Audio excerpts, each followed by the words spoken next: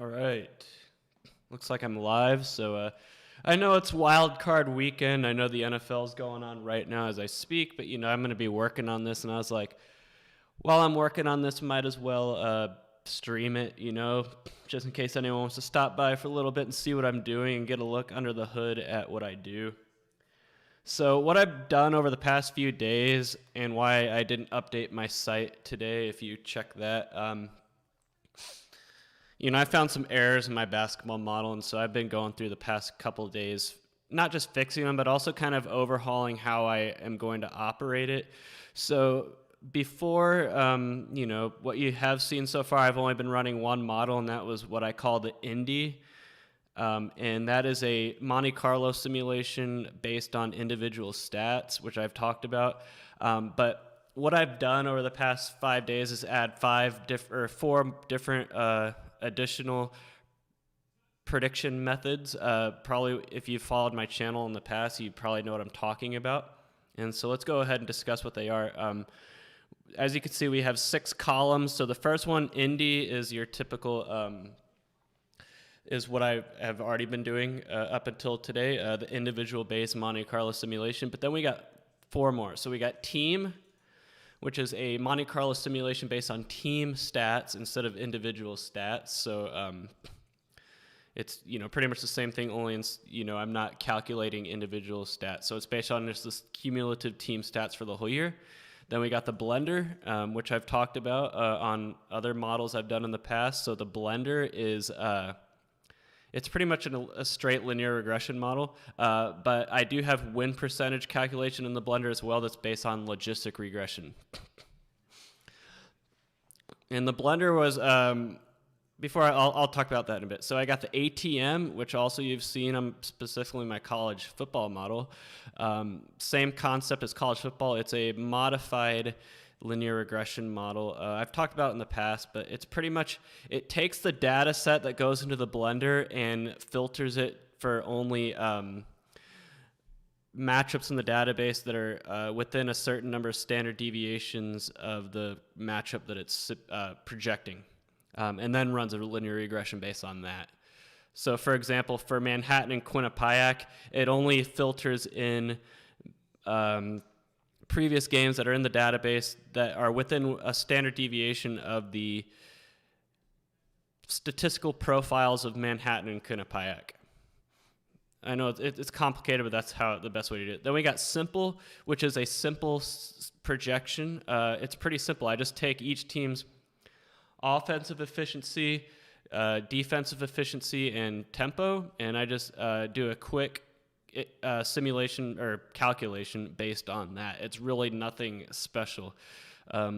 It's like literally like maybe 5 lines of code. And then the combo, which is just an average of the 5, right?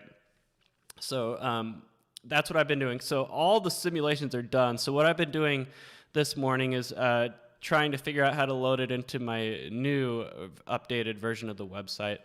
So as you can see, there's going to be, 6 different picks based off the methods, and so the aim is to determine, which methods are the best. And that's kind of what I'm doing right now. So this is yesterday's lineup, and then we got today's lineup right here. So I'm working on the PHP right now for updating the model. And I'll look over to the chat over here every now and then. Yeah, Basketball on Paper is a good book. That's the book that kind of got me started at all this, 17 years ago. So, all right, so I'm working on the PHP right now. So I got a database. This is my local machine, by the way. So I got a SQL database right here.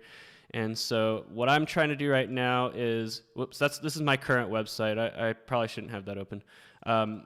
So yesterday was the first day I ran the 5 different simulations, 6 if you count the combo. And so right now I'm updating that. So in the SQL database right here, this is today. So, I had it on page 6 for a reason. But what I'm trying to do right now in the PHP code is Okay, so this is all blank. So if it's blank, that's today's game. So obviously we can't fill in the results and the actual scores yet, but we can if the games have been played. So here's how the PHP code's going to work. So I'm down here. So we're filling in results. So right here is the away team. Right here is the home team. So I don't know how many of you know PHP code. I'm not the best at it. Like, I know just enough to get my website done, so I'm not like a PHP maven. But it's, you know, if you have programming language, it's pretty similar.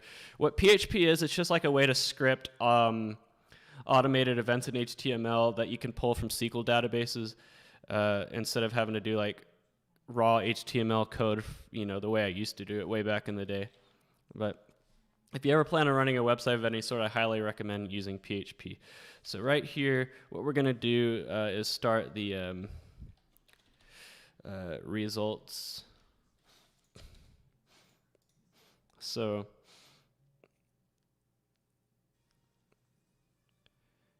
I need to assign some variables. So this stream's going to be pretty slow paced because, you know, I have to think while I'm programming, so I'm probably not going to be talking a lot. But what I'm trying to do is determine if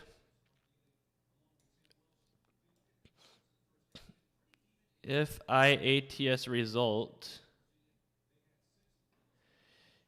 exists. I don't know why, like, for some reason the output, CSV output outputs this as text, so you don't get the full decimal right here, which is stupid, but anyway, it is what it is. So if the IATS result exists, so just equals row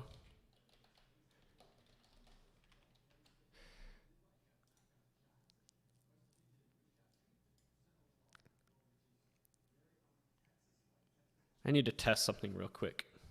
If ATS equals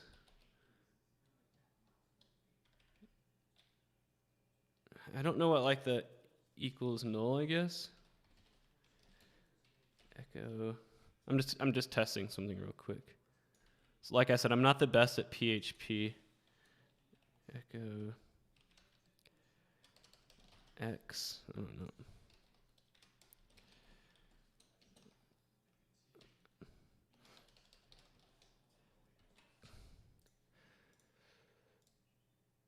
Okay, so that is right. So if it equals null, that means it hasn't been played yet, so that's good. So that worked. All right.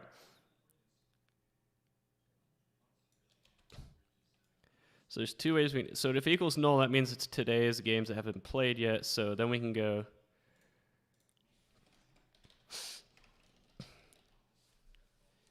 I should do this in like a loop, but I'm not, because I'm a lazy coder.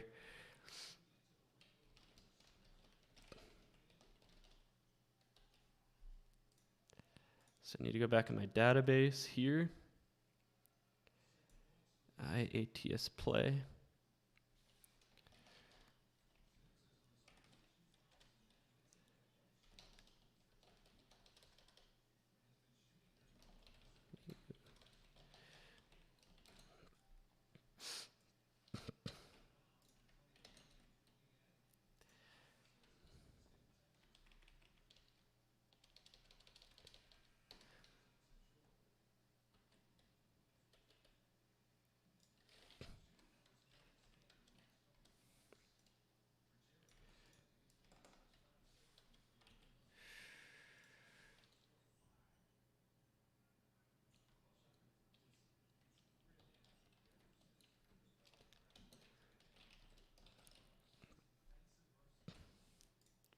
See if that worked. I probably forgot the...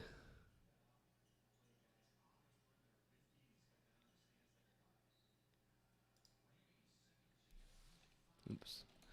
I forgot the dummy.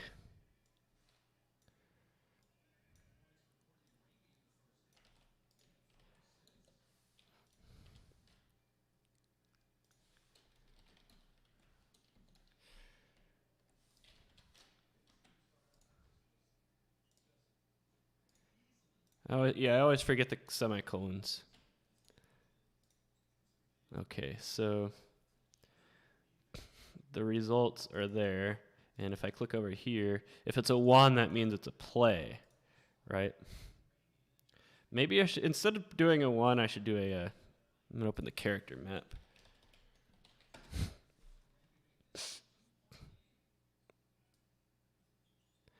I want like a dot, or a check. Here we go. This is what I'm looking for.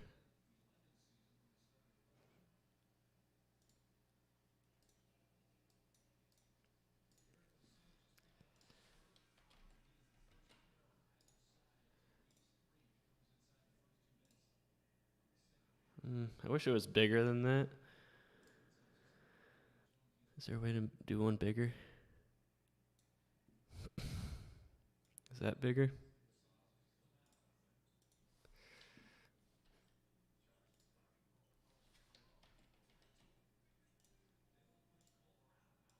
There we go. That's what I'm looking for right there. And then for results,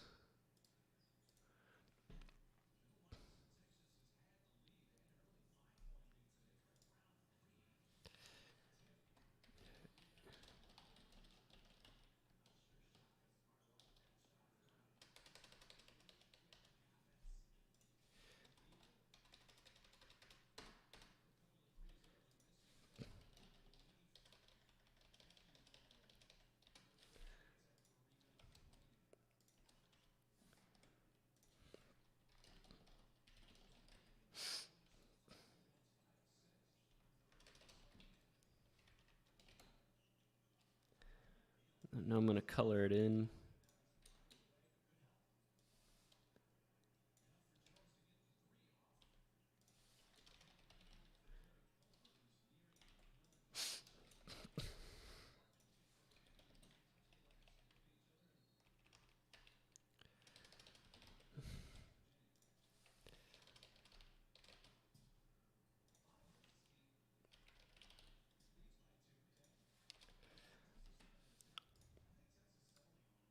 There we go. I don't know. I don't even know how the models did yesterday. I mean, let's see, 1, 2, 3, 4, 5, 6, 7, 8 losses. 1, 2, 3, 4, 5, 6, 7, 8, 9. Those are just away teams, though. I need to do home teams as well. So 9 and 8, at least on the away games it picked. But yeah, I made a lot of fixes to my model. I was calculating home advantage incorrectly, and I was also calculating 2.3-point ratio incorrectly on the Monte Carlo simulations. So those were throwing some things off. Because I was doing like some diagnostics and everything, and I just found these things. That's the thing about models, is that you're going to come across errors that you don't even know about until like 2 or 3 weeks after you've created it.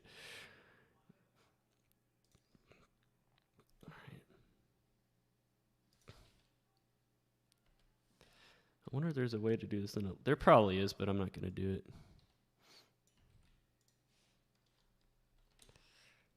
What's the next column?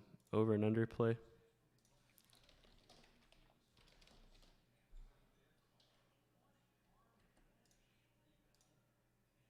Whoops.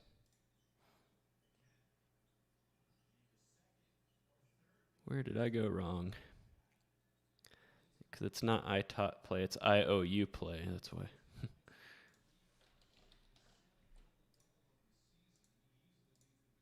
There we go. Huh.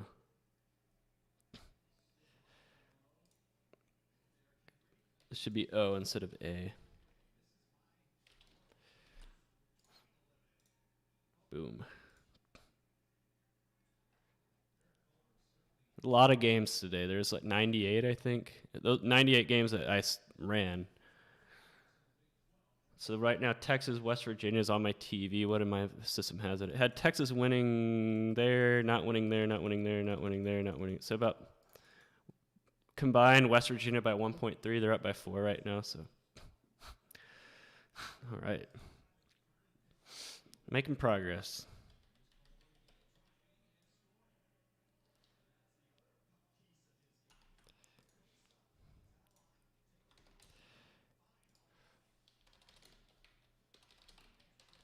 So one of the things I'm going to display on this new website is the keys, at least the individual keys for each model method.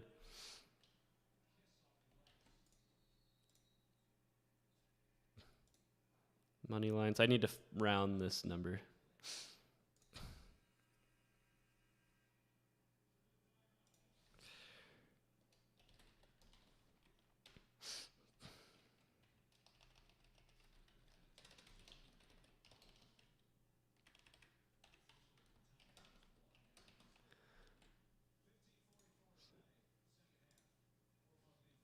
But it should only be, I should only have to do that for wins, my bad.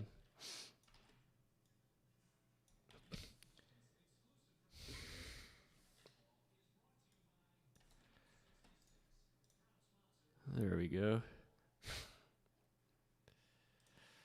going to do 2.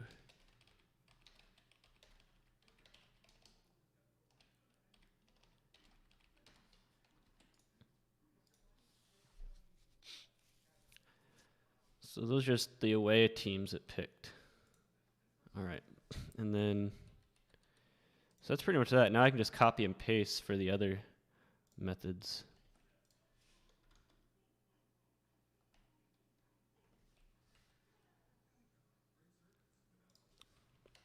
I just have to change the first letter in these.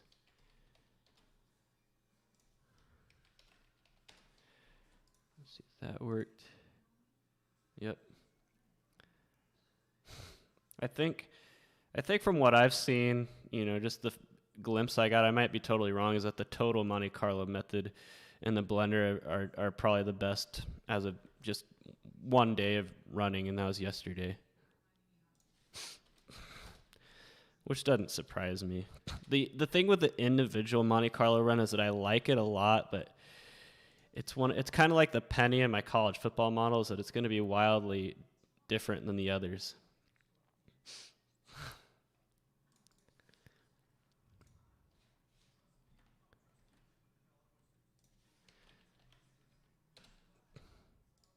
It's kind of like it's just because the way you calculate individual stats and everything and floor lineups and all that, it's crazy. It's you know, I feel like as the season goes on, that the individual Monte Carlo model is going to do a lot better once more data's in there and everything. But right now, it's probably the most unstable.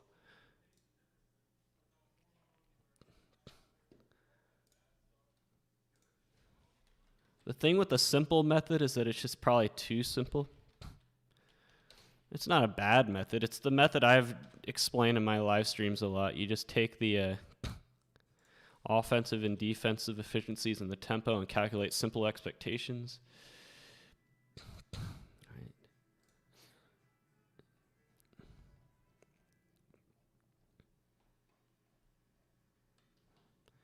By the way, this is on my local machine, so if you go to my website right now, you won't see any of this.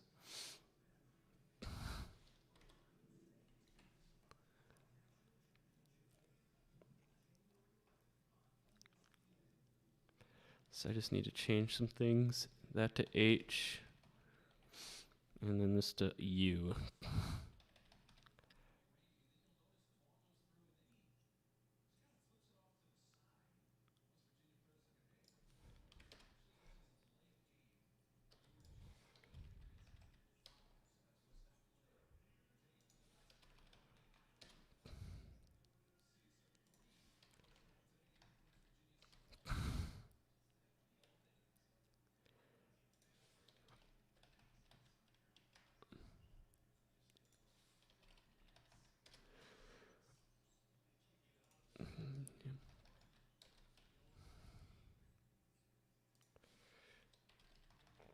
So I deleted my Twitter account last night. I didn't delete it. I'm just not going to use it anymore. I just can't, in the good conscience, continue to use that platform. Whoops. And it has nothing to do with whether or not you support Trump. I'm very, very, as an individual, I am very, very principled when it comes to censorship. I believe nothing good can come out of it.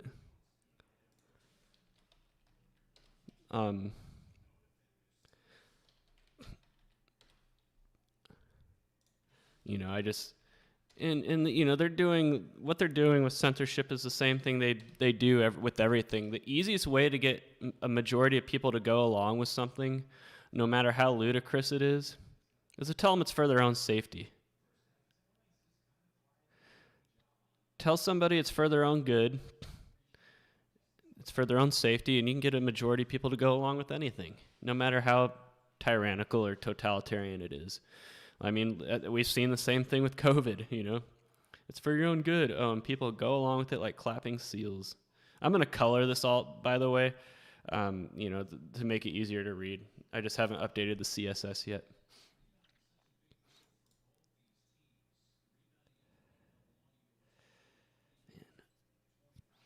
So I got that. So what I need to do is put like I have a results database as well that, how my website had the results up there. I'm going to do that as well. I just need to figure out how to incorporate it.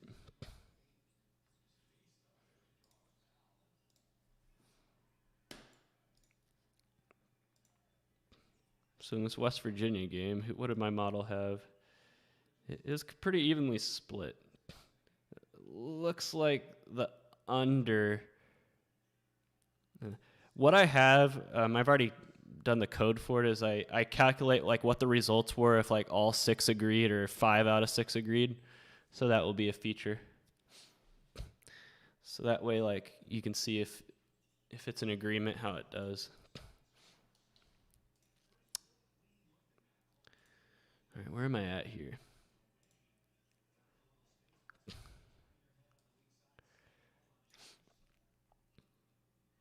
So I need to upload my results database.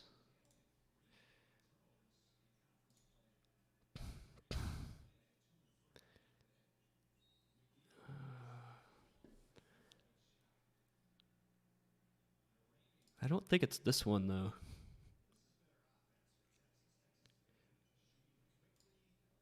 I have the results frame somewhere. I don't think I've exported it to CSV yet.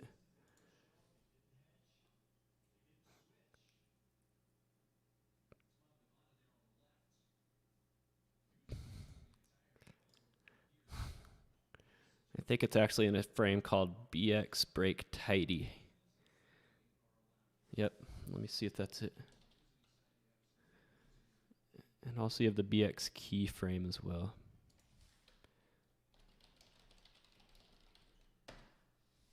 Yeah, here we go. This is going to have my results in it. So yesterday, the individual spread looks -4. So it looks like every against the spread method yesterday was a loser because I see nothing but negatives. But that that's keyless. You got to remember that's keyless. I bet the keyframe looks better, which I've already run. It's called.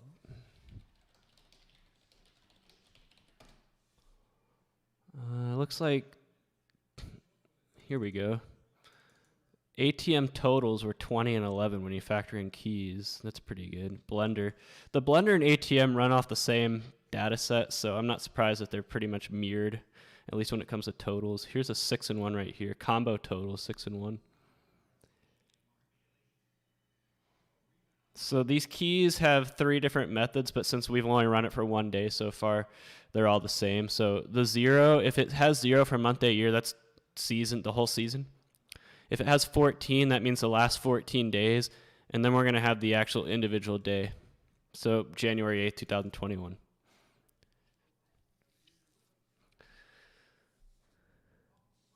And then we have BX. So I need to export BX break tidy to CSV.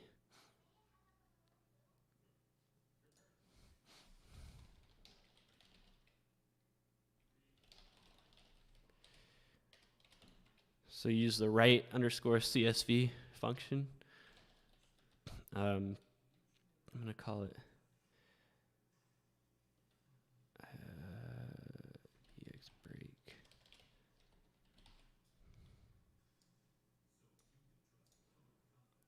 It's going to be a big file. I mean, it was like a lot of rows for just one day. So just that, I mean, 2 kilobytes, but look at it. We got, I mean, I thought it was going to be more rows than that. This is the group, but the grouped version. The ungrouped version is like 2,000 rows. So I need to upload that, and then I need to upload the key frame.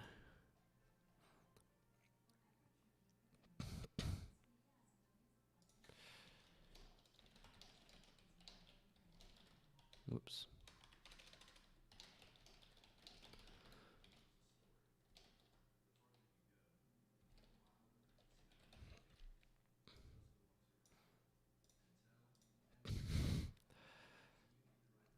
I'll also calculate my own keys behind the scenes in a different way. All right.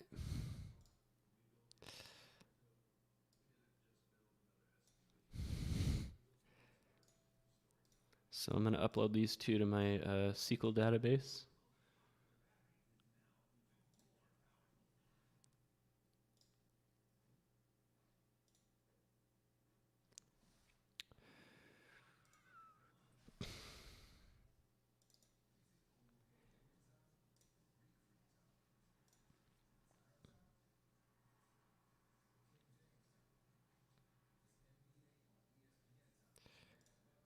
SQL, if you don't know what it is, it's like a database that you can use for websites and other things.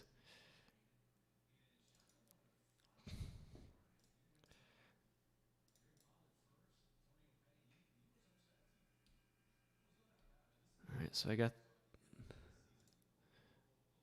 these in. I accidentally uploaded it twice. All right, so those are going to be the 3 main databases that I cite on this part of the website.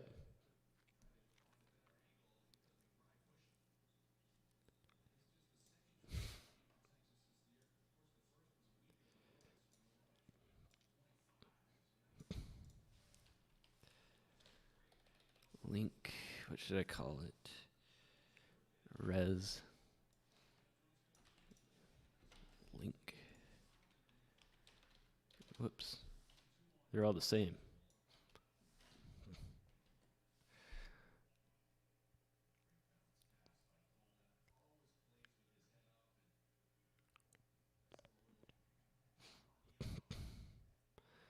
So what I need to do is create a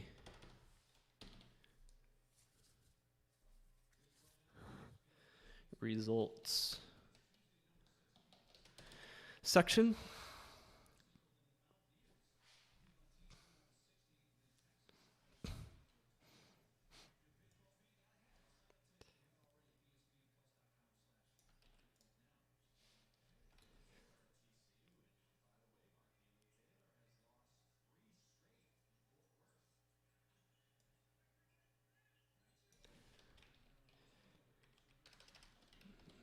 I'm just going to call it results for now. What's the name of our database again? bxbreak5.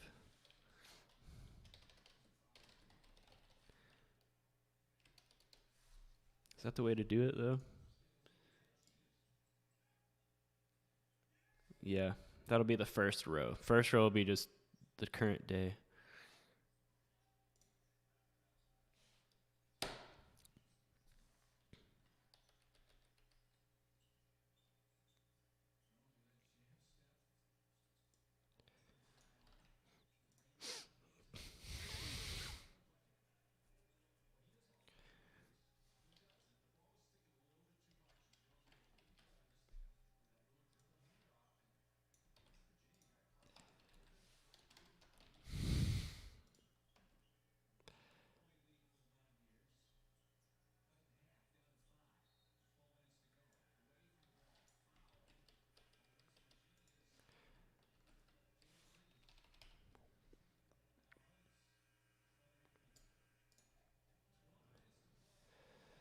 What did I call the result table here? This is my old website code.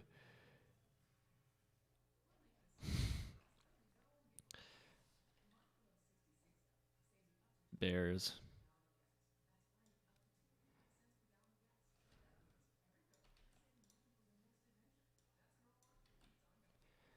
I need to like visualize how it's going to look.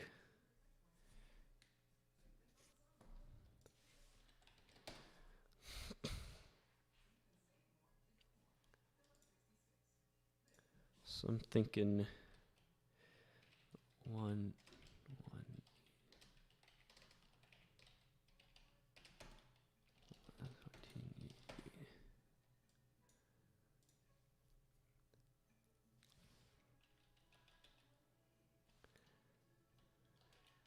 This is going to be ATS, and then win, loss, unit, and then key.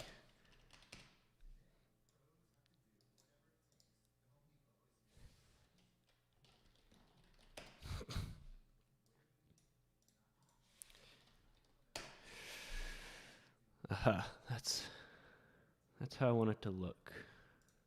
All right, so now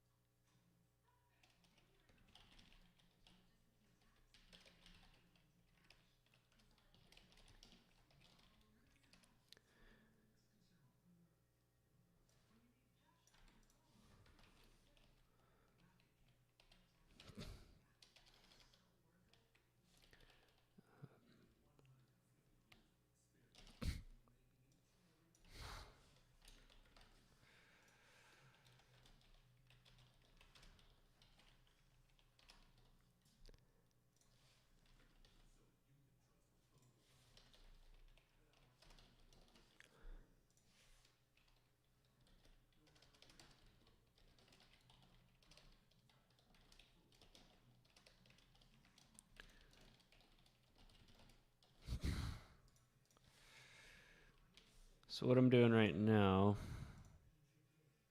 here we go. That'll get smaller.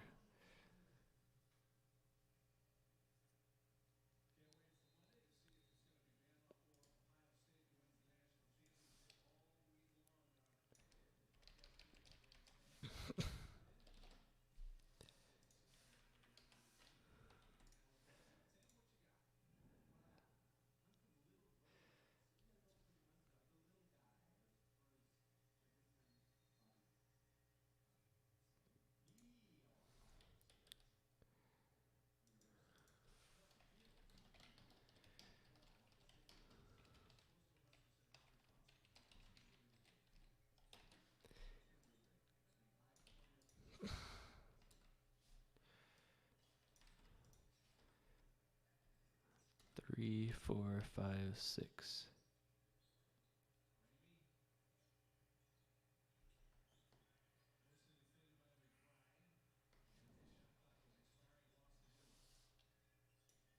Okay, so 1, 2, 3, 4, 5, 6.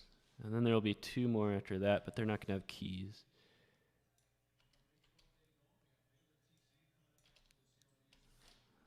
Is that going to be too wide? I forgot the semicolon somewhere. Yep.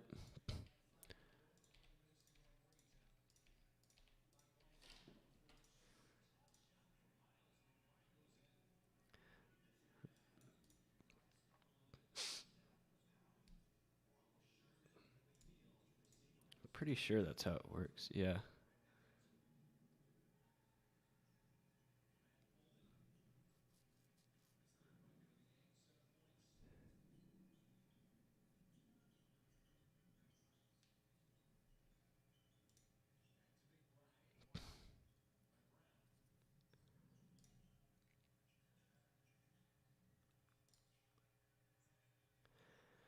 All right.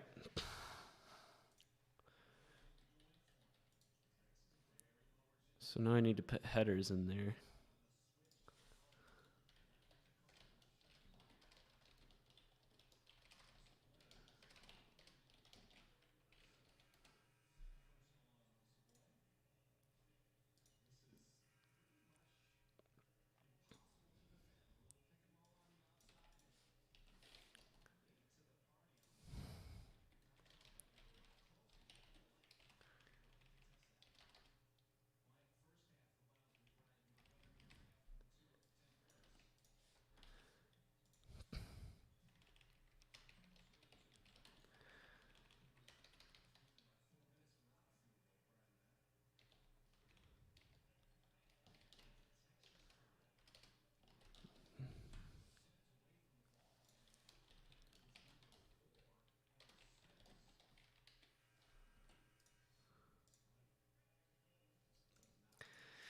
I don't think my CSS has a blank feature. I need to put it in. Updating CSS is such a pain, though. Let me see if my CSS has it.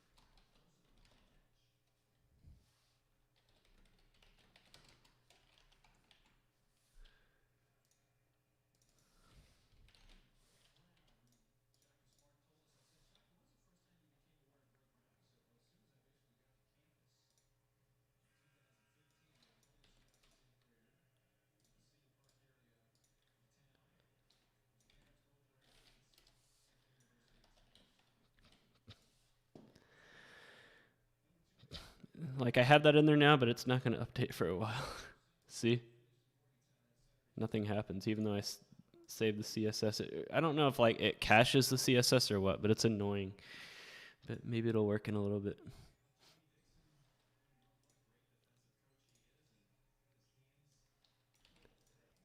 So 2, 3, 4, 5, 6, 7, 8.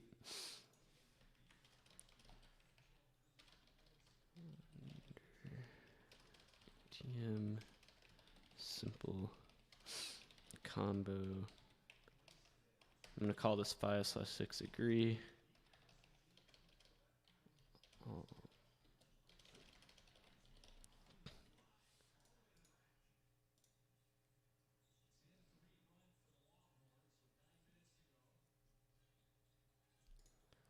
This should be 4. Because the agreements are going to have keys. All right. So now we can start putting the results in to see how yesterday did.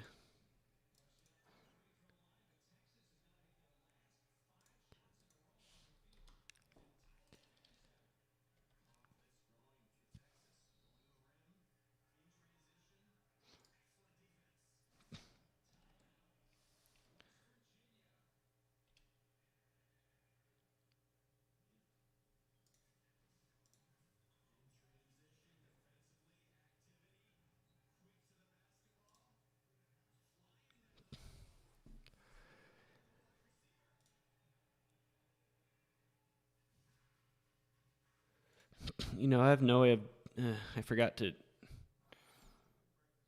on this database, I forgot to designate if it's in the last 14 days. It'd probably be easier to do that in R. So let me fill this in first and then I'll do that.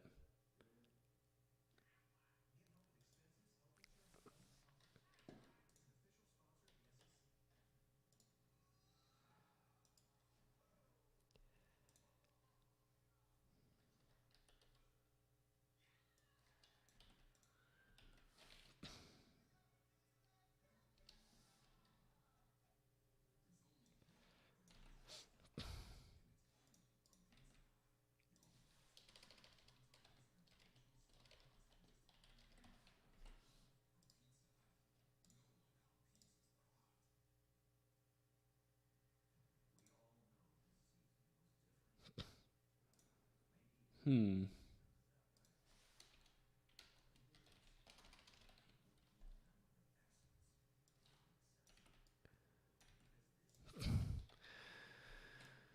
All right.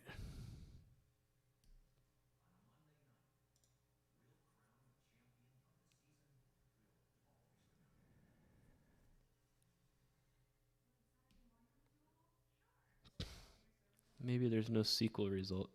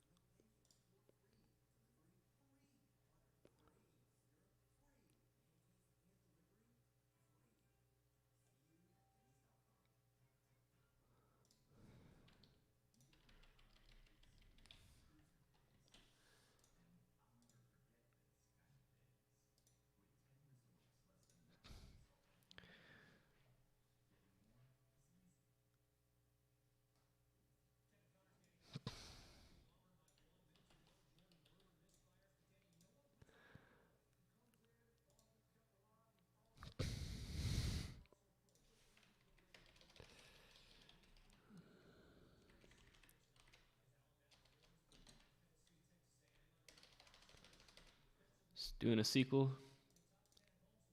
So that works. Stuff came up. Yet it's not populating.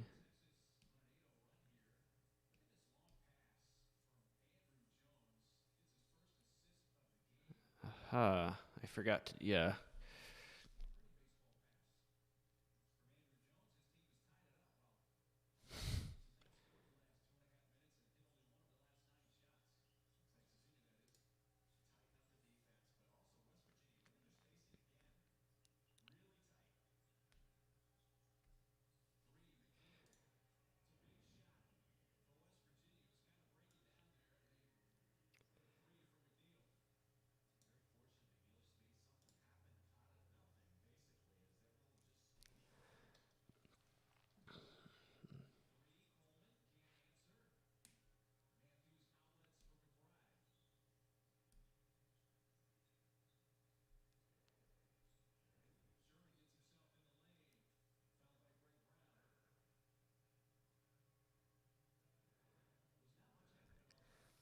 So what I'm looking for is how, because I'm gonna have to do a separate sequel pull for every single one of these M types.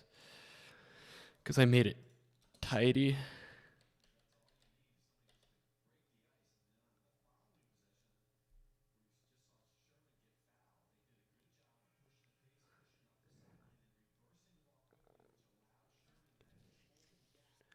I mean, do I have to do that?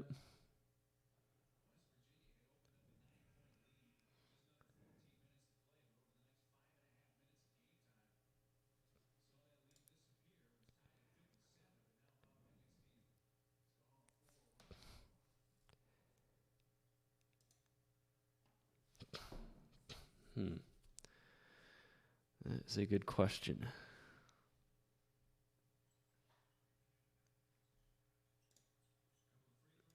Let me try something.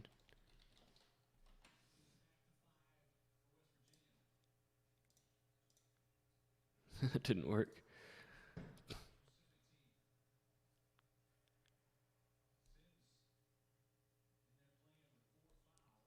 Yeah, I'm not great at this stuff. I'm not great at PHP and SQL and everything.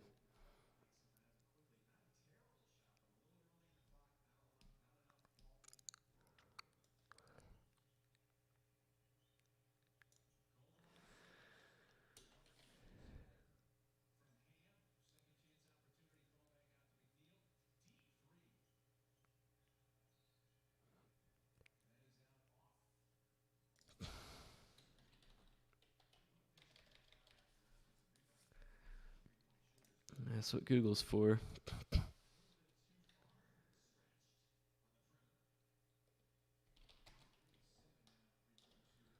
I'm like learning on the go here. That's what you have to do when you do this. You have to learn on the go. What I'm trying to do is I'm trying to just, without having to like run a separate SQL query for every single M type, I want to be able to like have this and just be able to pull from it directly. What do you mean there's no connection? All right.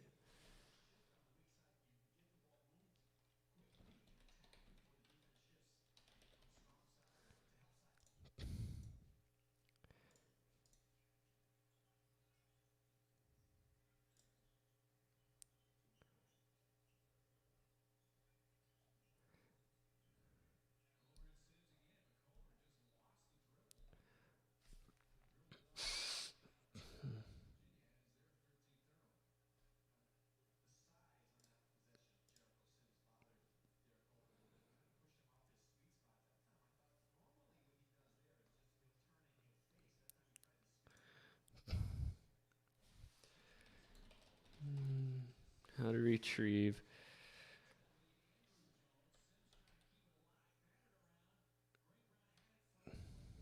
Multiple.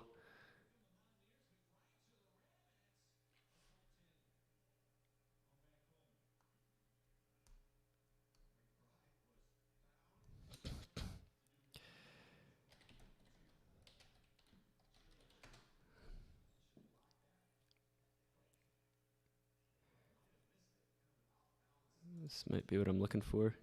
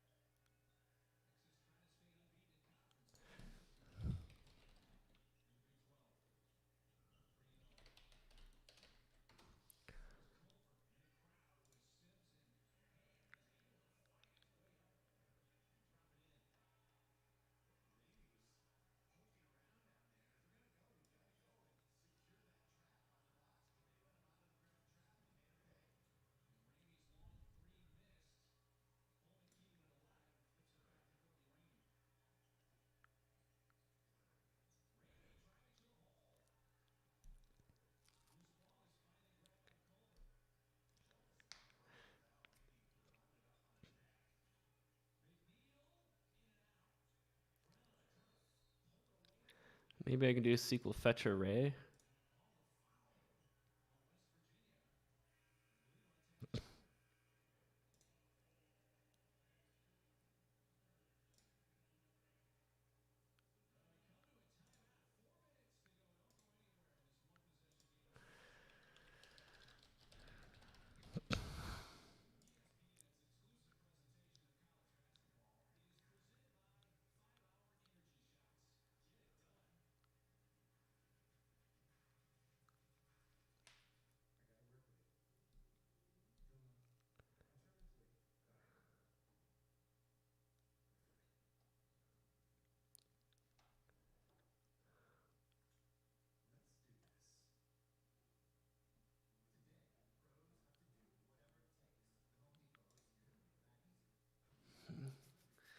Oh well, I'll just do the.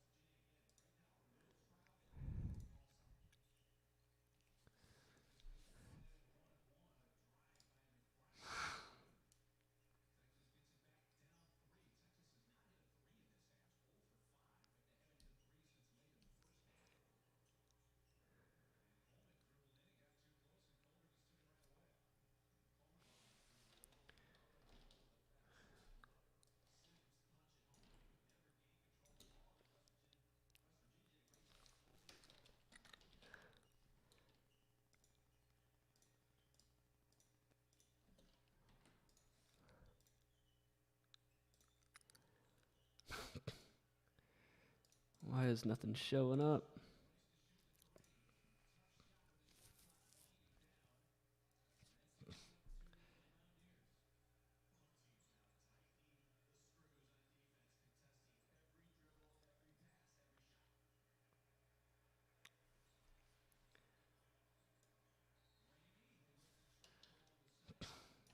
I'm the worst at all this. I really am.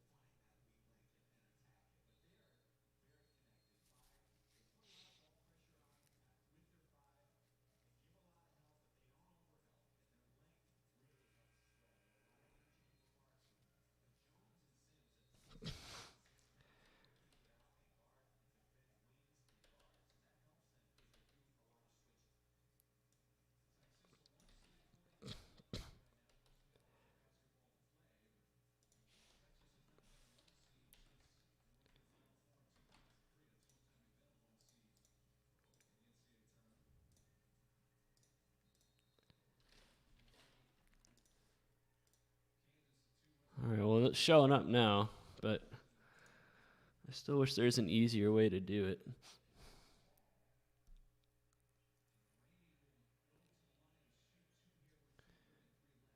Let me try something.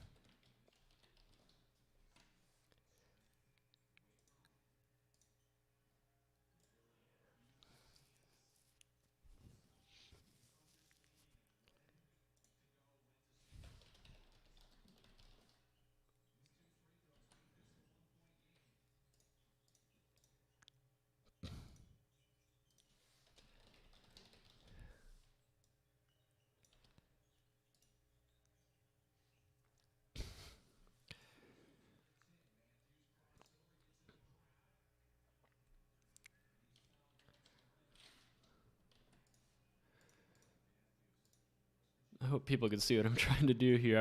I just want to I want to be able to pull off this right here.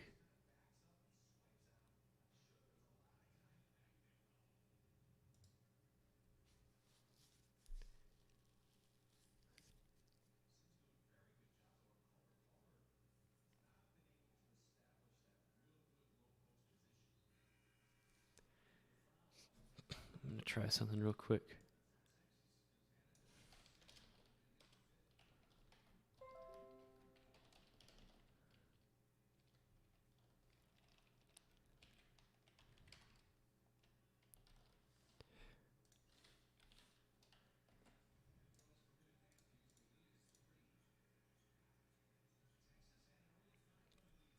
It's an array, so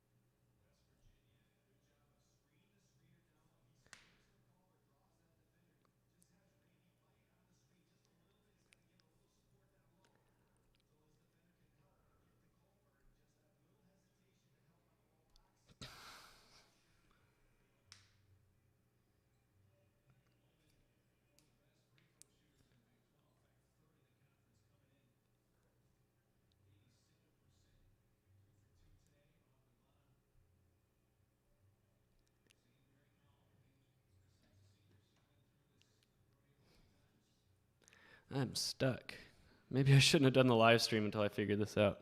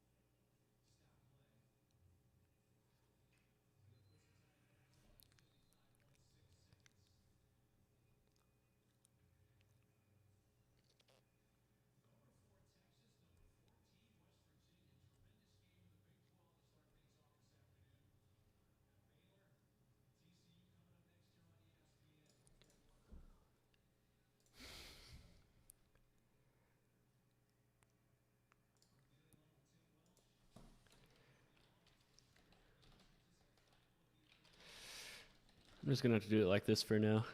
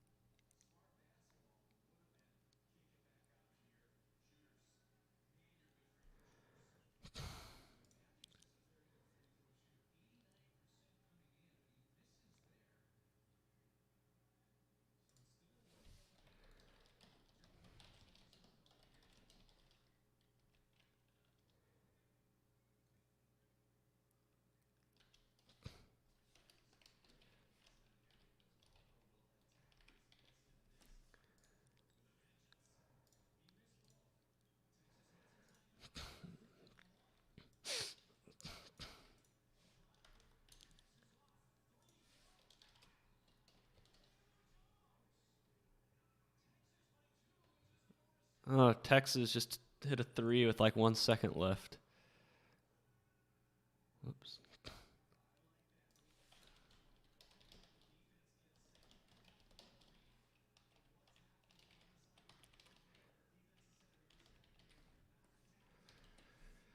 All right, so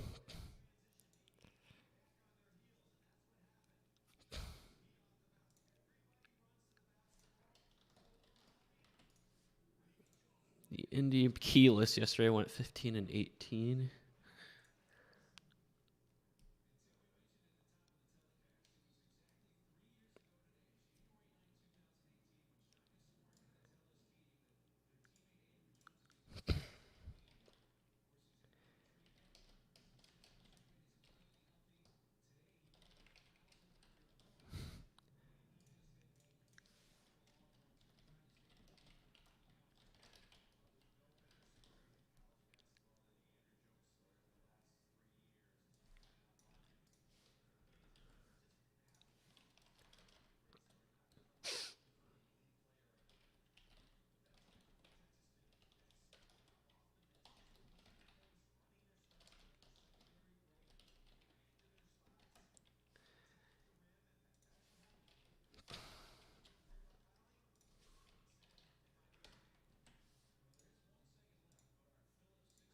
Uh,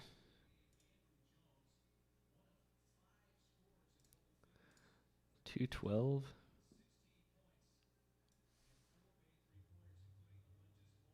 I forgot. I always forget the semicolons. A non-numeric 230.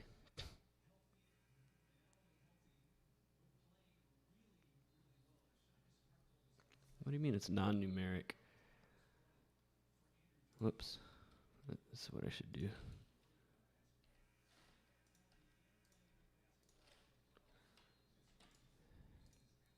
There we go.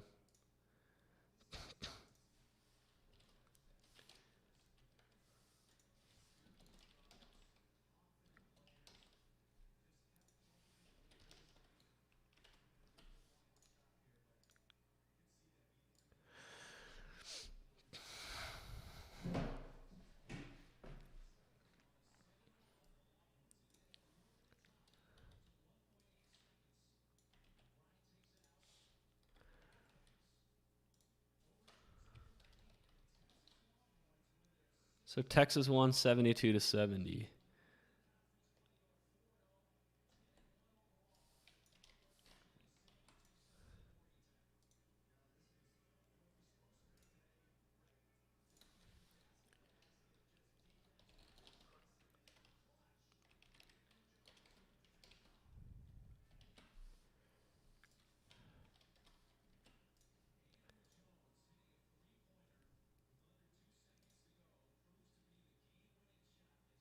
Whoops.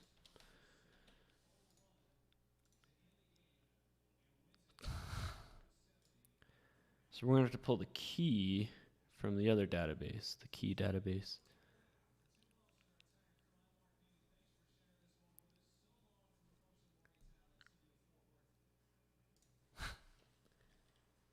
All right, Baylor and TCU's coming on. I don't have very much faith because we got destroyed by Kansas the other night. Like, it was bad. Like, the worst defense I've ever seen.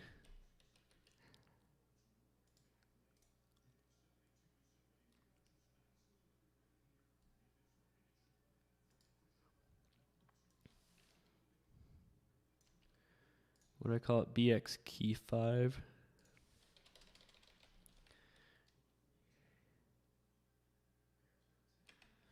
And type equals IATS. Yep. So there's a key. Whoops.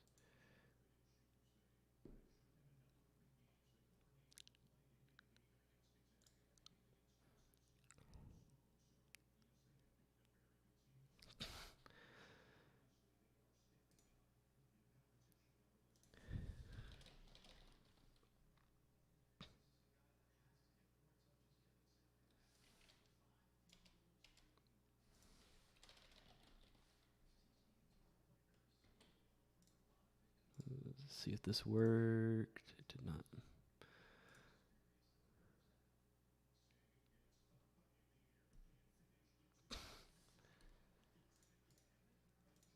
I forgot a semicolon somewhere.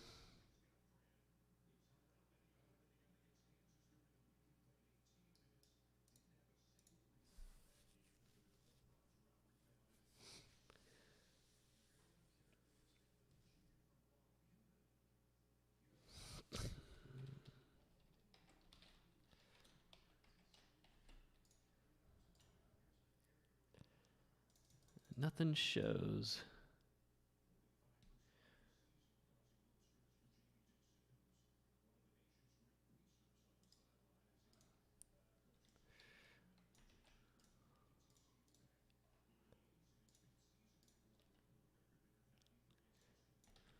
Select key from BX or key equals.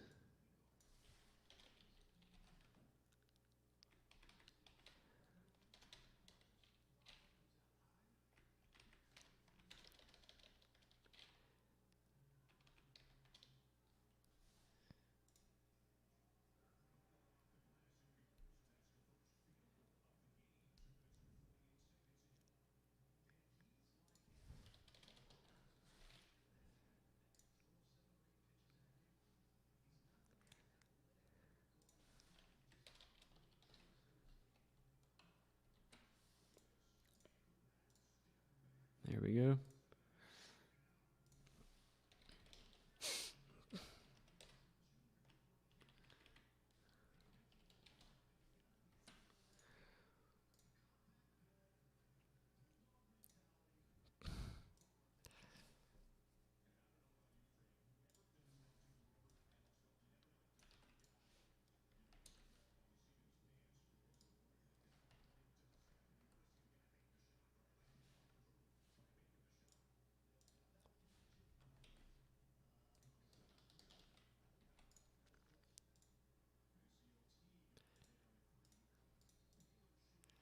It's actually a unit.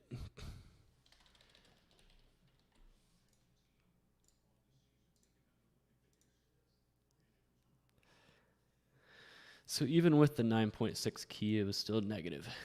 Awesome.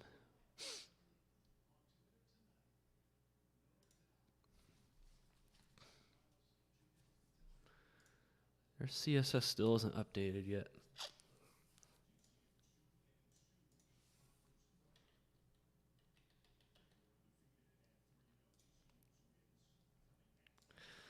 So I guess that wasn't so bad.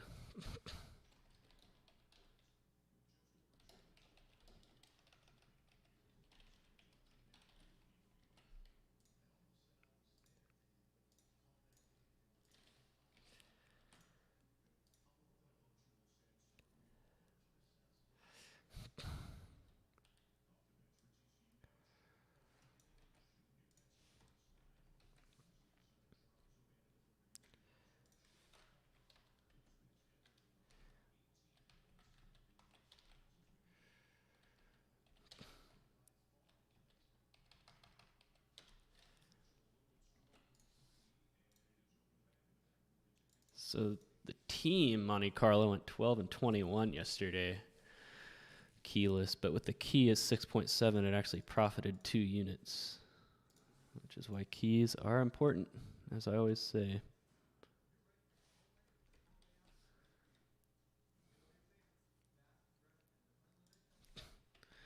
I'm pretty sure the blender did the best, though.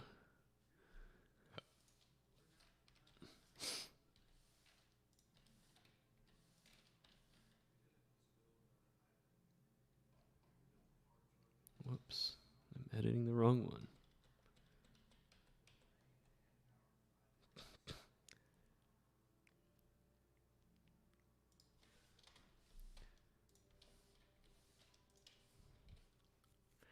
I had the thing with the blender is I had to update the blender to because I'm using data from like the last 4 seasons, and home advantage is way different in those seasons than it was. So 12 and 23.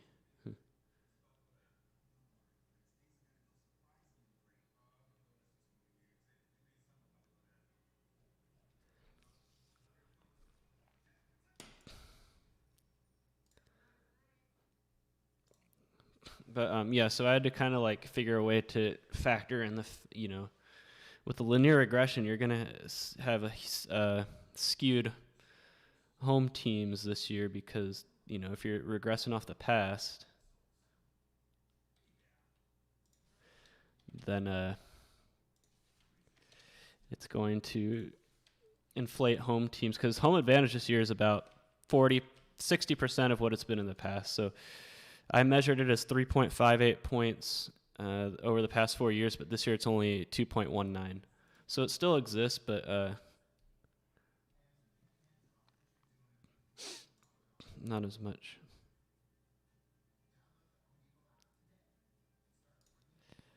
Why is that like having no decimals on it?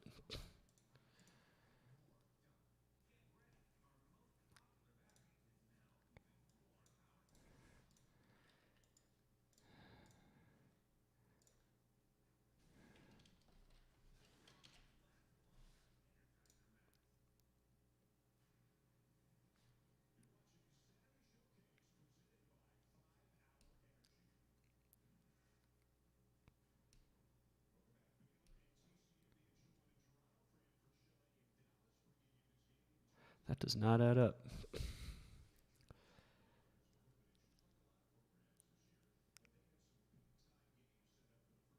So if it's 11 and 10, then the unit shouldn't be.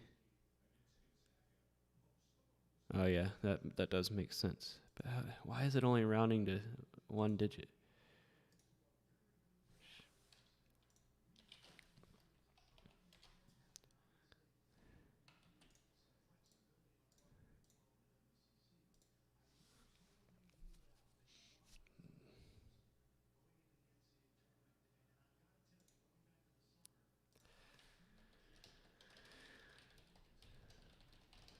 I got to do number format.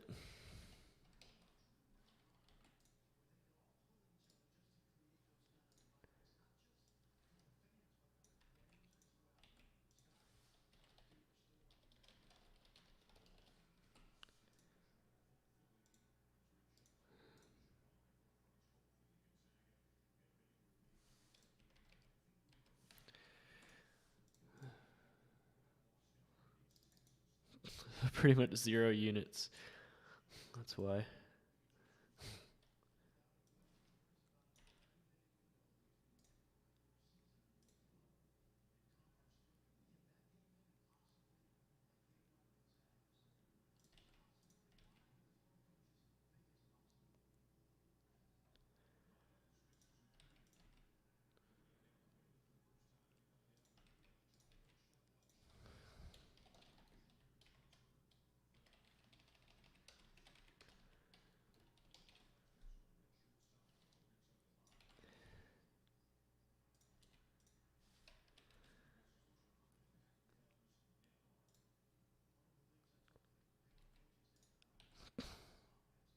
We beat Baylor last year, but we actually had a crowd in that game. Oh, give me a break. I always forget the semicolons. And I had round in there twice. Awesome.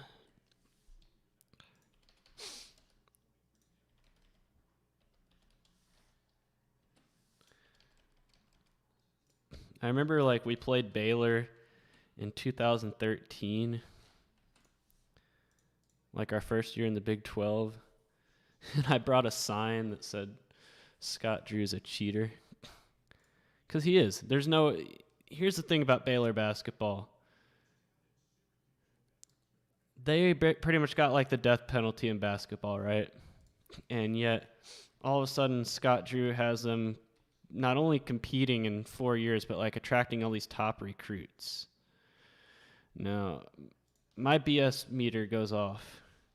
Like McDonald's All-American recruits going to a school that has no basketball history at all, who just got the death penalty. I think it's Adidas and Baylor worked in conjunction to like cheat recruiting wise. But yeah, it doesn't pass the smell test. And so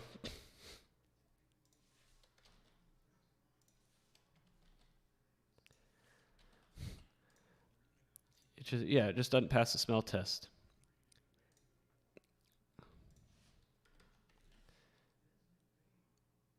But anyway, I brought the sign that said "Scratch your cheats," and their players like took it personally, right? I was sitting right behind their bench, the Baylor bench,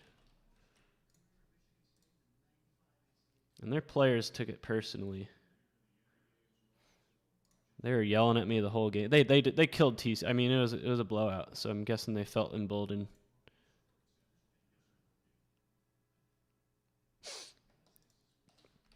But yeah, I won't forget that. I probably should have done that. It is what it is. So what am I looking for here? I'm looking for the agree 5 out of 6. There's no key. ATS 5.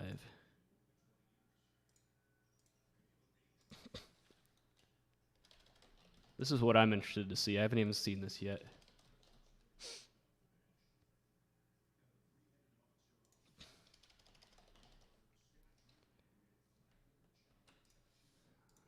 If it works.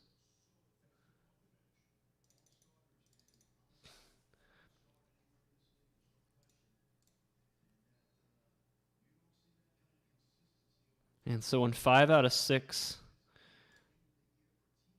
agreed last night, it was minus 9.6 units.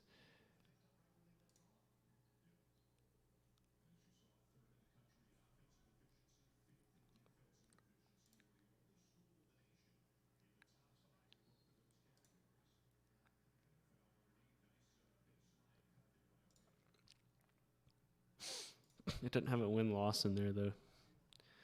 So I'll have to get rid of that.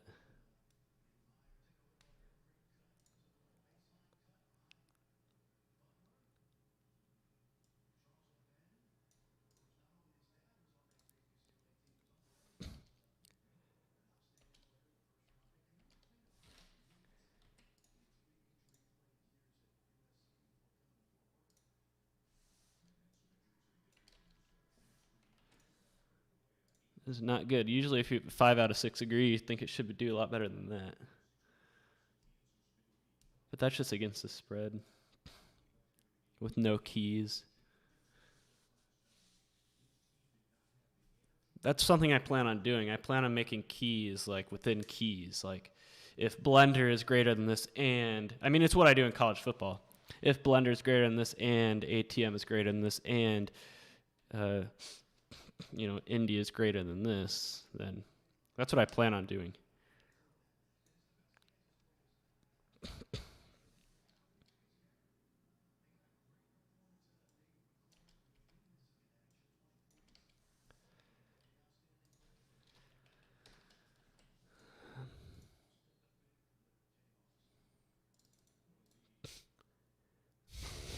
Like I said, I plan on color coding all this to make it easier to read. Like each prediction method will get its own color.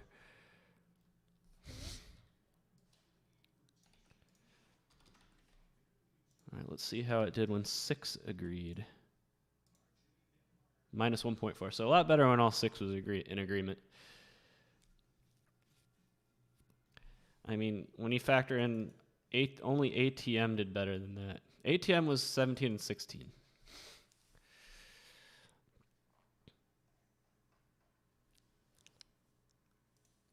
All right, so that's spreads. Now I got to do, and that's only year to date. That's right. I got to go back into R and calculate a script. Or no, that's not year to date. That's the current day.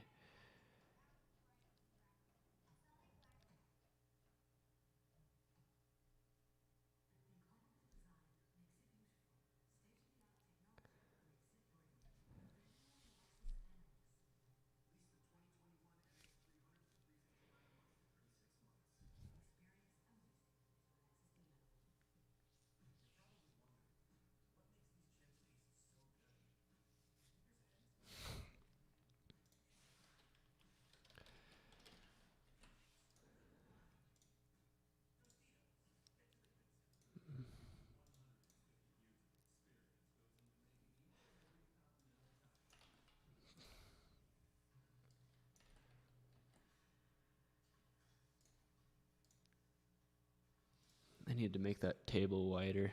Got to go in the CSS and do it. which has been a futile effort because it doesn't update. I want to make it. How wide is the main column? 75%?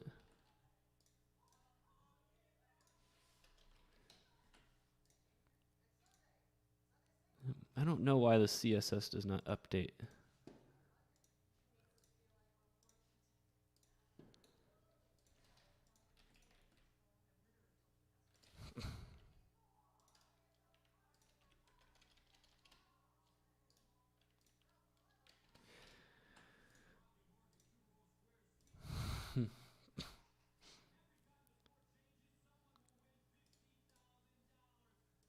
I got an idea.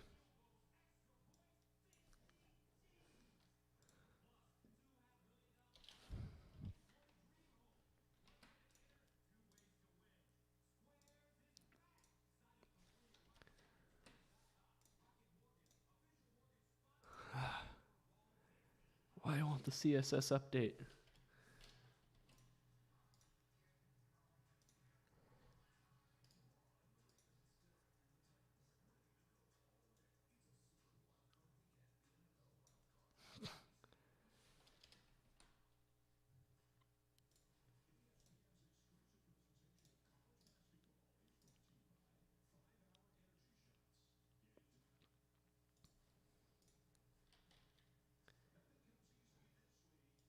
It's because I have 2 style sheet links in there, that's why.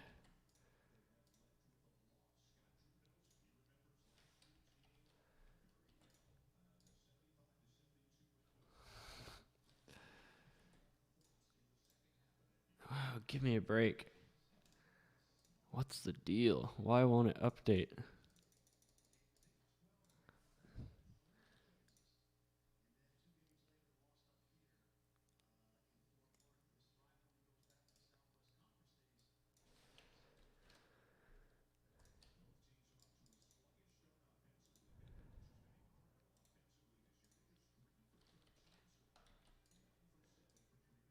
I guess that's how you gotta do it. You gotta rename it. Alright, that's just for ATS yesterday, though.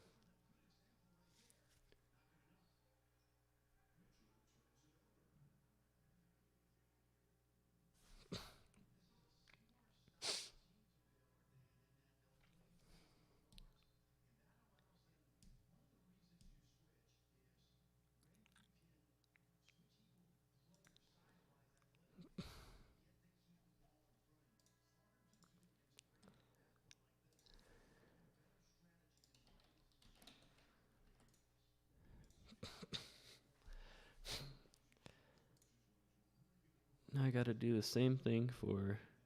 So now I gotta go back into R.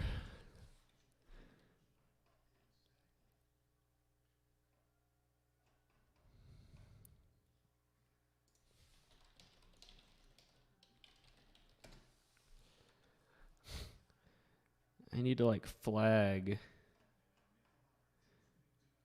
I need to flag it if it's a past 14 days.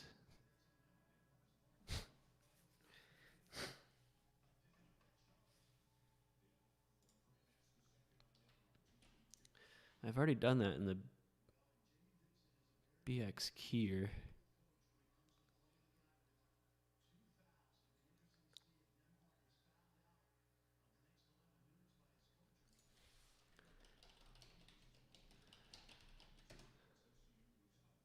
As you can see, I have that over here.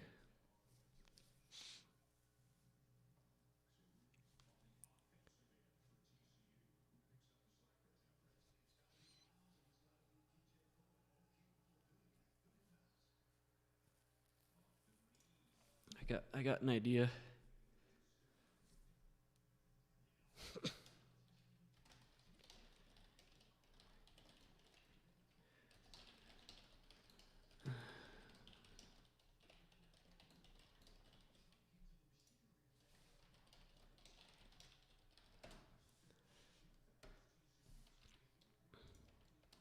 All right, so I'm gonna group by month, day, year.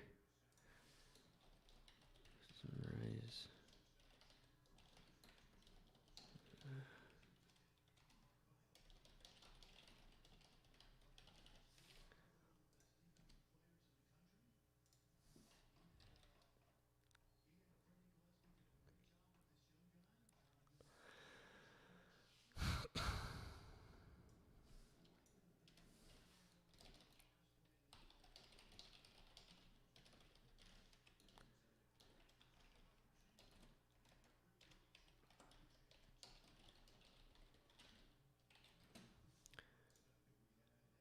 6.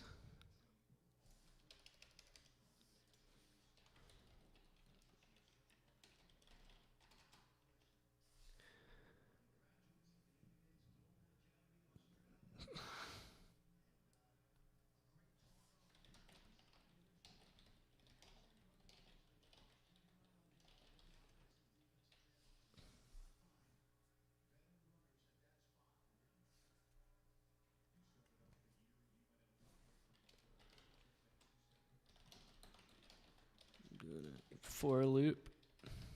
So what I'm going to do is I'm going to loop through the BX tidy dates. TCU's actually up 10 minutes in. Like, Kansas just dominated from the start.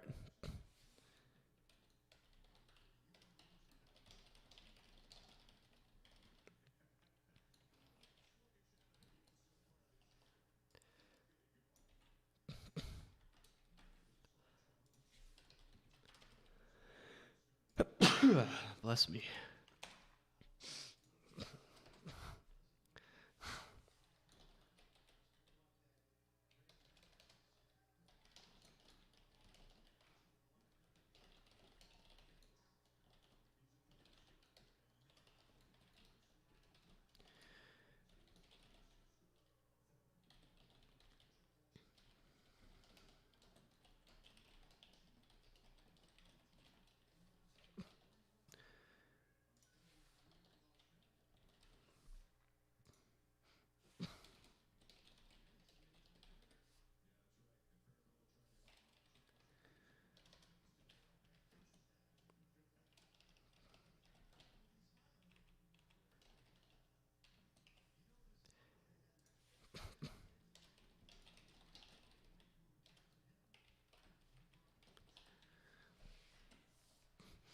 All right, that should do it.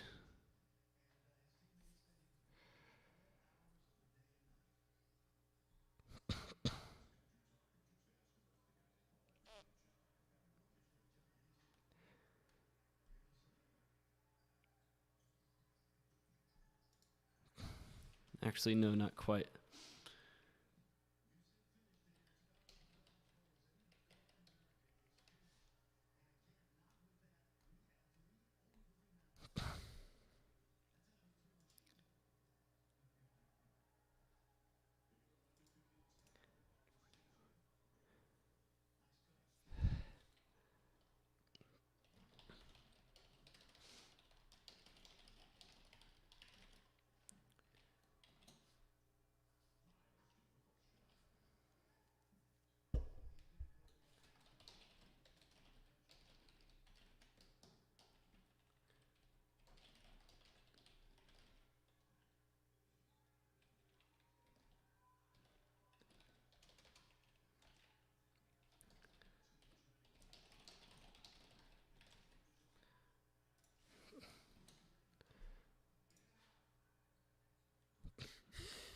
All right, so I'm guessing that'll do it.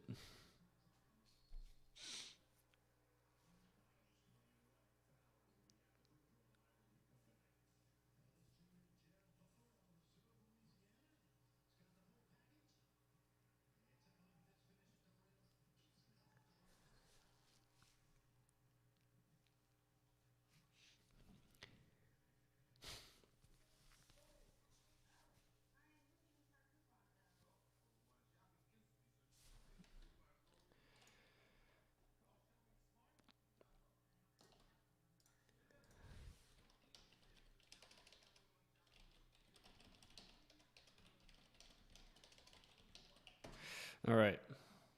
Oh, get out of here. What do you mean? Oh, I got something backwards. Whoops. It's CT equals N.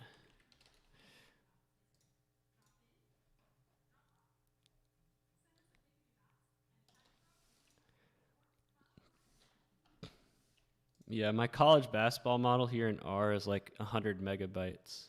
But that counts like all the data frames and everything. The actual code is not that many megabytes. All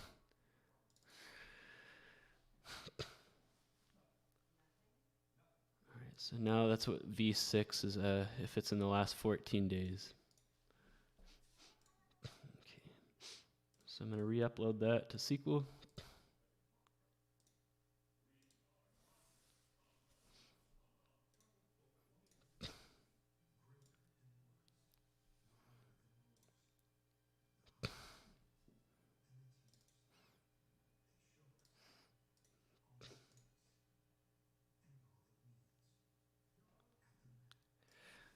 All right, now we can move forward.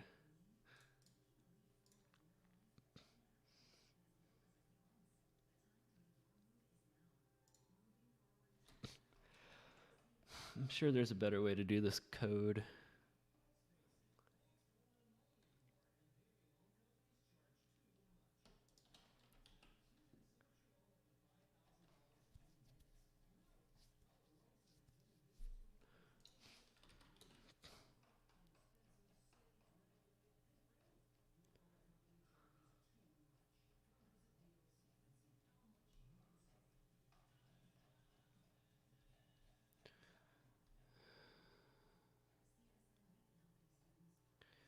Here we go.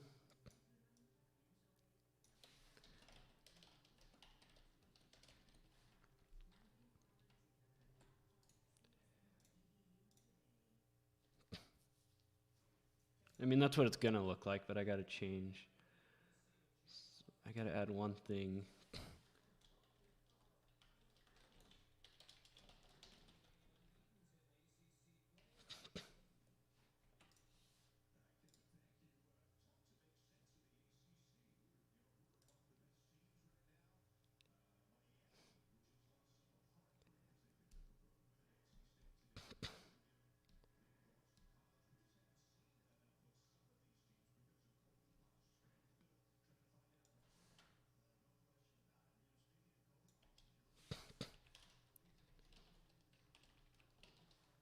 Is that how you do it?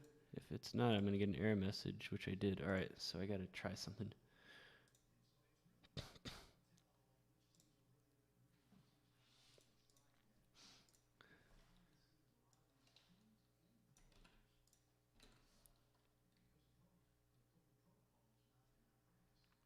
I gotta get rid of the month and day.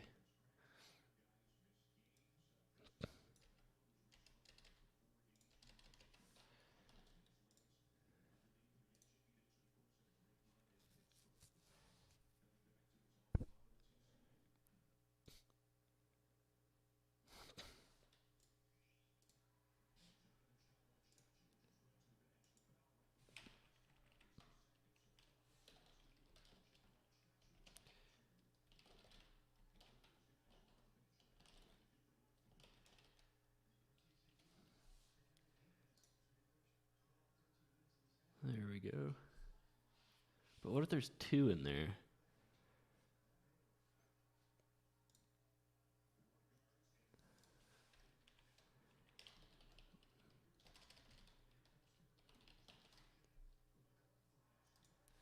Why does it keep deleting my thing?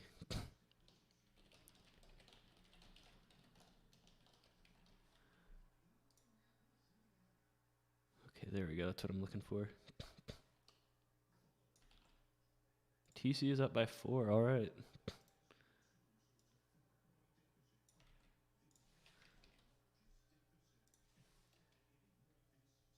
So Baylor's losing by 4 right now, and they just said that's the most Baylor's been down all season.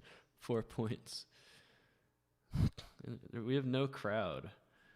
It's embarrassing. Oh, I see yeah, they're like letting 2 people sit in a section. That's ridiculous. There might be 25 people there.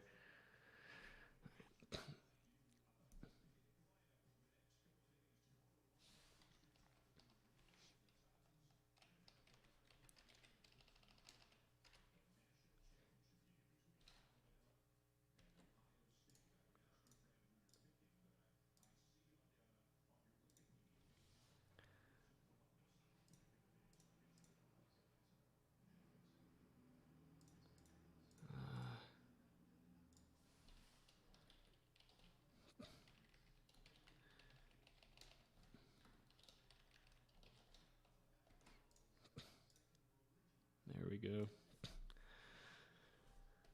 So pretty much got to go down the line and do this.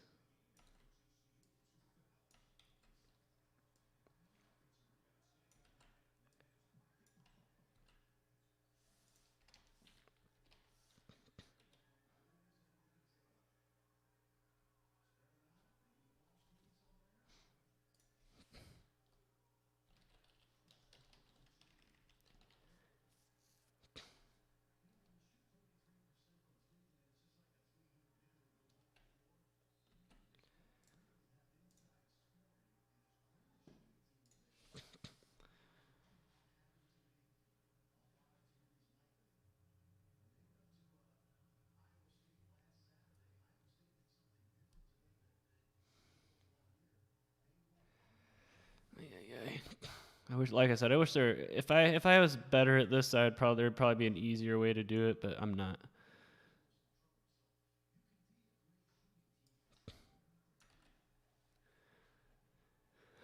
Can't be missing free throws if you want to beat number 2.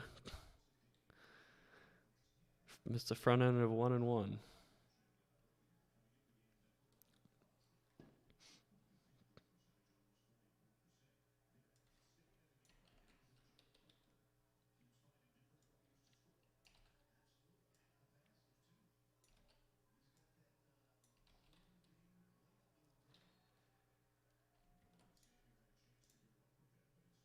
right, there we go.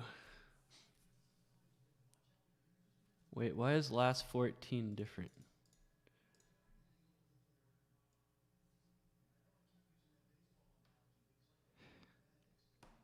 That's why.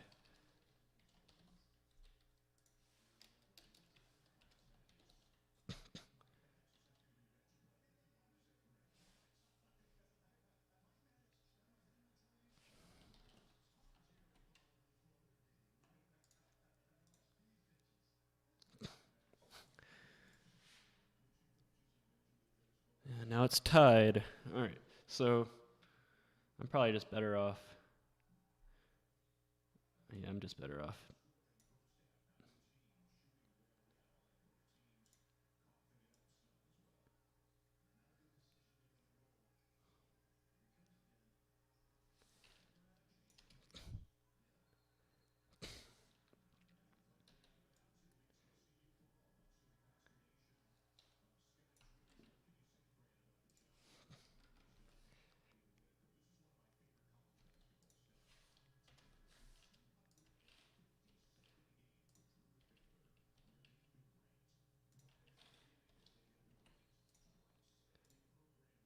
Just got to make sure everything matches.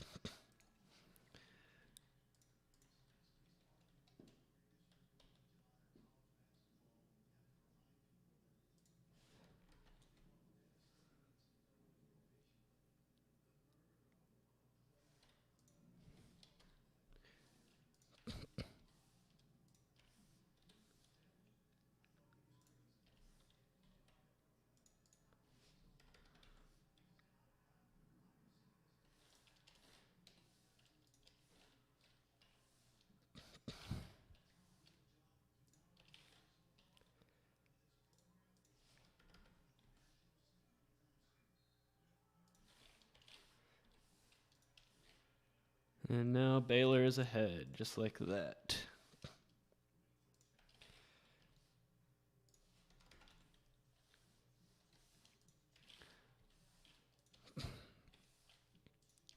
Make it probably now you guys, I'm definitely better as an R person than a PHP person, like I've been saying.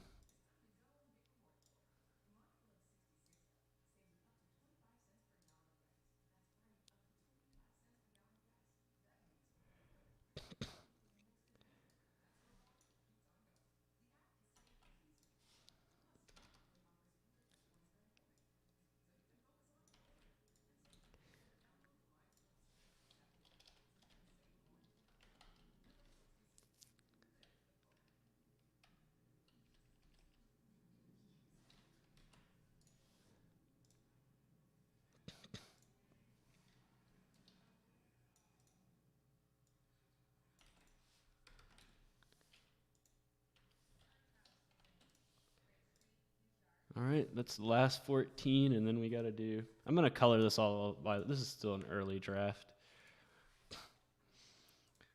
And now we got to do everything.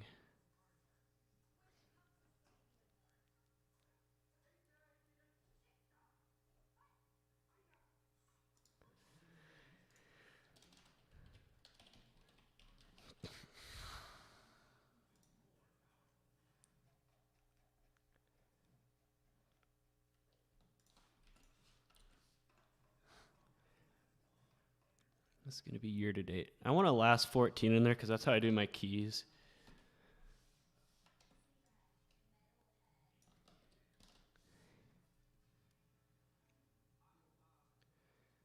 So I just need to get rid of that pretty much.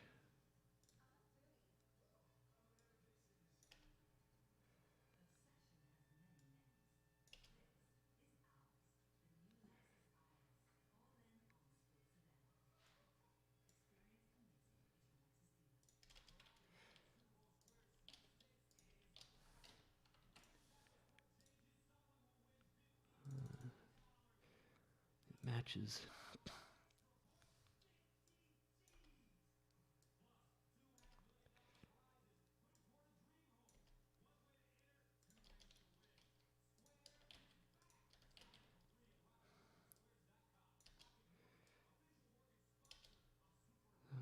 I haven't even looked at the chat in like the last hour and a half. If you've been chatting, I'm sorry. I'm zoned in.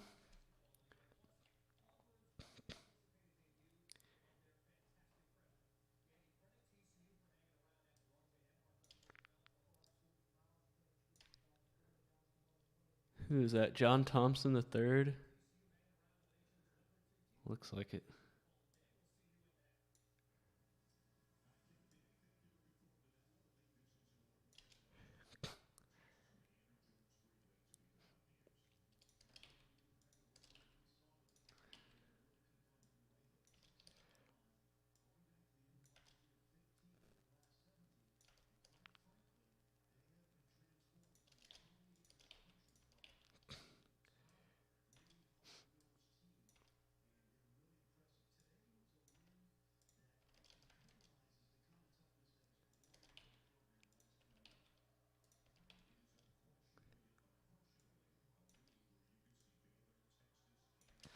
Alright, let's see if it all matches. And that's that. So that is against the spread. Now we got to do the whole thing all over again for totals and then money lines. So I got to go all the way up here.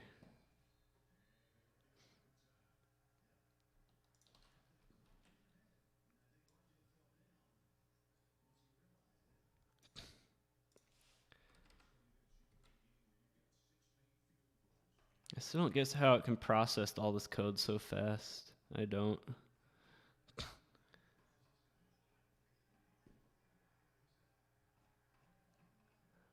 Baylor's up by 4 now.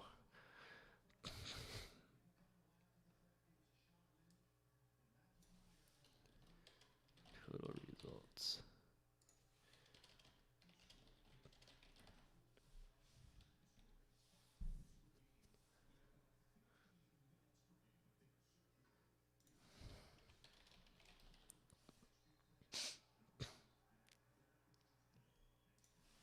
So pretty much just changing that to tot.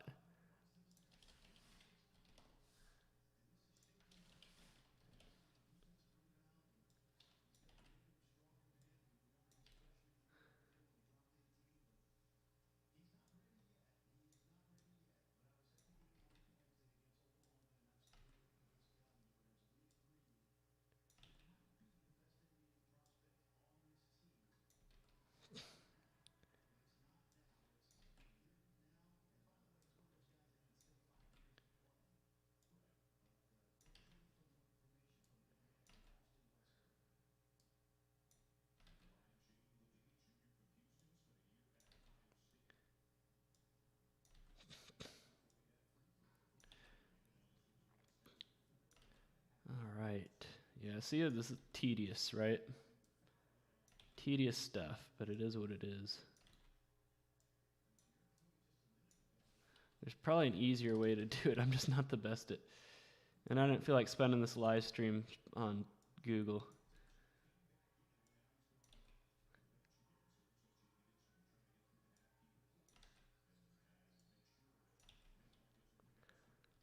All right, let's see what that looks like. I can assure you I didn't go 0-16 on totals yesterday. So I already see an error.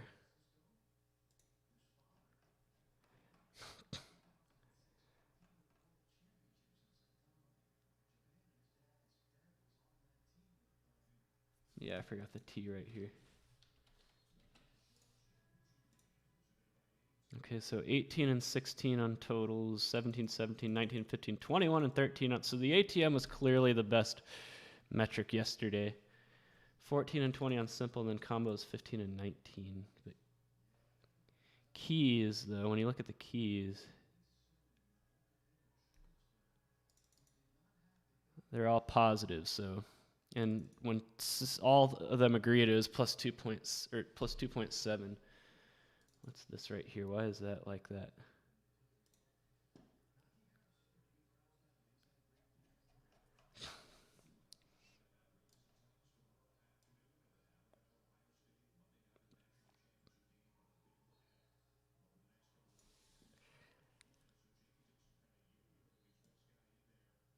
I don't know where I am.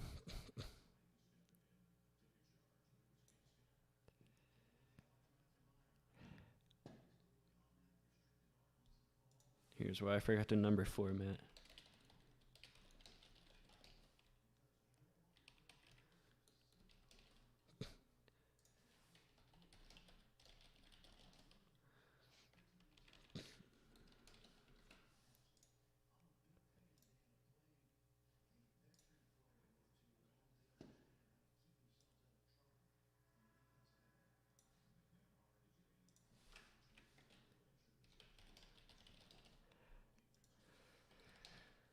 Ay, ay, ay.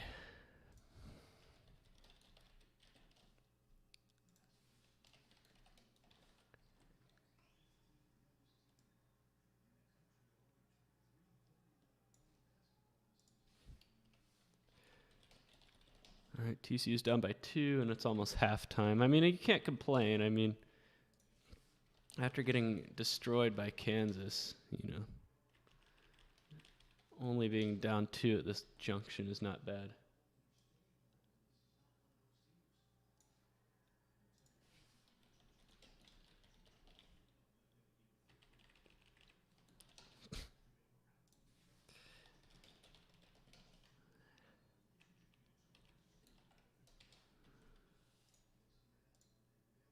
Whoops.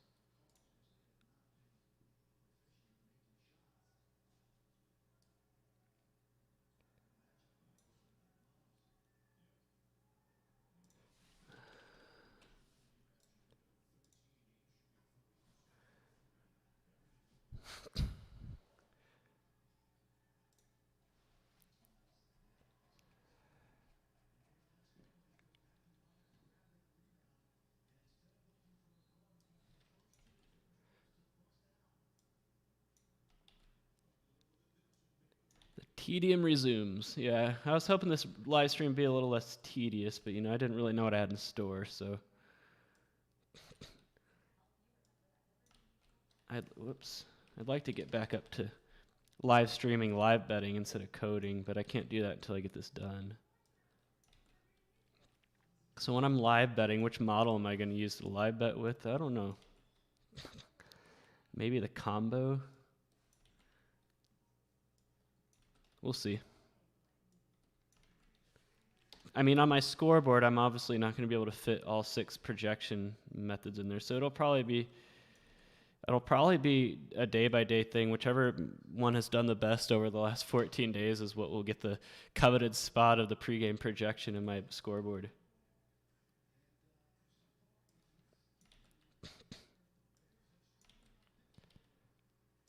And right now that is ATM, but I don't, it's a small sample size.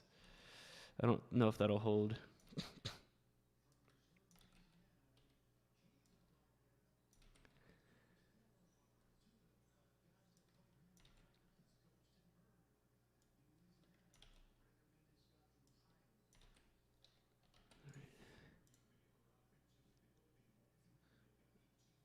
It all matches except for the last part.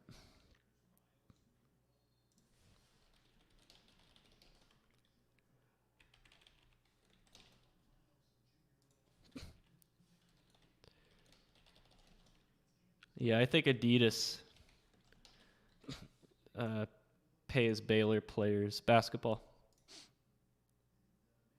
All right, still more tedium to go.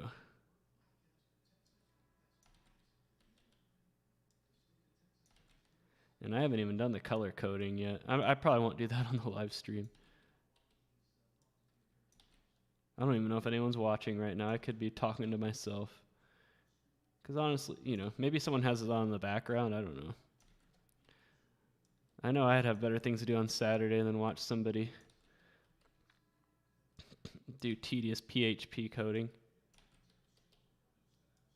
But you know, it's not so much about the live viewers as it is the people who might watch after the fact.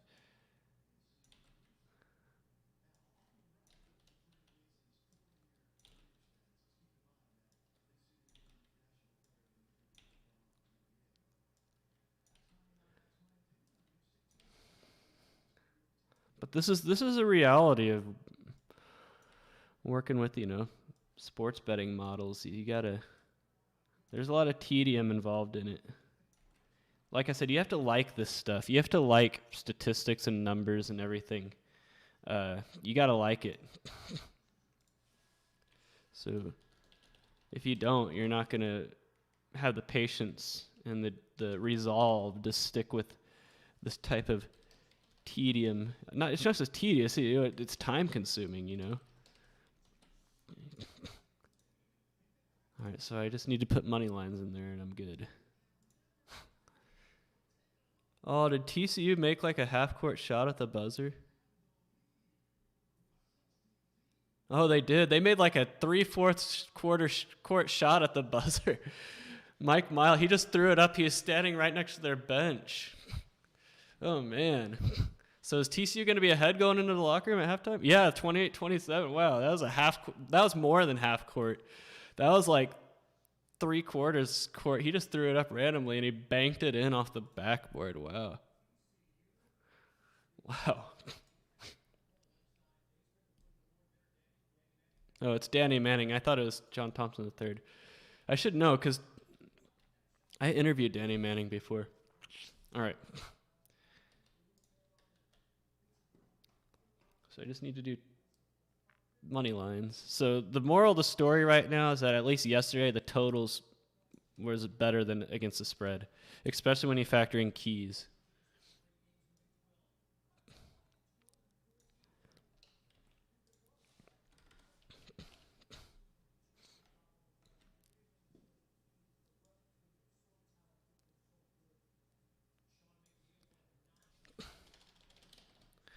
Money line.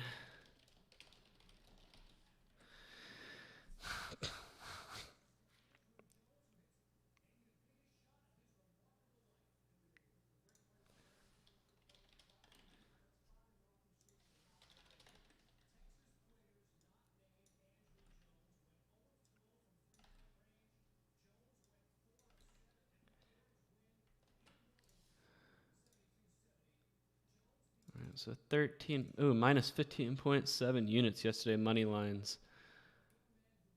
How is that so bad? That doesn't add up. That does not add up.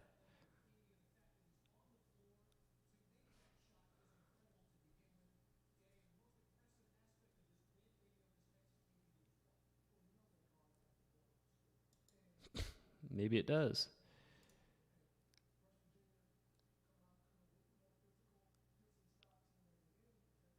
I'm looking for. Oh yeah, minus 15.6 units money line keyless yesterday for the individual Monte Carlo model. Were there any keys in there? With the key though is only -1. AKA when the key is that high, 36.15%. You know what? I should probably find a way to put the.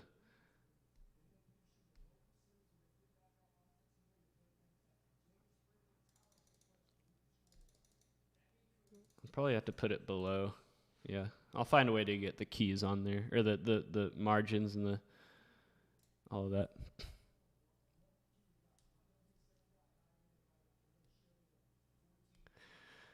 All right.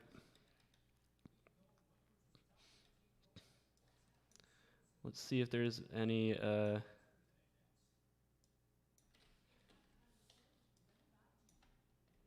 better metrics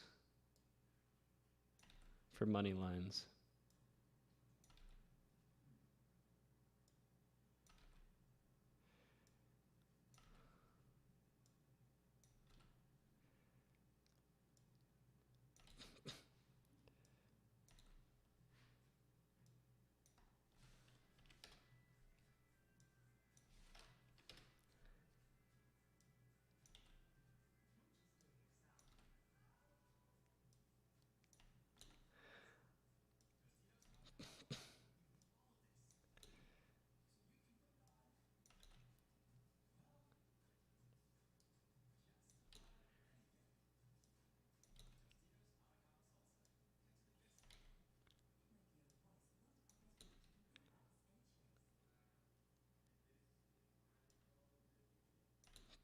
I'm interested to see how the unanimous agreement one does. All right.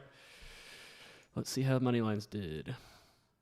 So team was minus 3.37, blender minus 3.89, ATM minus 5.07, simple minus 8.65, combo minus 11.61, 5 out of 6 minus 7.6, and 6 out of 6 minus 6. So with keys, though, team was positive, blender was 4.6. That looks to be the best one. ATM was even Stevens, simple 3.67, combo minus 0.87. How is there a combo key? That doesn't make any sense.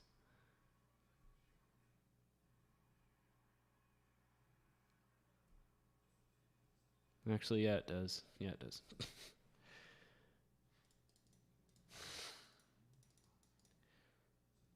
All right, so now I just need to do the very tedious replacement of tot with ML, and I'm good to go to the next part, which is probably going to be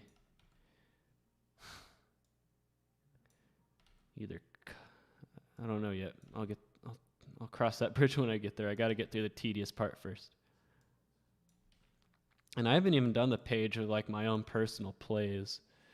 It's probably not going to be too much different than the one I already have, but it will be based on a different set of keys. So I'll probably do the next thing I'll probably do is like the master key.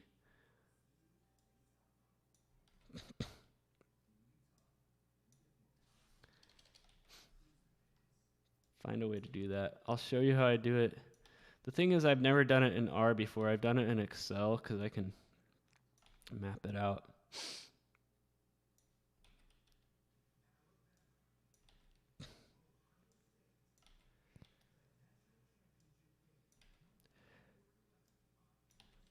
Yeah, that might take a while. So I wonder if I should like redo the live stream, like start a new one for just that.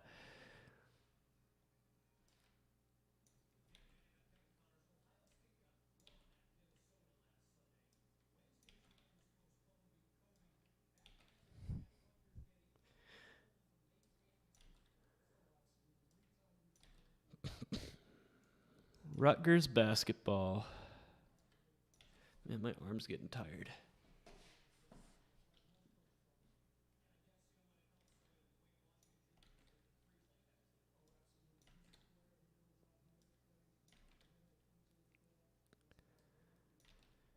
Almost there. Because I bet you guys, I bet the average person would probably be a lot more interested in the master key generating than it would be. So I might start the stream and start a new one. Or not. Maybe I can just do timestamps in the description to show, hey, the master key part is probably the thing that most people would be interested in, not the PHP. Because pretty much what the master key thing will be more like of a better version of these like agreement columns. All right. So it looks like the best methods is for spread ATM, for totals ATM, keyless, by the way, and money lines team. But with keys, the best metric is simple for ATS. Totals is ATM, and for money line, blender.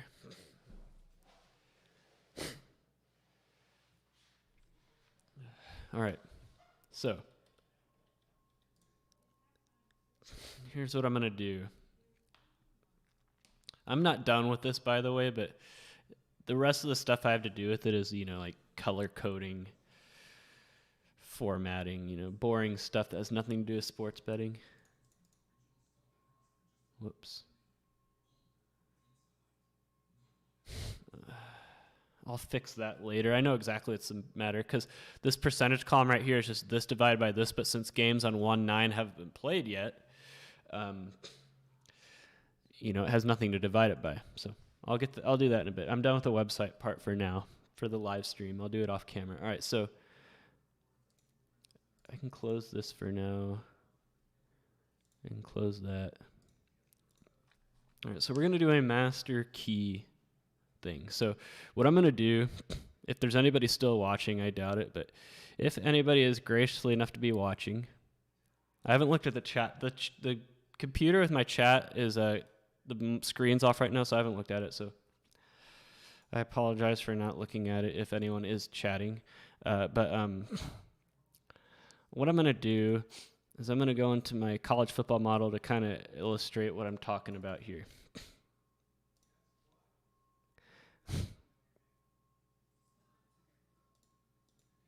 Wrong file.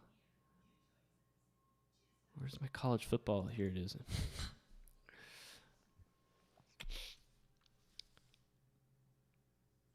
Before I proceed, like I know exactly what I'm doing, but I even need to open this myself so I can kind of give myself a starting point.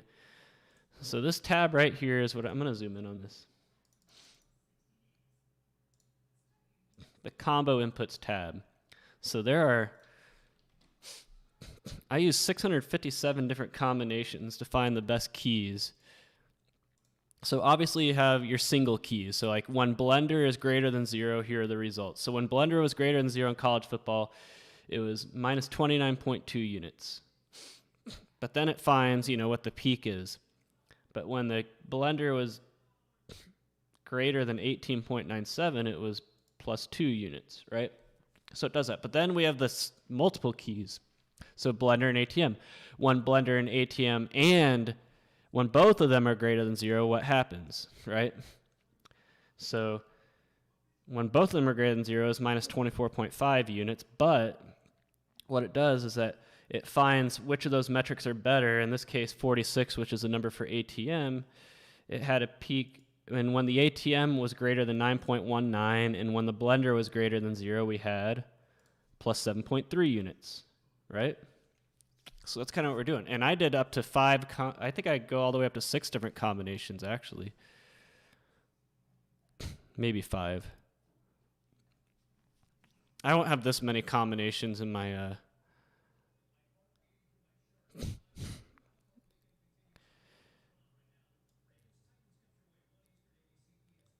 What is my high? I either got up to 5 or 6. Here's a 6 right here. Blender, ATM, nickel, dime, quarter, half, right? So in Blender and ATM and nickel and dime and quarter and half were all greater than 0, it was minus 3.3 units. And then out of those metrics, 49 was the best, which I think is a quarter. And so when quarter was greater than 6.9 and all the rest were greater than 0, it was plus 14 units. So this is what I'm going to do. So I'm actually probably going to have to create like a grid like this first for my key thing to run off of. So I think the key file I have, or the key frame as of right now, would be master BV frame, which is in master results frame 5.csv.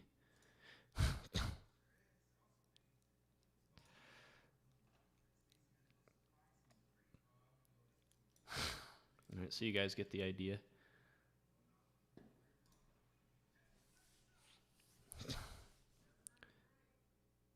right, so master results frame 5.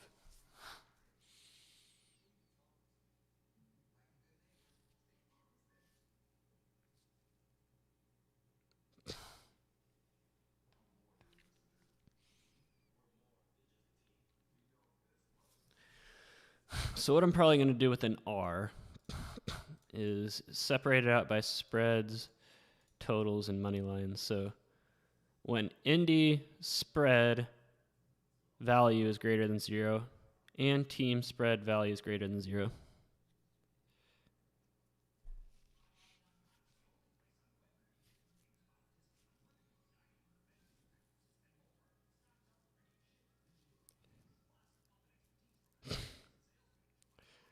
I think I know what I'm going to do. I'm going to create...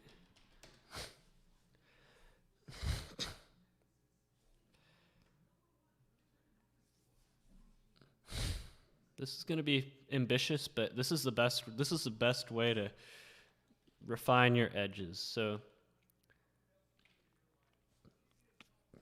and call 1. Indy.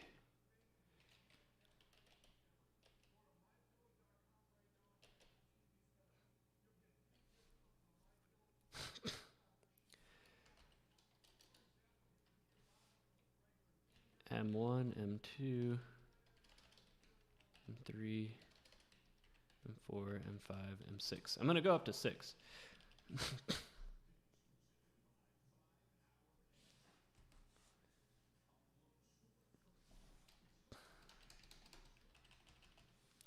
Team, blend, ATM, sim, comb. And then 2. Indy team, Indy blend, Indy ATM, Indy sim, Indy comb. You guys get the idea, right? And then team blend, team ATM, team sim, team comb. And then blend ATM, blend sim, blend comb, ATM sim, ATM comb, and then sim comb. So those are all the 2s, the pairs. And then we got to do the 3s. Indy team blend, Indy team ATM. But from here I can copy and paste and drag, so I don't need to keep typing them in. And then Indy blend ATM.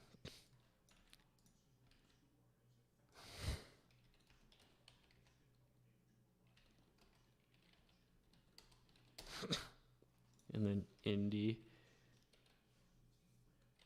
ATM sim, Indy ATM comb, and then Indy sim comb.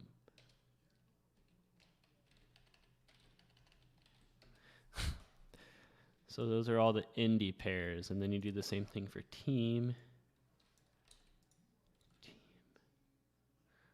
team blend ATM,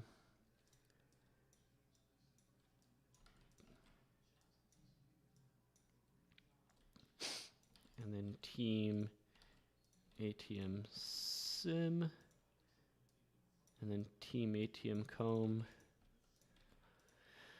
and then team sim comb. So those are the 3 for team, and then 3 blend ATM sim, blend ATM comb, blend sim comb,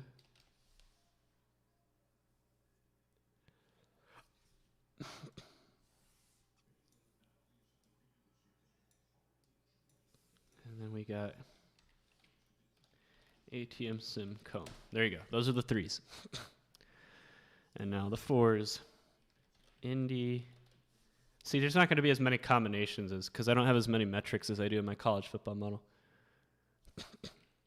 Indy team blend ATM, Indy team blend sim, Indy team blend comb, and then Indy blend ATM sim, Indy blend ATM comb,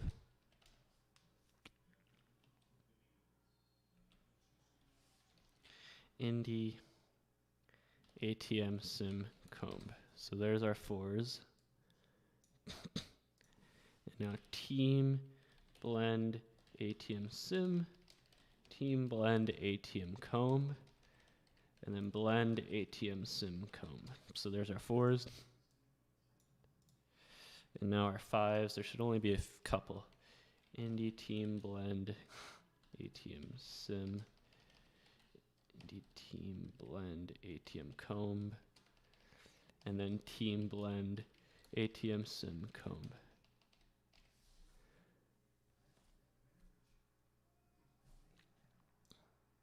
And then there's only going to be 1 6, obviously.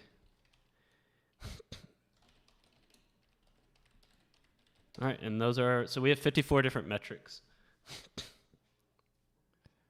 Oh, just like that, Baylor's up by 4. So much for that halftime lead.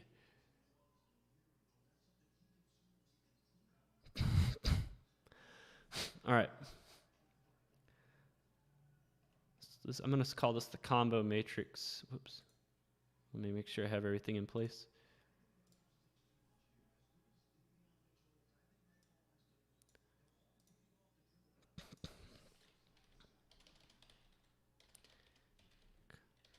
Key combo MX.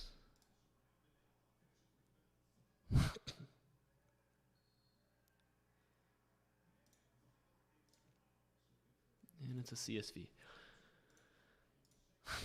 So I'm going to create a new function called, let's call it master key finder. And a start and end point.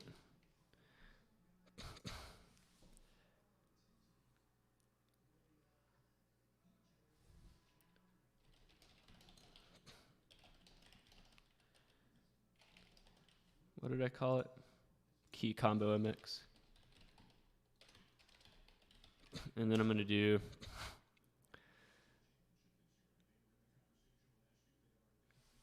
key. Can it be a matrix? I don't think so. But it's right here. Master results frame 5.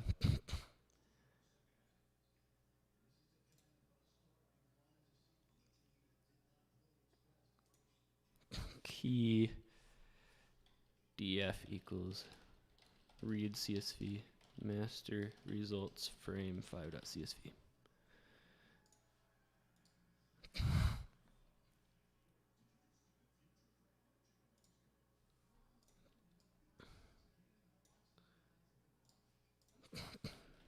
And then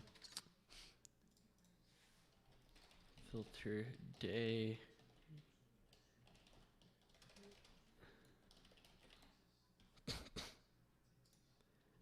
Since we only have one day in there right now, it's just going to be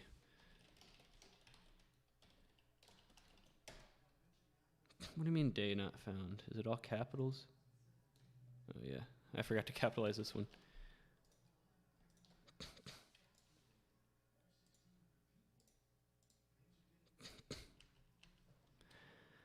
All right, so view combo MX.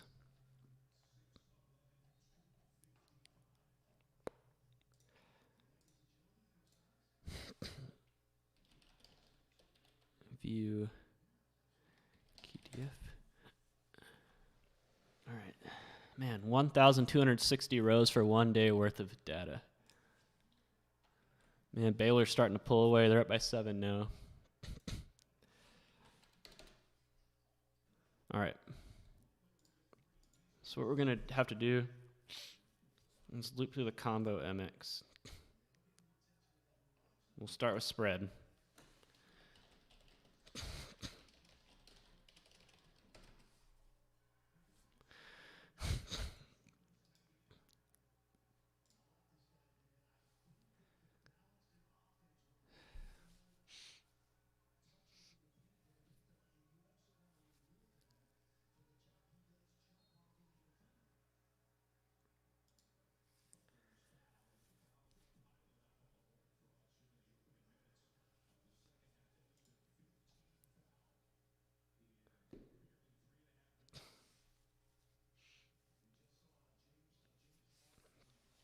So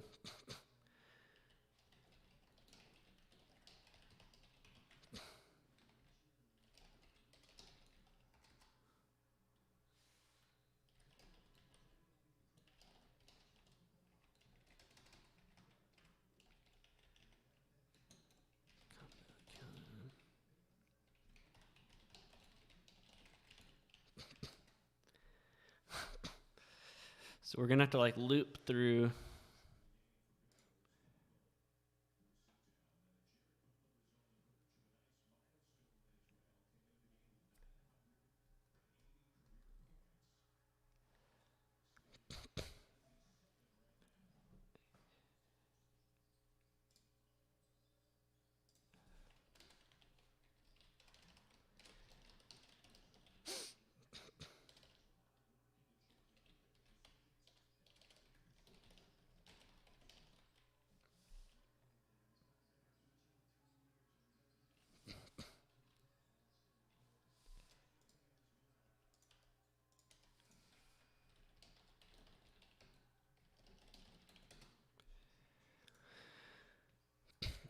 Timeout. Yep, down by 8 now.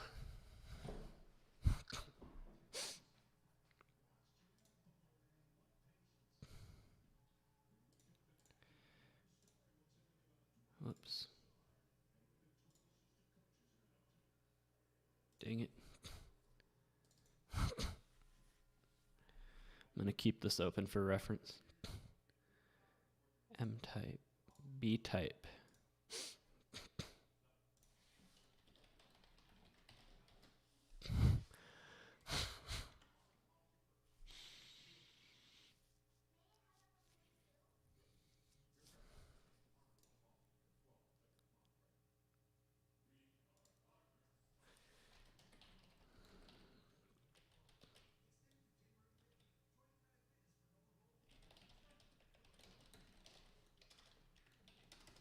So I'm going to loop through and create subsets of the data frame based on the combo count.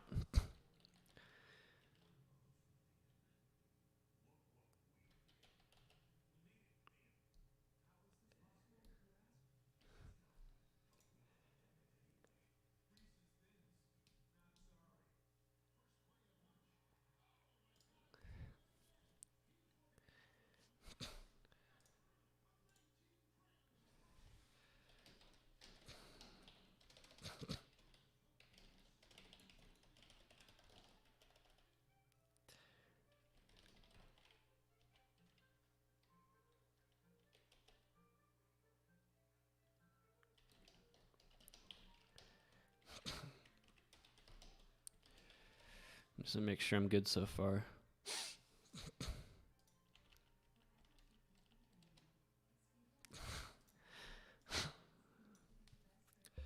Subframe equals KeyDF filter type equals subtype.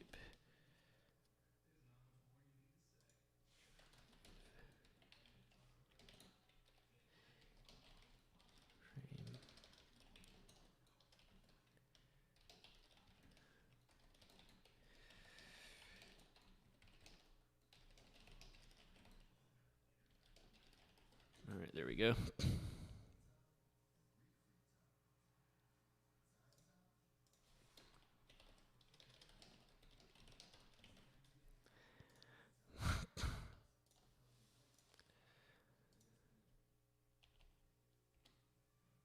All right, so that looks good. I don't think I'm going to do a high-low key. It's hard to do a high-low key concept when you're spread across multiple keys. Really, only a high-low can work when you're on one key.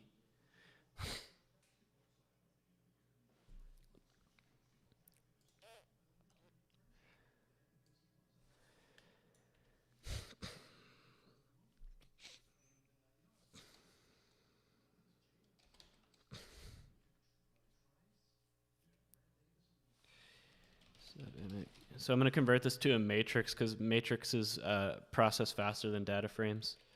So subframe 1, 2, 3, 4, 5, 6. So 7.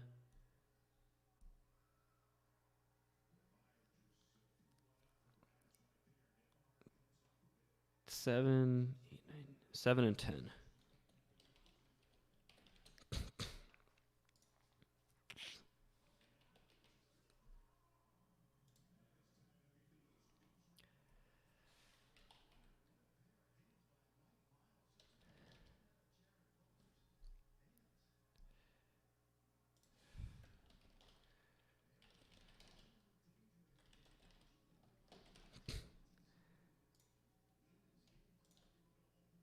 I will convert.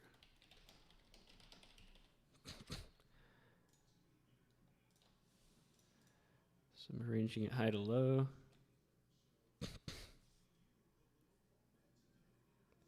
Hang on a second.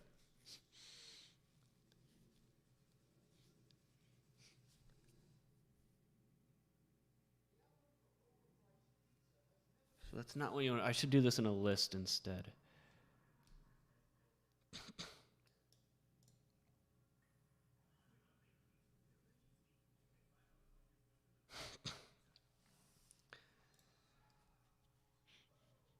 A list. I need to do a list.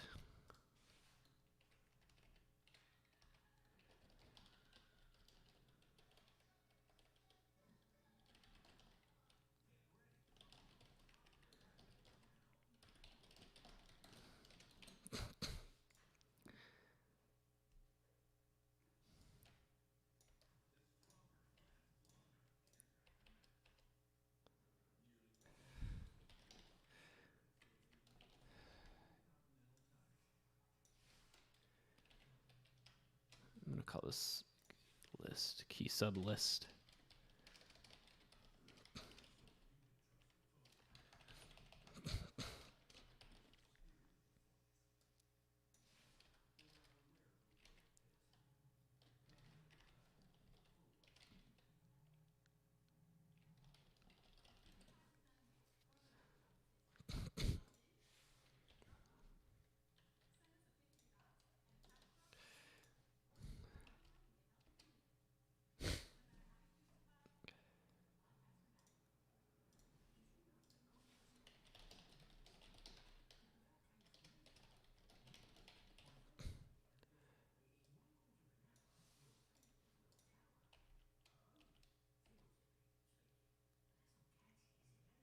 Good. That's good. So a list is just like a list of data frames of items.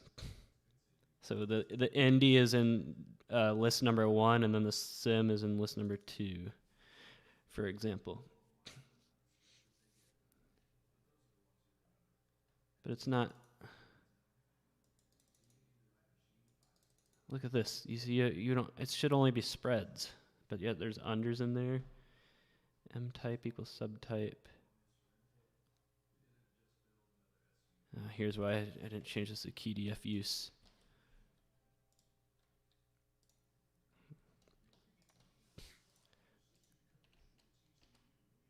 There we go. Now it's just spreads. Look at that. The highest value on India was 17.8, but only 5.51 on Sim, which was Purdue who won. So.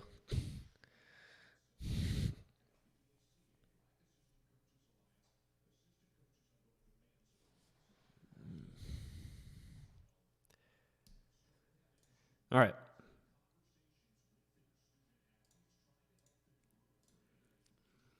So within the list, what we can do.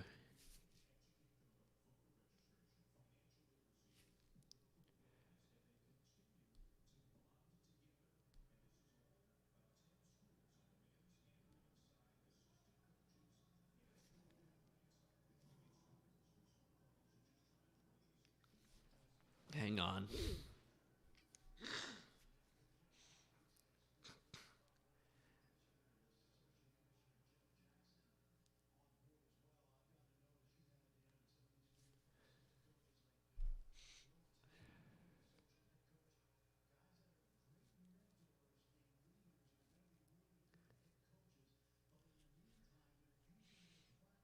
So doing a list might not be a good idea yet.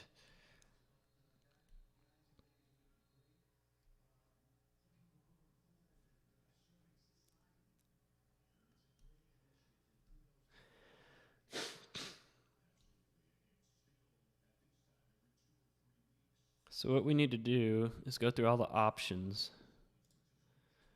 So I think it would be best to do this on the 6th. That way it'll be easier. So which, isn't the 6th the last one? That way I know exactly what I'm doing.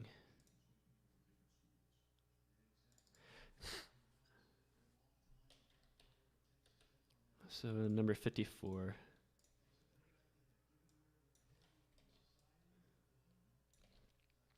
So I'm not going to do a list yet.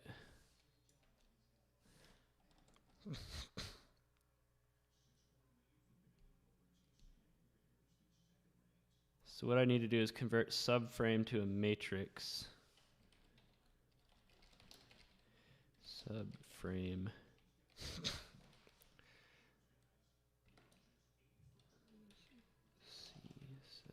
C710.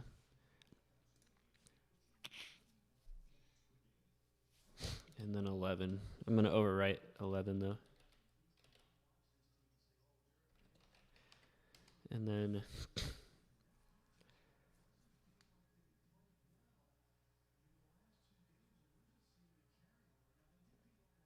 do a loop. Another one, yeah.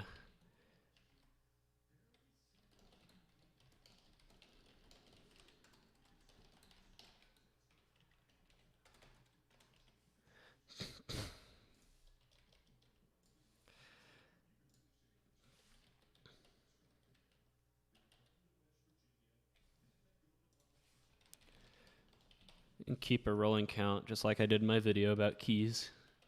And then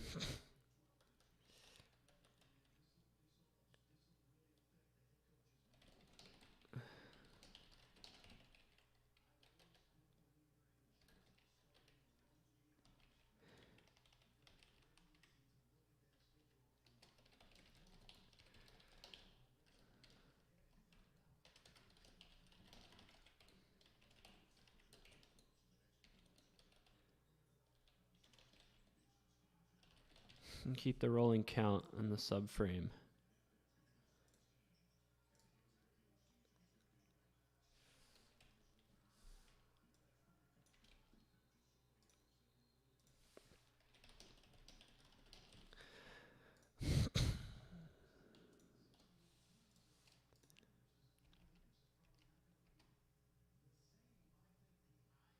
There we go, looks good.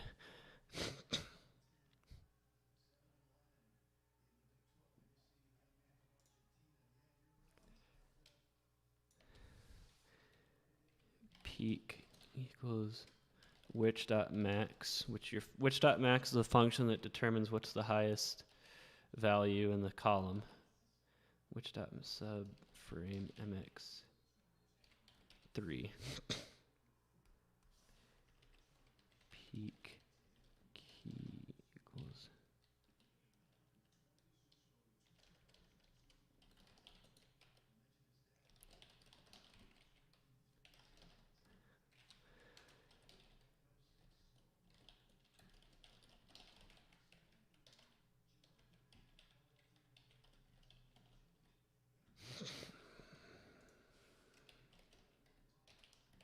sometimes I can return if there's like more than, like if the peak, if the max has more than one value, meaning it occurs two or more times in the column, you need to do this.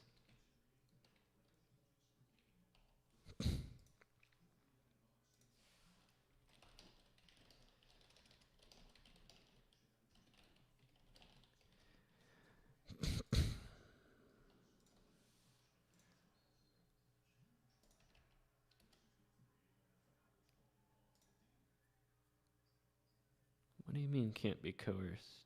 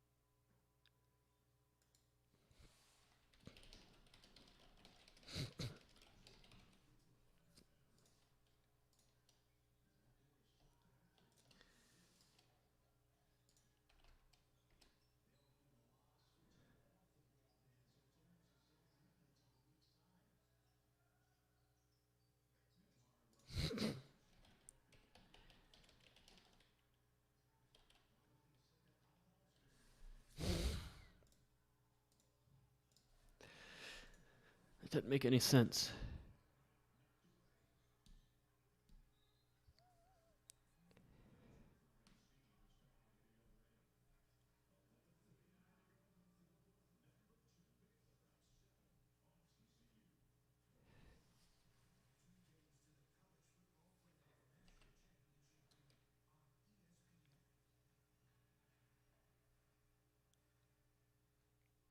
Oh, I never converted it to a matrix, that's why. I think that's probably it.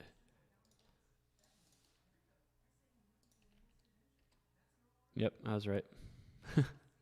Okay. So now I can get rid of this and do it again.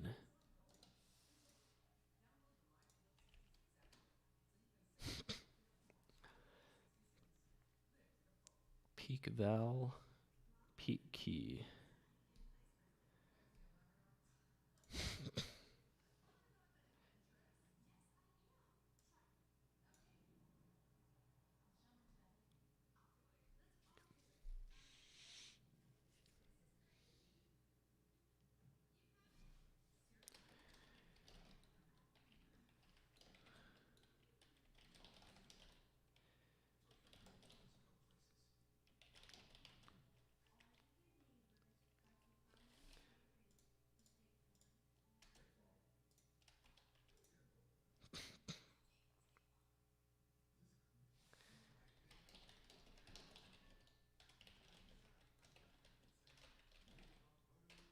So I'm going to put these on a vector.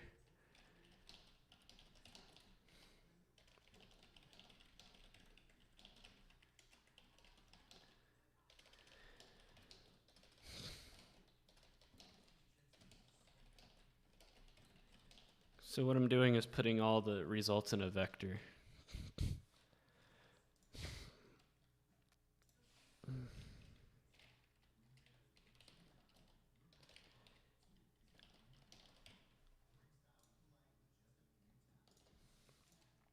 Test that.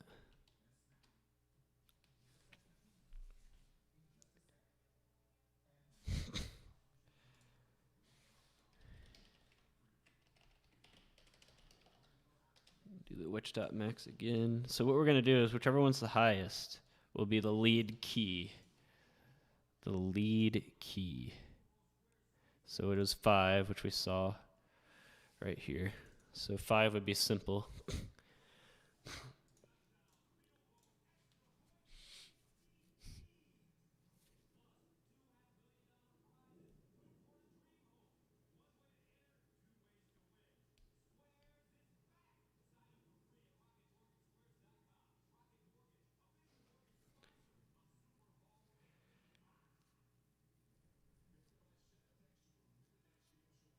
I think I forgot a step.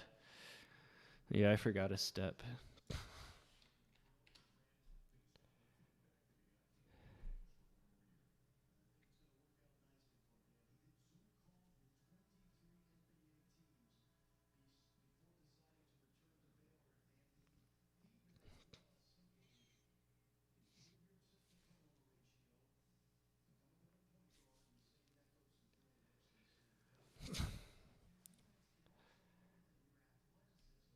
Yeah, I forgot a step. Dang it. I'll keep that code off to the bottom.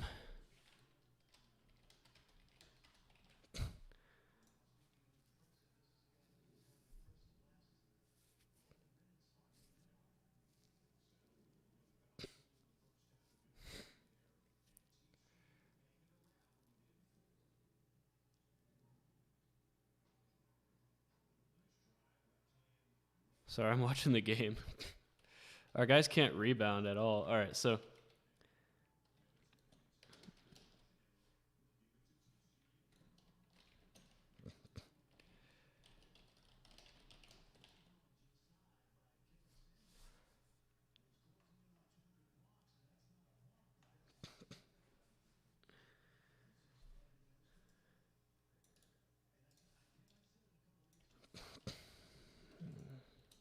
put that down there.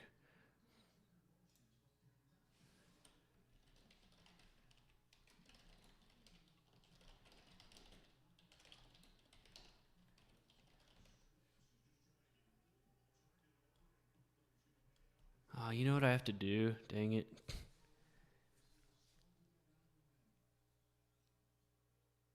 I need to do a side by side. Yeah, that's what I have to do.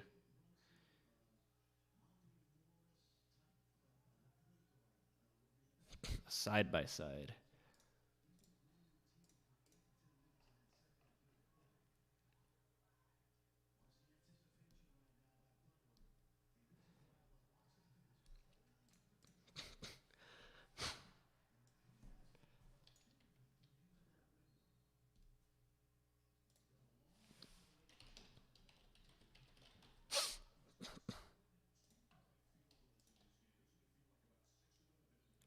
those things just come up? Oh, because I need to stop right here.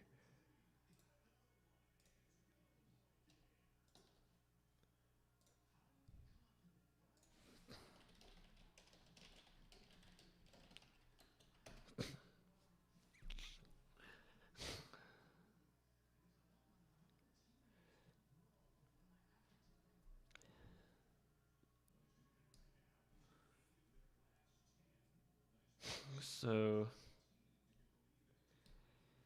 I'll need that one. I'll need that column. So 1, 7,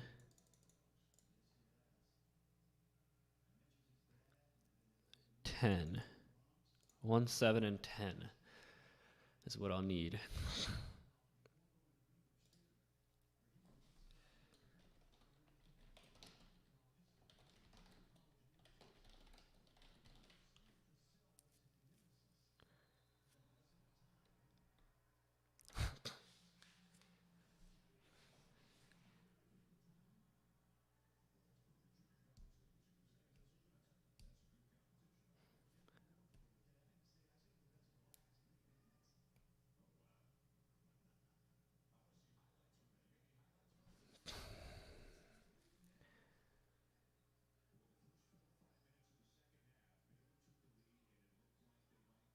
Yeah.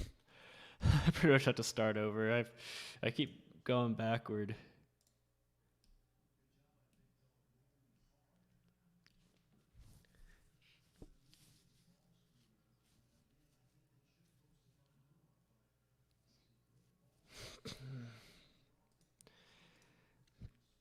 Like, I know what I'm thinking. I'm just trying to figure out a good way to say it.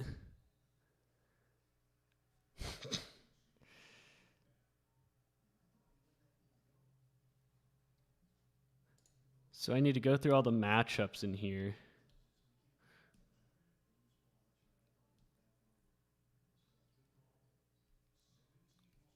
And then join the different types.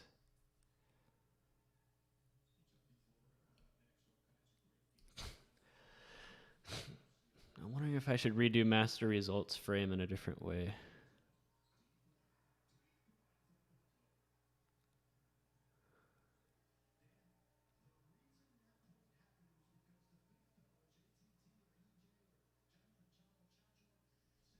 Yeah, I'm gonna do that. I'm gonna have to redo master results frame. Ay ay ay.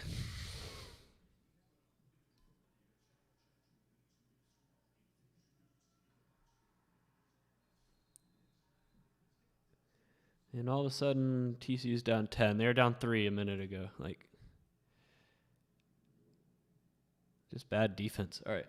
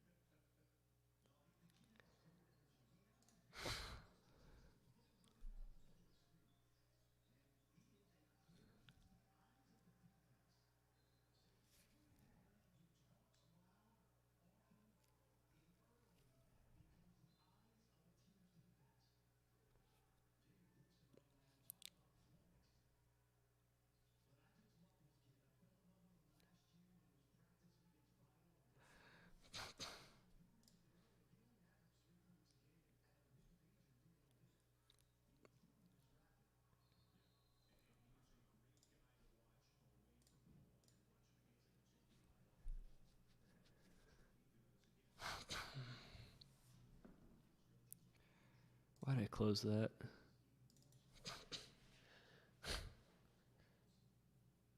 So what I need to do is I need to have a separate column for the different type of metrics.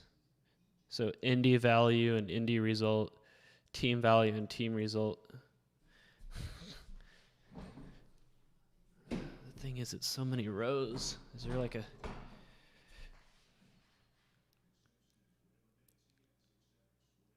I'm going to have to redo the...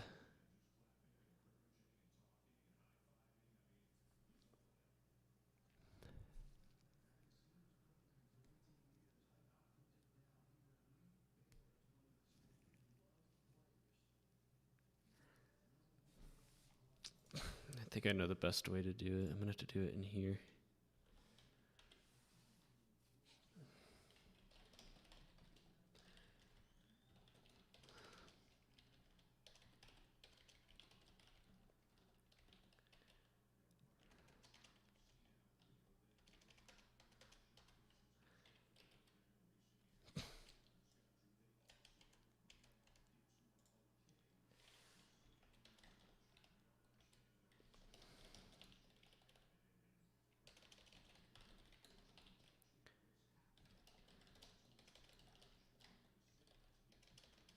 So I'm going to group by...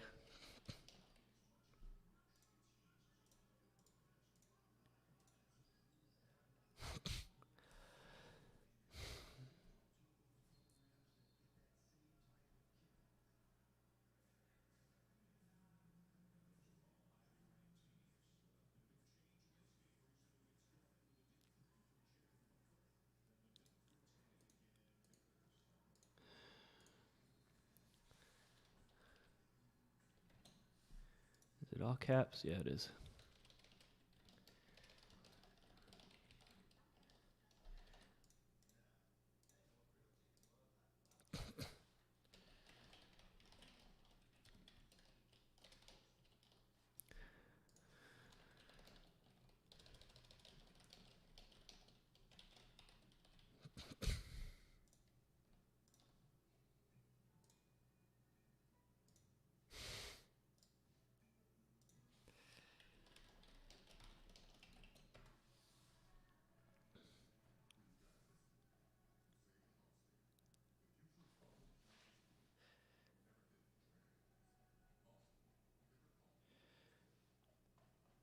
Yep.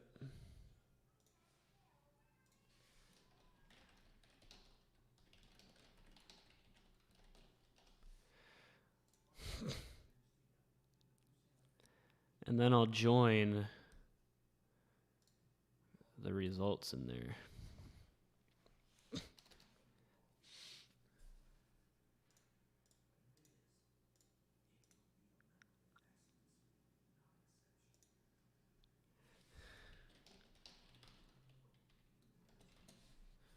So key df lineup.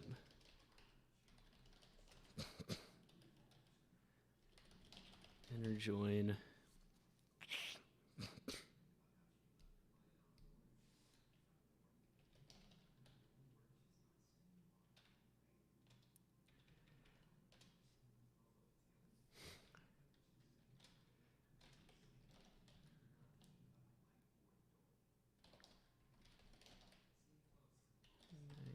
Indie.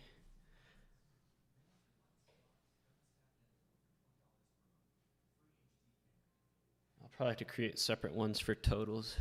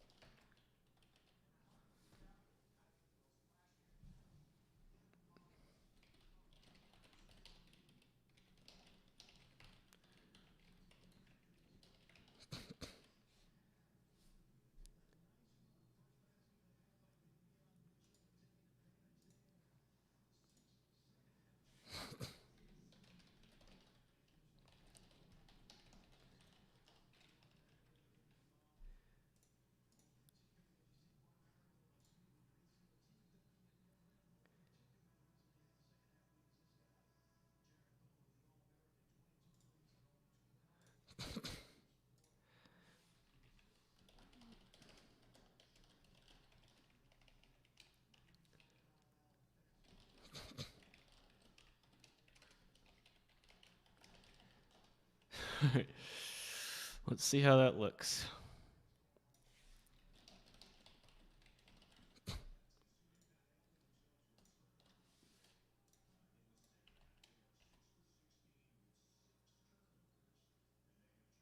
Yeah, forgot an equal sign.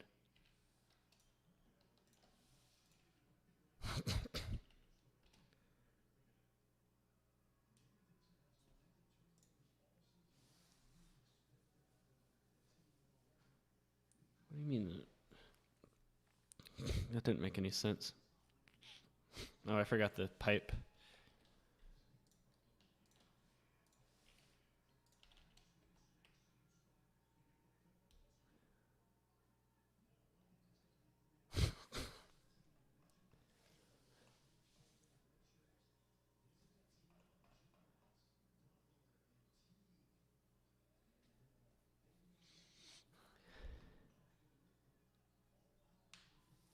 I mean, it looks fine. The question is...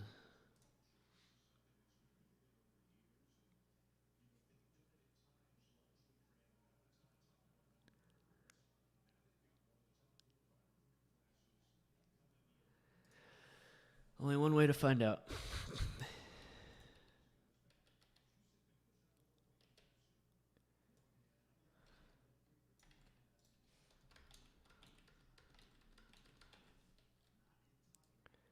Let's do this. Team, blend, ATM, sim.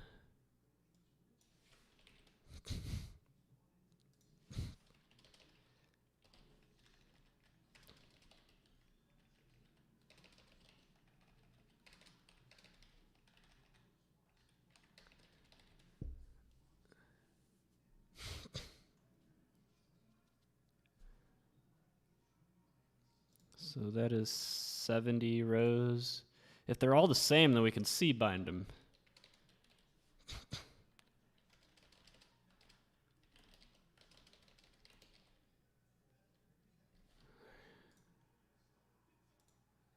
Yeah, this is turning into a route.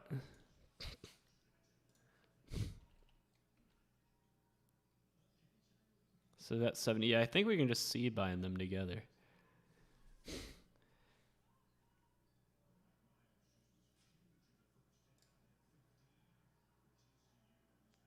Or join them.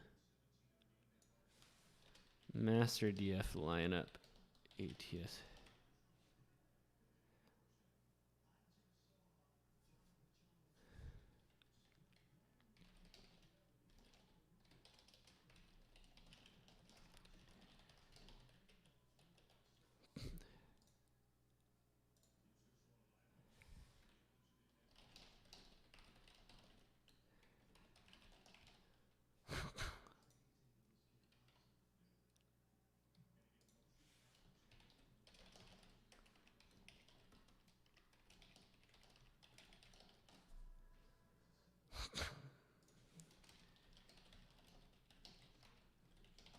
See how that looks.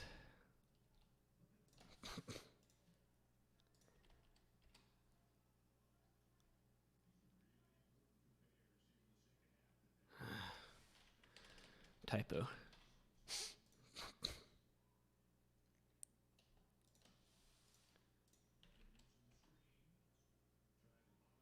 Yes, that's what I'm looking for right there. And then I can rename the columns later. So let's try this.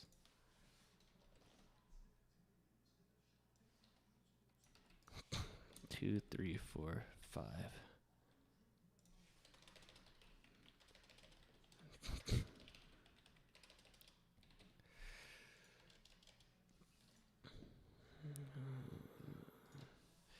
See, this might not have been as painful as we thought it would be. When I realized I had to do this, I was kind of sweating a little bit. Okay, that's not so bad, yeah.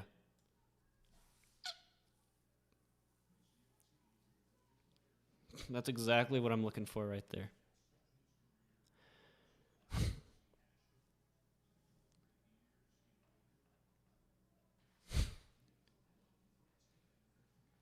So now I can just rename the columns.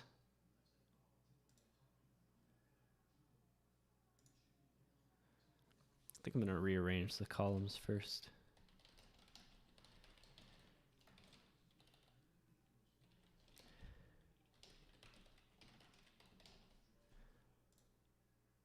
One, two, three, 4,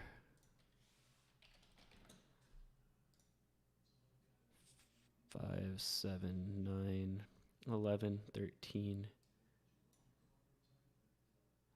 15. And then 6, 8, 10, 12, 14, 16. Let's see how that rearranged one looks. Just so like all the different values are next to each other, yeah. And then just name the columns. Names, master, ideas. Starting with number 5.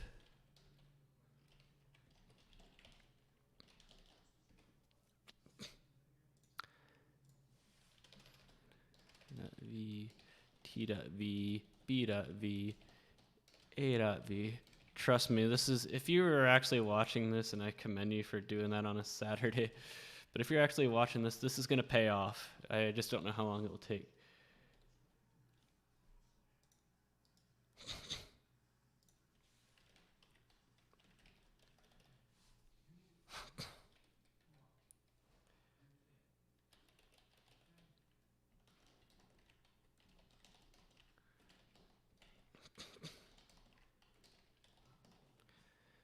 All right.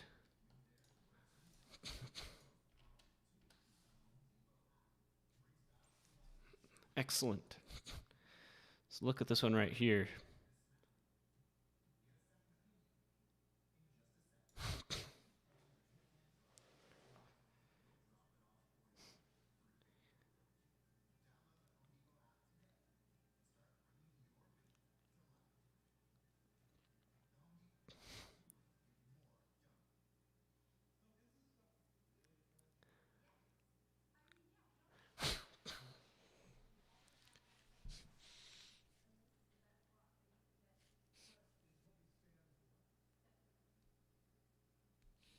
So the only one that picked that one was the team Monte Carlo.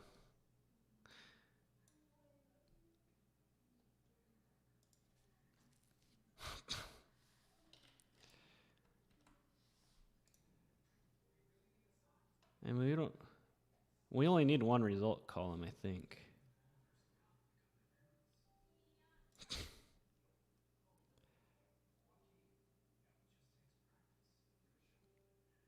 Yep, we can get rid of the rest.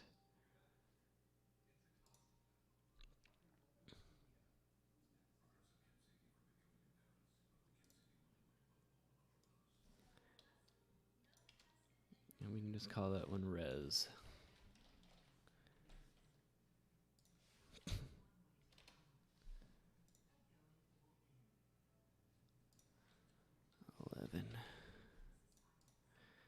Because they're all the same, the way I have it set up. Awesome.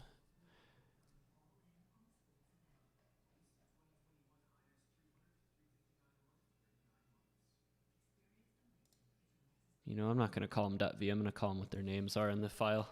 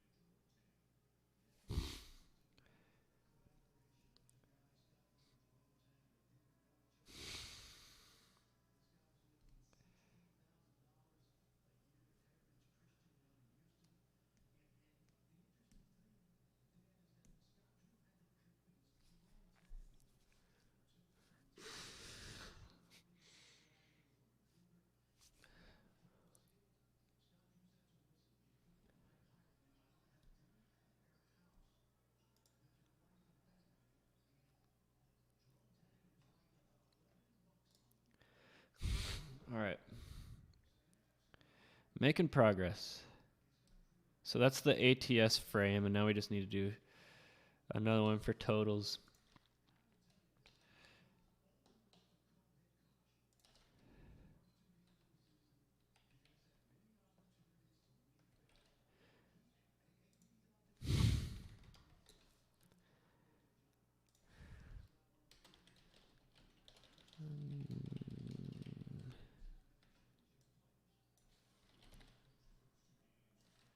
And money lines.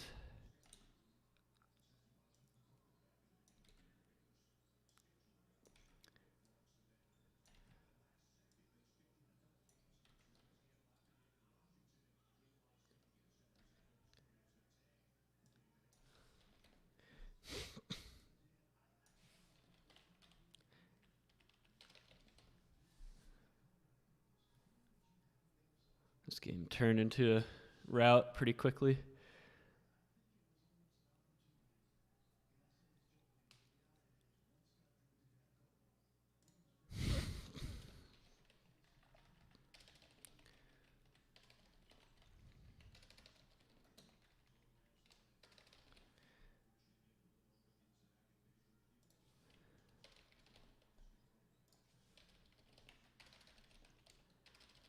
Man, it's already 2 o'clock. When did I start the stream? Like 11? Jeez, I've been doing this for 3 hours now. All right. So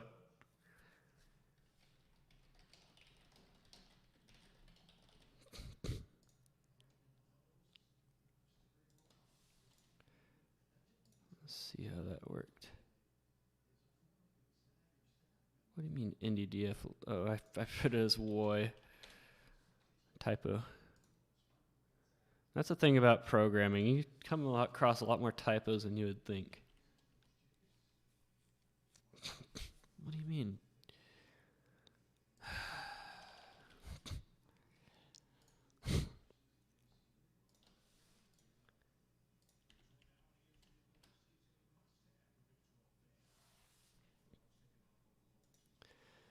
Absolutely ridiculous. I forgot to change that.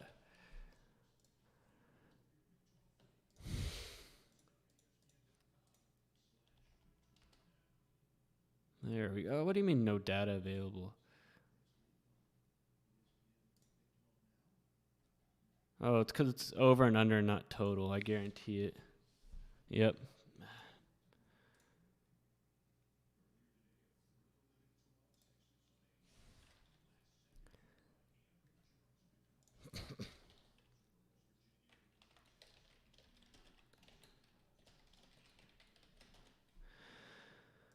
Let's see if that works.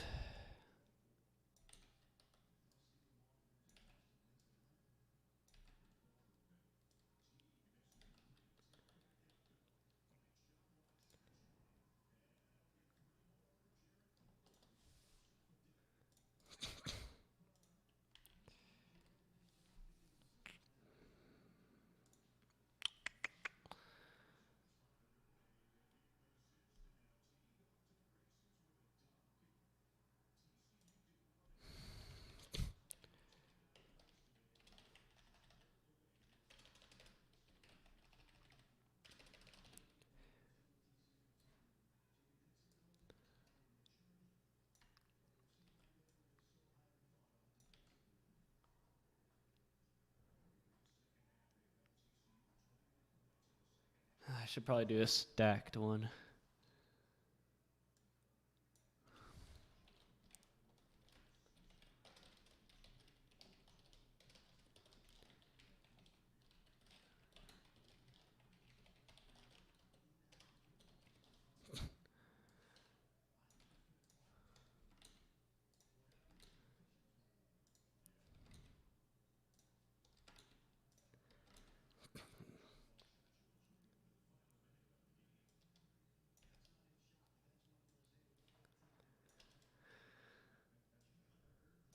Yeah, TCU basketball is a disappointment. I used to be a diehard TCU basketball fan when they were bad. Like when they were bad, I would like go to all the games and everything, but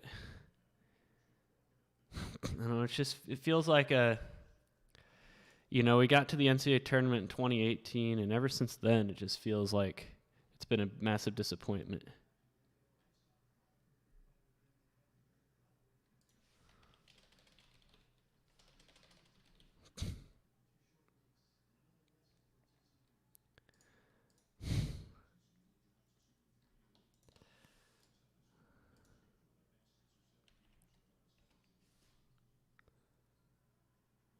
That's what I was looking for. Why is it not stacked? It's not grouped.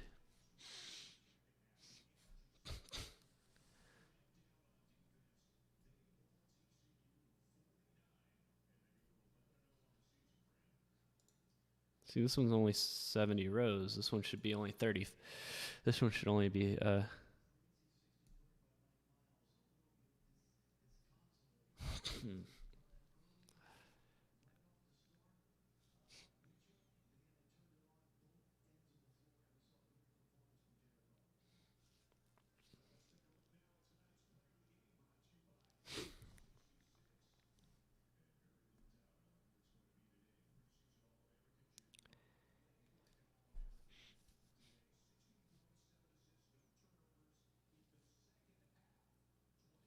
Yeah, I think I know what I need to do. Oh, crap.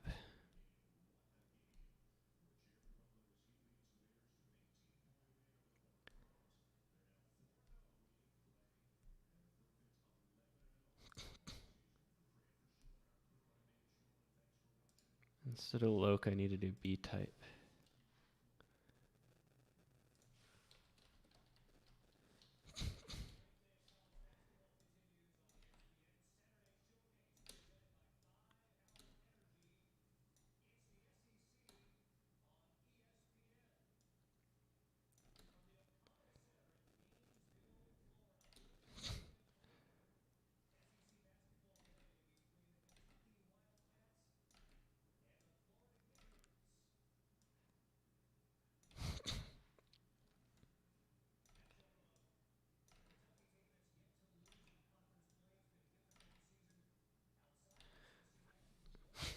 I don't think that'll be the ultimate solution, but it'll be the next step in the solution. Like 90% of programming is troubleshooting. Like you did something wrong, you got to figure out what you did wrong.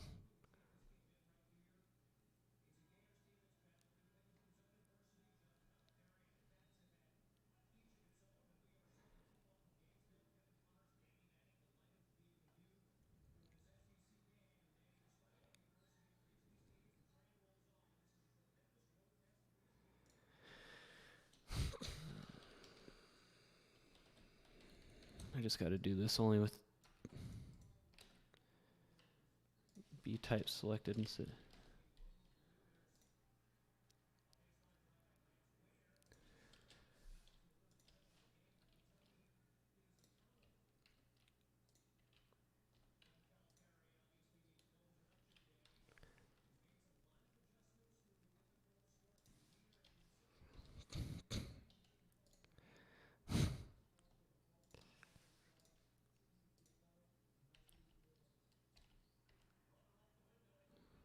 What do you mean B-type doesn't exist?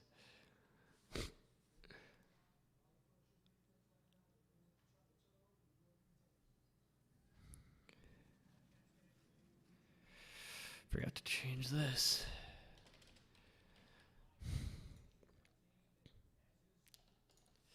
All right.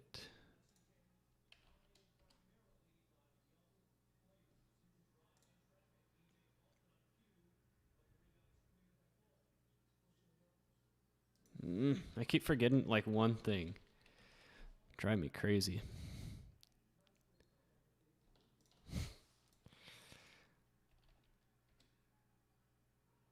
Aha! Finally, that's what we're looking for. 70 rows separated by over and under. There we go. Thank you. That is what I was looking for. All right. Money line shouldn't be too much harder because it should be a copy and paste of the ATS ones.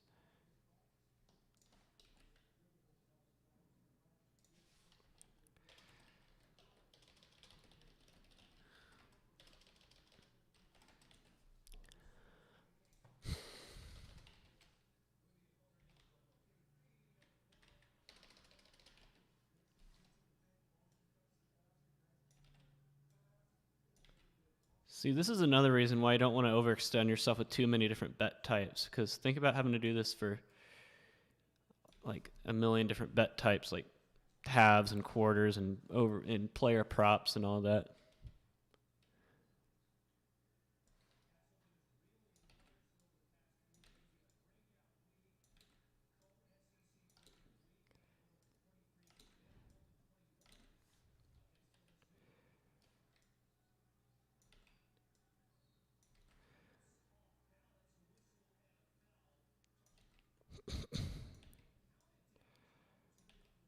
Because I believe you should have keys for every single bet you want to make. Because otherwise, how do you know if you're getting the maximum value off of what you're doing? All right. Let's see if our money line frame is good, and then we can finally move on. Well, this is a lot less painless than I was expecting. Like, that's what programming is. It's about solving problems. Can you solve problems with your knowledge of the language?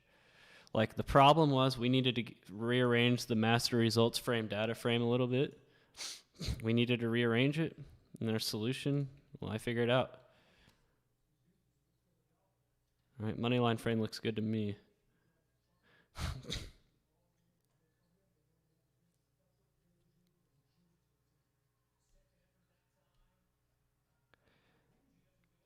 Yep. All right, so we can move on. I want to have the ATS one open just so I know what to do. Know what I'm looking at.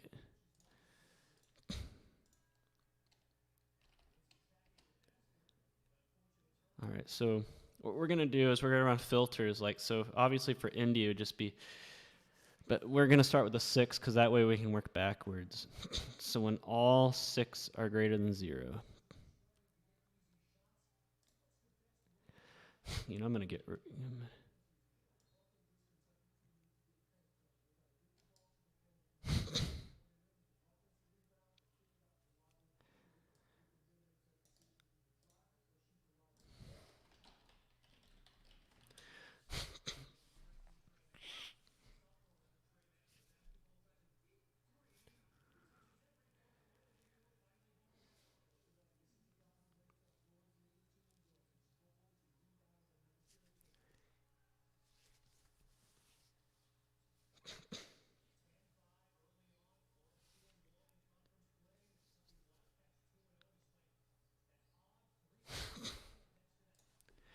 Six.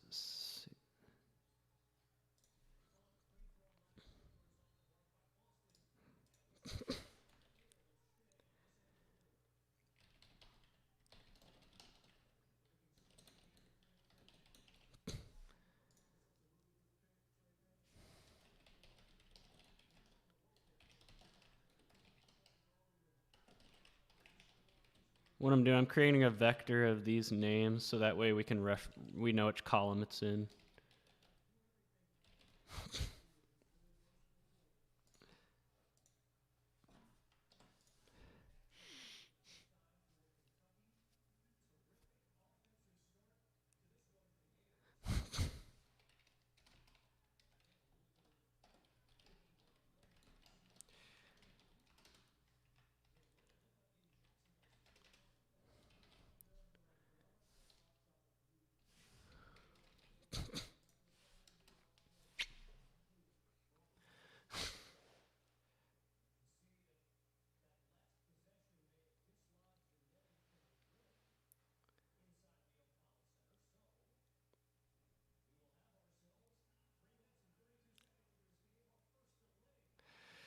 I know what I need to do.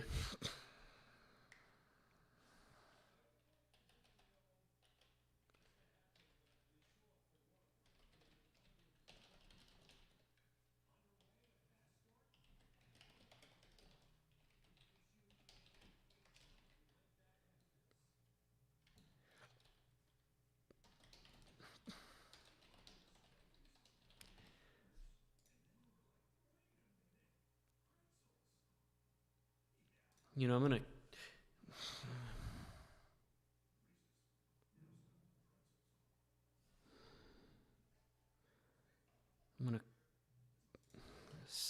I'm going to make this its own.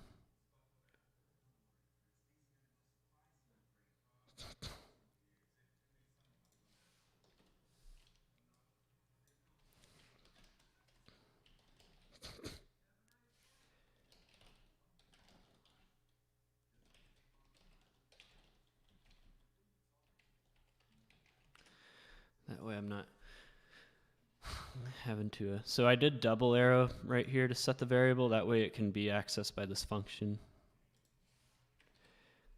It puts the variable into the global set. The global data set that you can access through any function.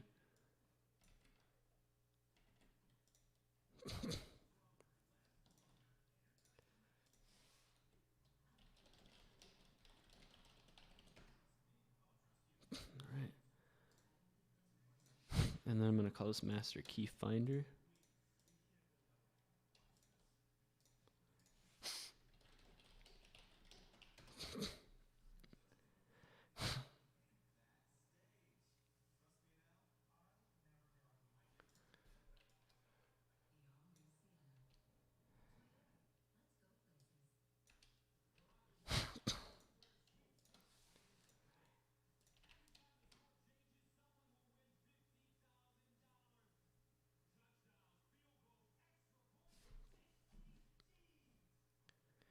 Incorrect number of dimensions.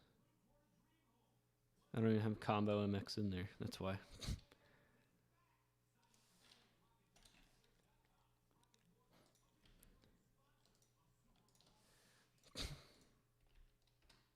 There we go. Okay.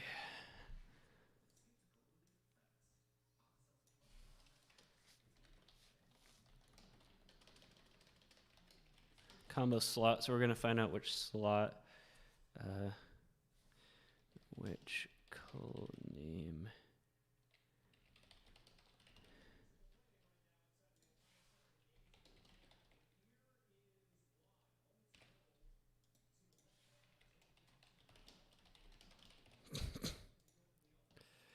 Which is one of the best functions of R.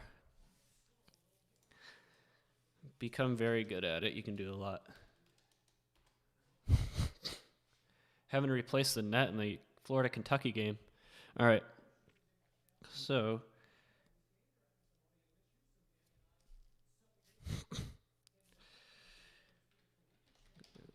geez, yes, that means combo greater than 0 equals which. This one's going to start with spread bets. This is spreads right now. Master DF lineup ATS. I wonder if I should convert it to a matrix. Yeah, I'm going to do that.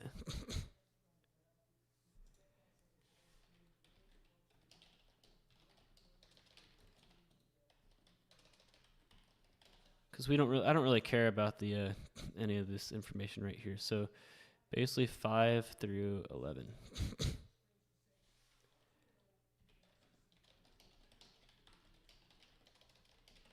You convert it to a matrix because it's faster.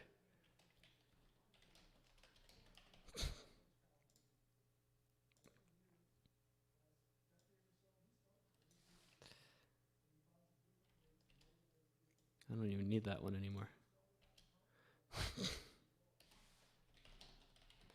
But I'm just going to double check before I move on.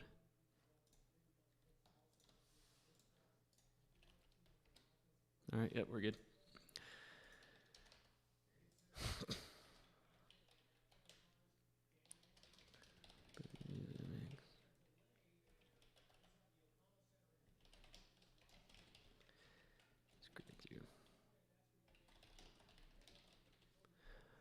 So we're going to find out which line items are greater than 0 for...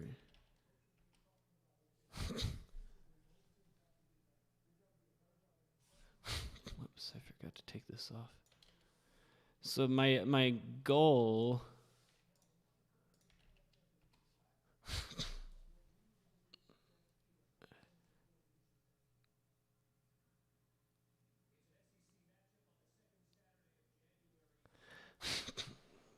is it determine which ones.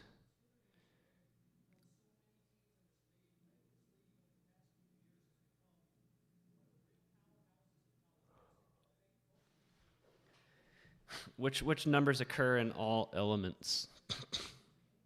So 16 does. So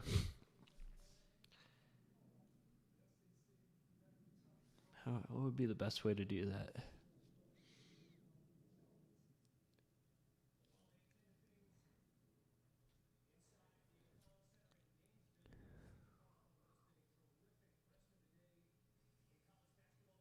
I think I know what to do.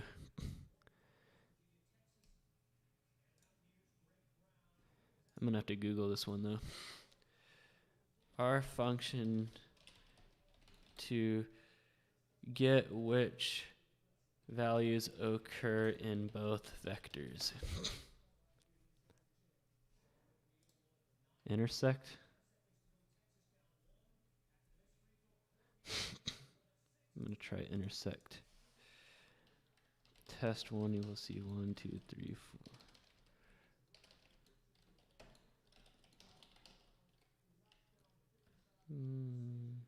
8, 3.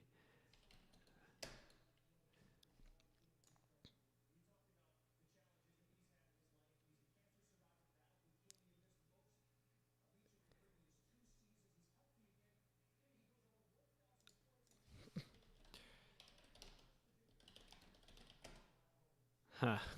Yep, let's intersect.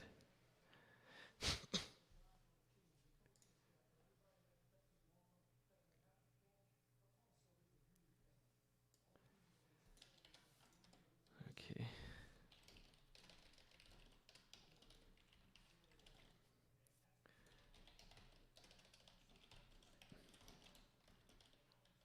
Equals.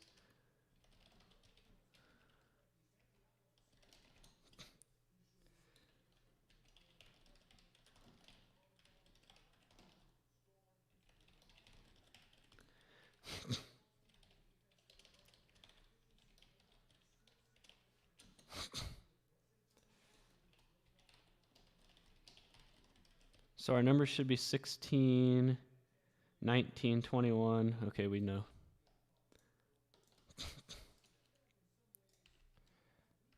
Whoops. All right, yeah, that looks good to me. 16, 19, 21. Let's just make sure. 33, 39, 53. Yeah, 68 and 70. Yeah, that worked.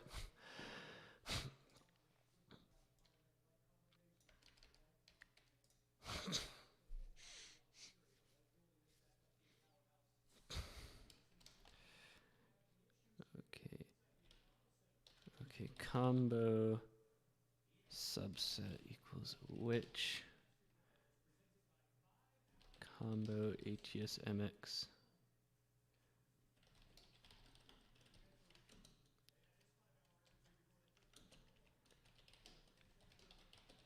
Let's see if that worked good. Making amazing progress here. If anybody, I haven't looked at it to see if anybody's watching.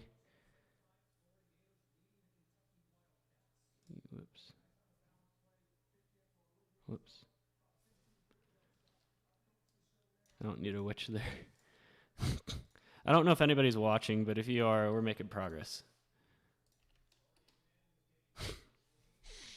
So when all 6 are in agreement, we have 1, 2, 3 wins, 4 losses, and a push.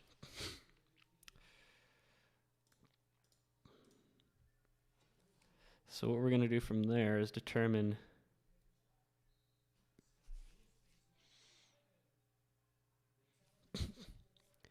if there's a way that we can get the ones up to the top by sorting each vector.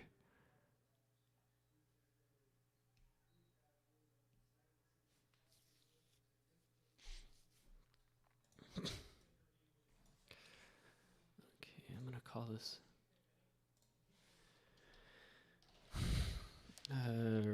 roll to find top key.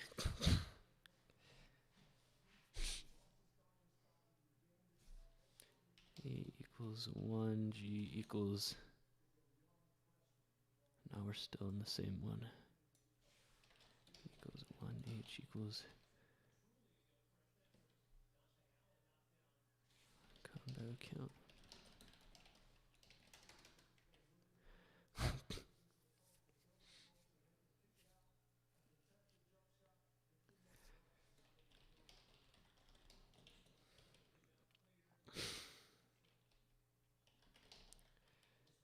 Do you do order or sort? I'm gonna do order.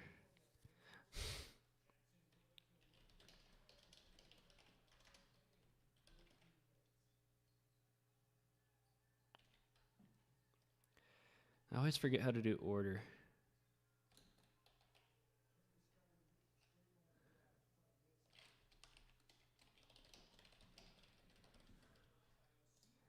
I'm gonna try that.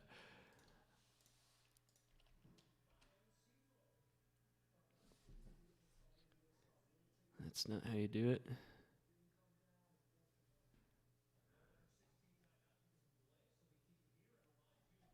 Maybe we can try sort.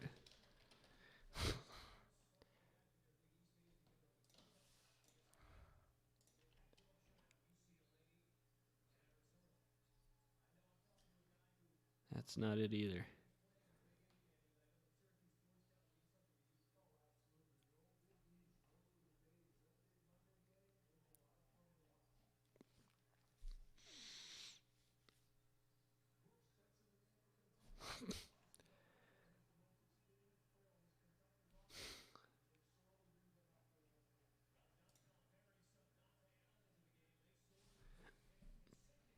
The thing is, I have it in here somewhere else.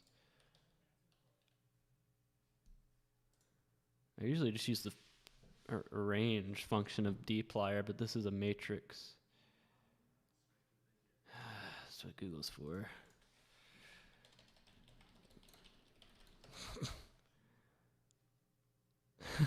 This is like R101 that I'm having to Google because I just can't remember.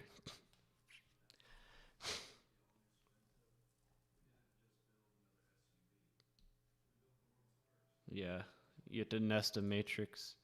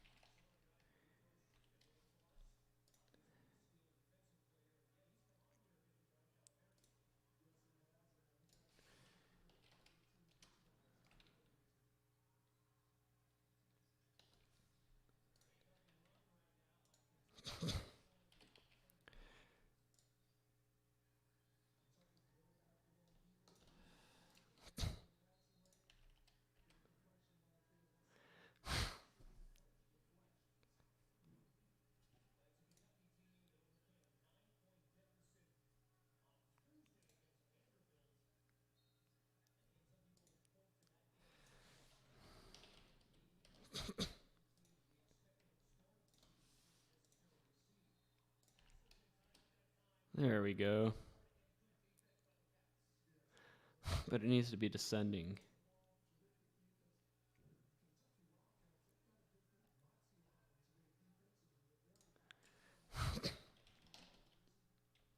Decreasing equals true.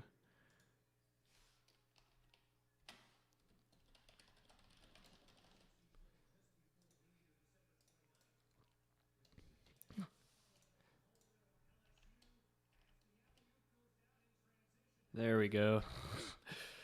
Making progress. So just by looking at this, we're looking for a result at the top. Looks like the highest value ones for combo are at the bottom. All right.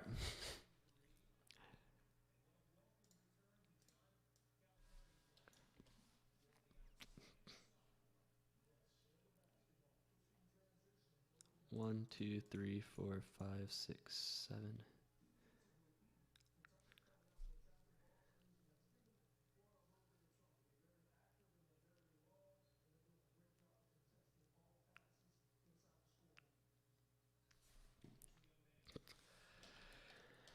Another loop.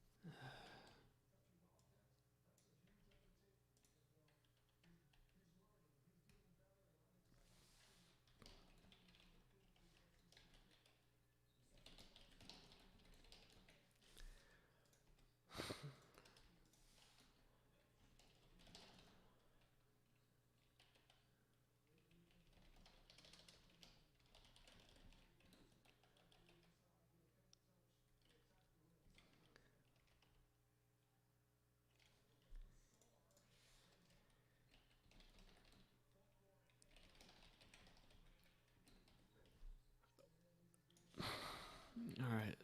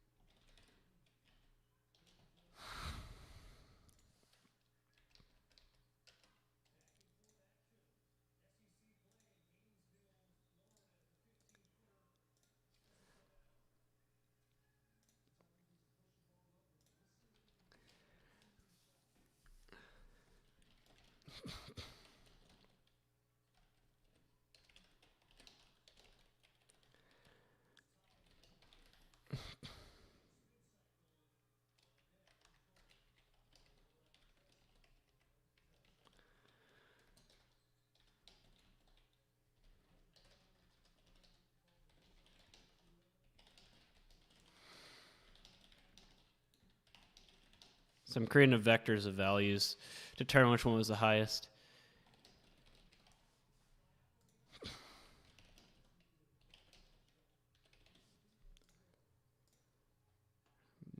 Pretty much what we did maybe an hour ago. Leaving roll not found.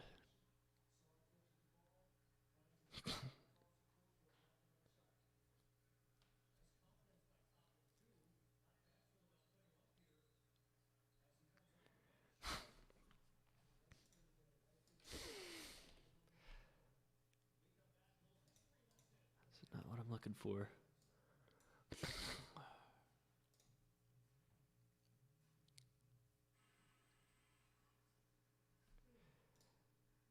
I don't see roll by itself.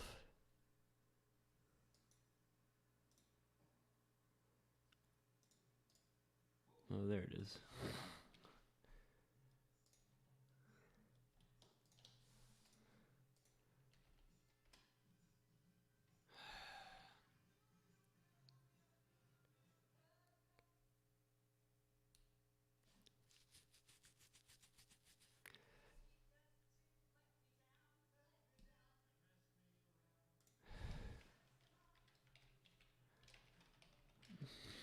Forgot to put I put the wrong brackets. I didn't put brackets, I put parentheses.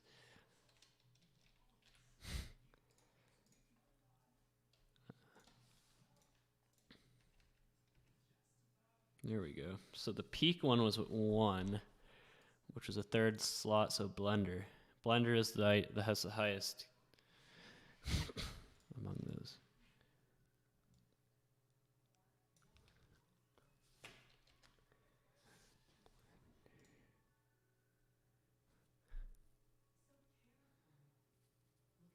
And then you pretty much keep looping until you find the ideal keys in all of them. So the question is, where do I go from here?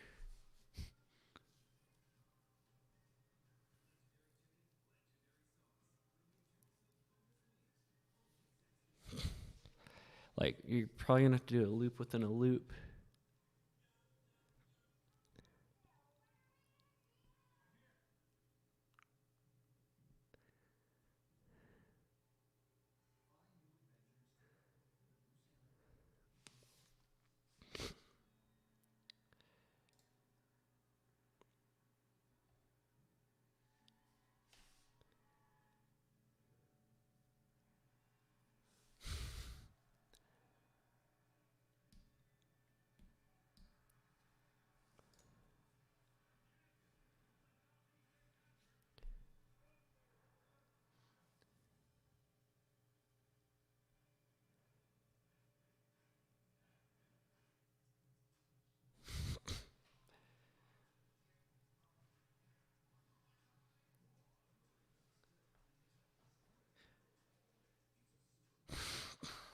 Trying to think about how to do this. So we found that Blender has the best key out of the 6. So we do the process over again, this time with Blender greater than 1, and try to find the next best key.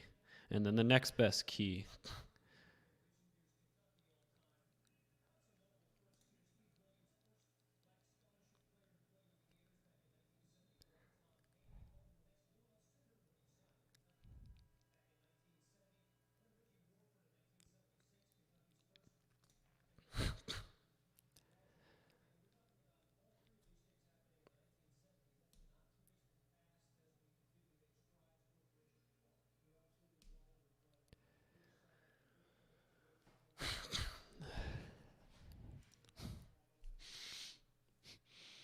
It's kind of hard to do with only one day of data, though.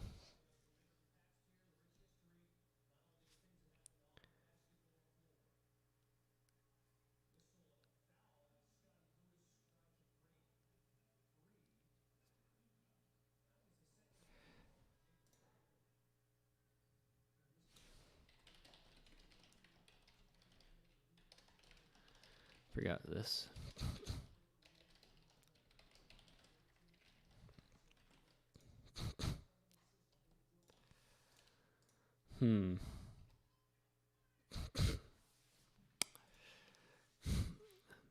There's different ways we can go here.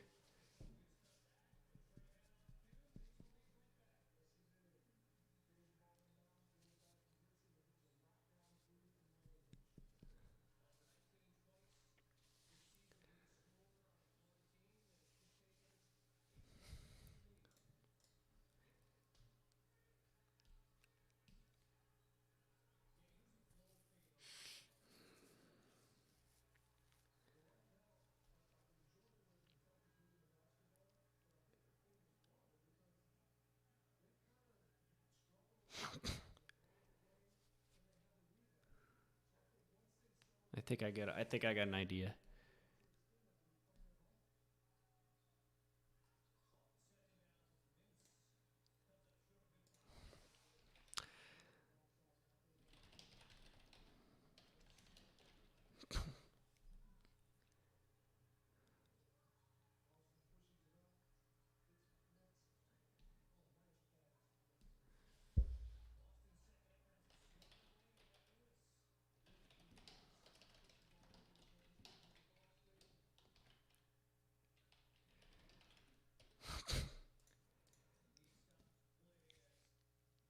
Yeah.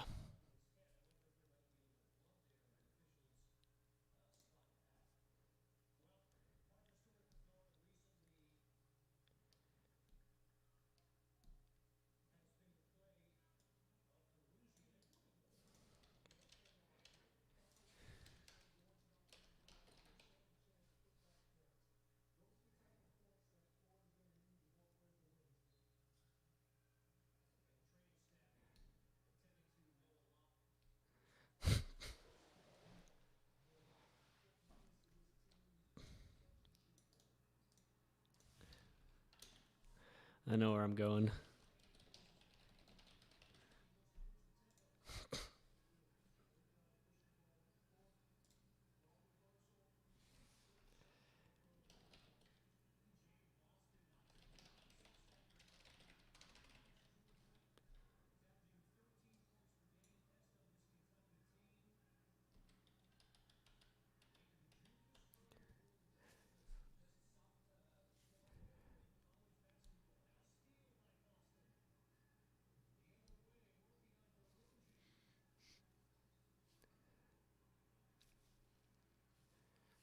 Man, this is like make my head hurt.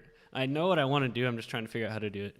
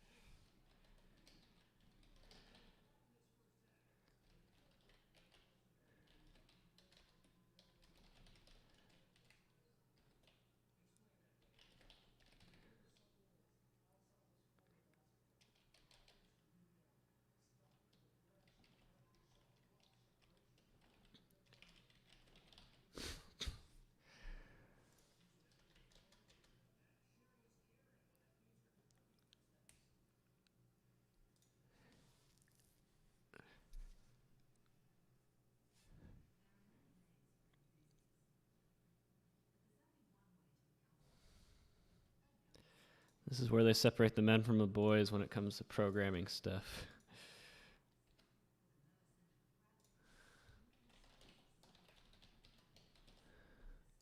It's like trying to figure out complex solutions to issues.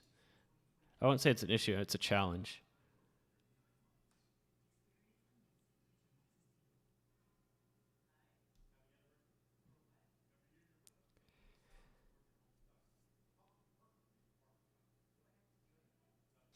That's weird.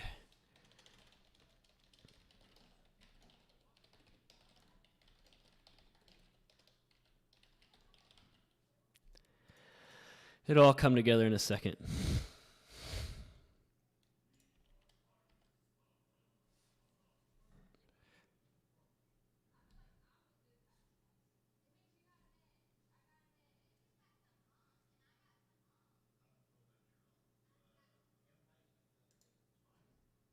Something's not adding up.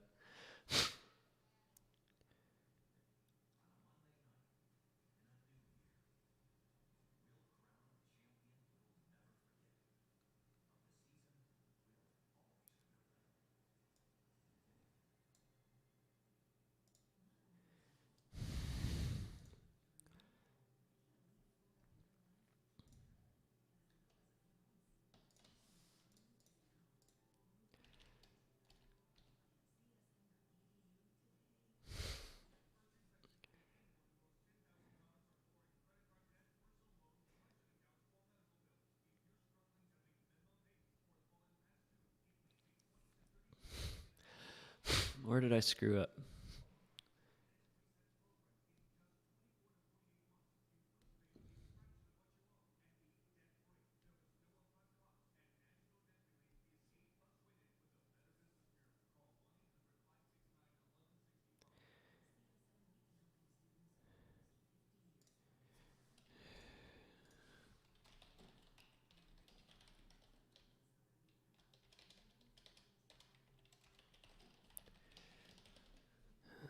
This is where I should add the variable to the global.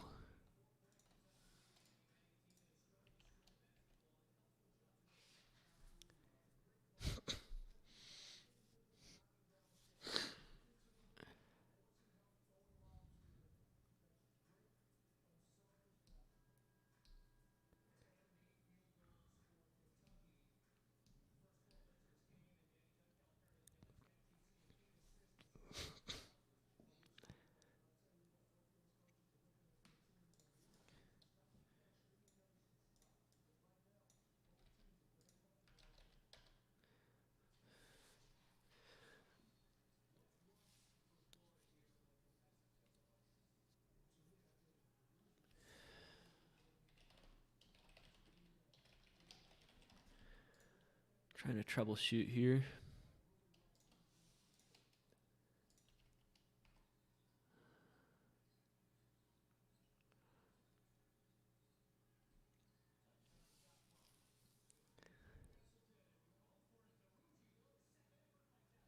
Uh,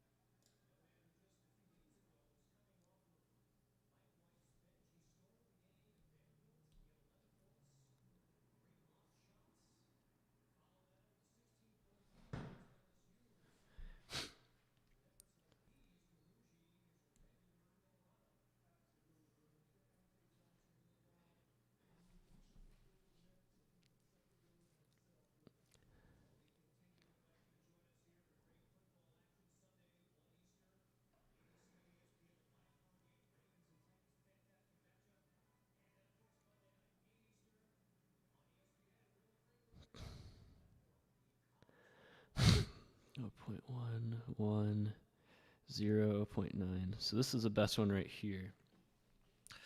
As long as the value is greater than for pretty much the top. Maybe ATS isn't the best one to test this on, but oh well. Like I said, you need more data to really be able to program this the best.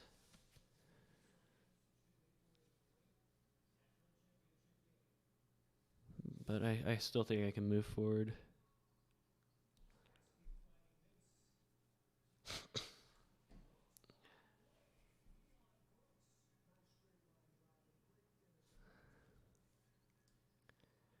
You move this to the one after this loop right here.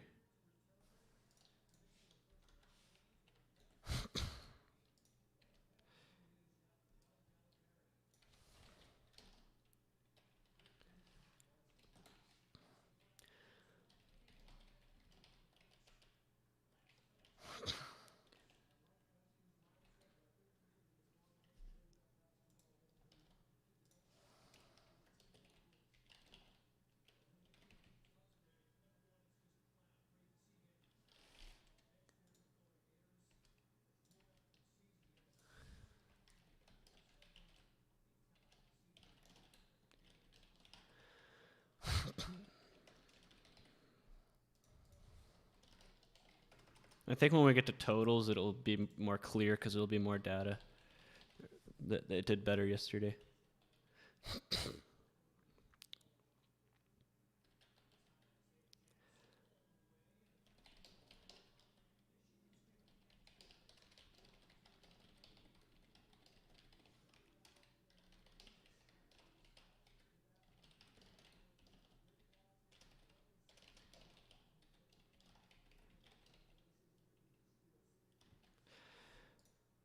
There. And then once that loop is done, you determine which was the top one in there.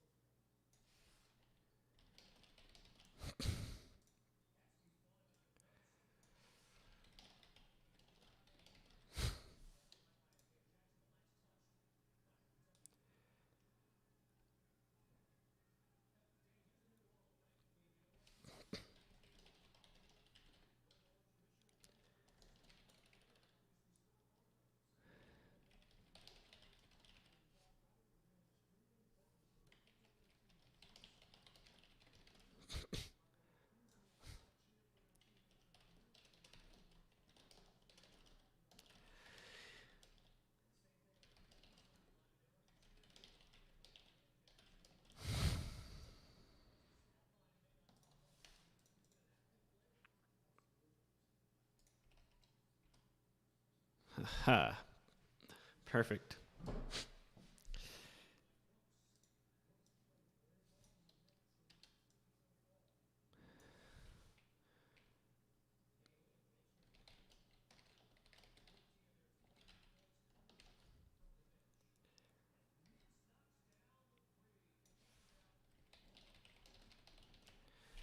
There we go. And then you subtract from combo choice.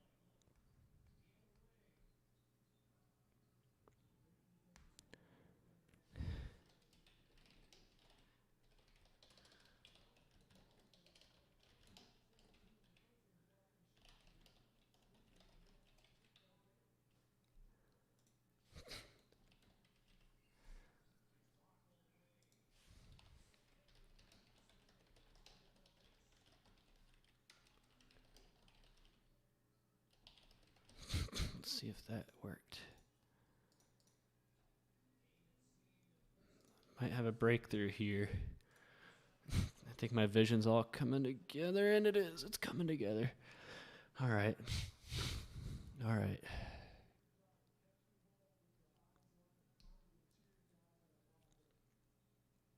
And then we just add a while loop.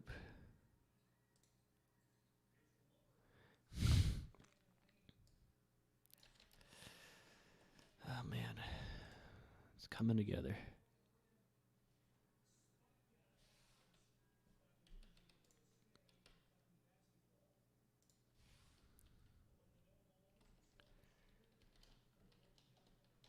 While loop combo countdown is greater than 0. And indent this one out.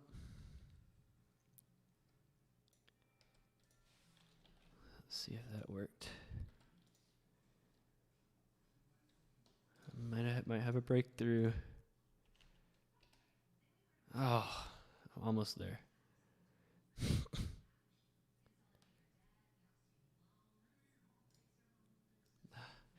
I think I know what the problem is. I think since there's only one, since the blender, which was the top key, was at the very top, there's only one, so it's treating it as a vector. I guarantee you, if I print instead of combo, if I print combo subset, I guarantee you it's going to be a vector instead of a matrix. Yep.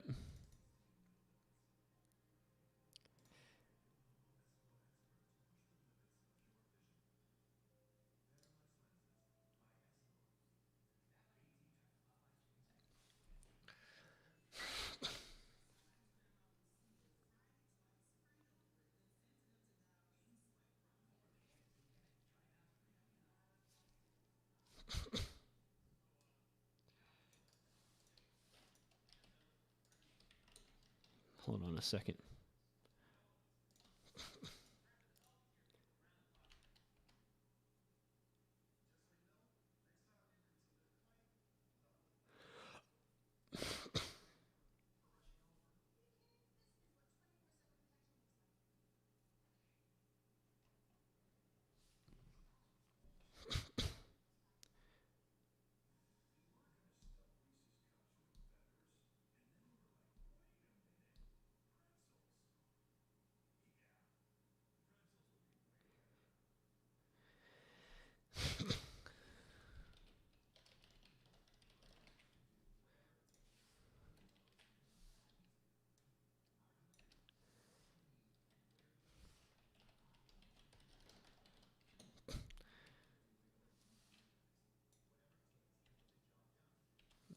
I don't know if this will solve it, but it's the next step.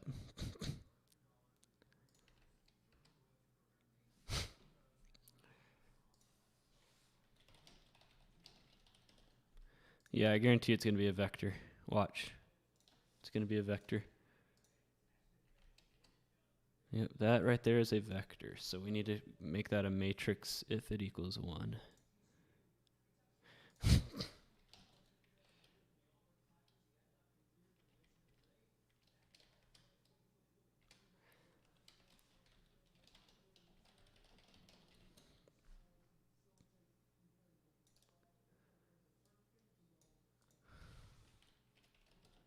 So if the length of this one equals 1,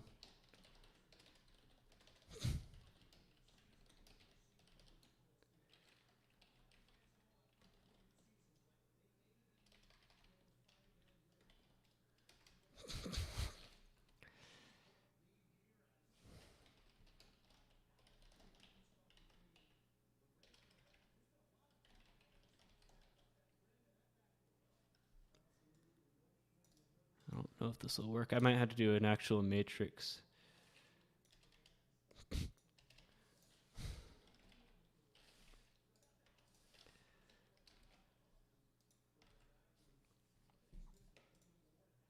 I might have to do an actual matrix. It'll be made clear a little bit more in a bit.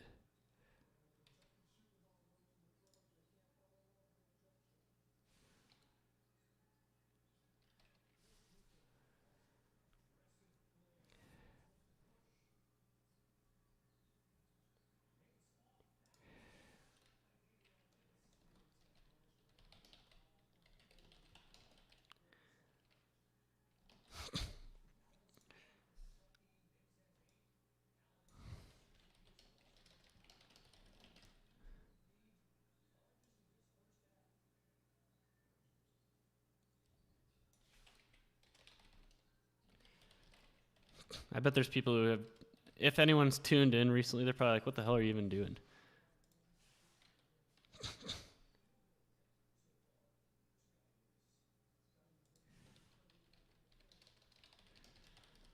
I'm making keys. I'm making like a master key generator for my various prediction methods.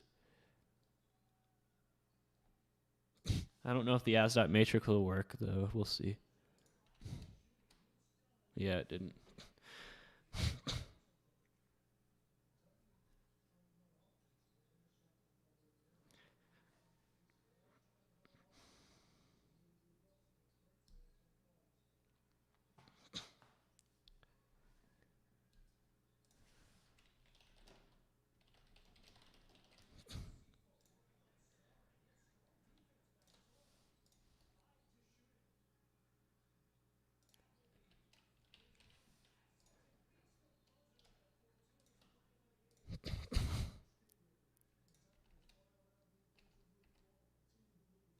Yeah, so we need to use an actual matrix so it's flat instead of long.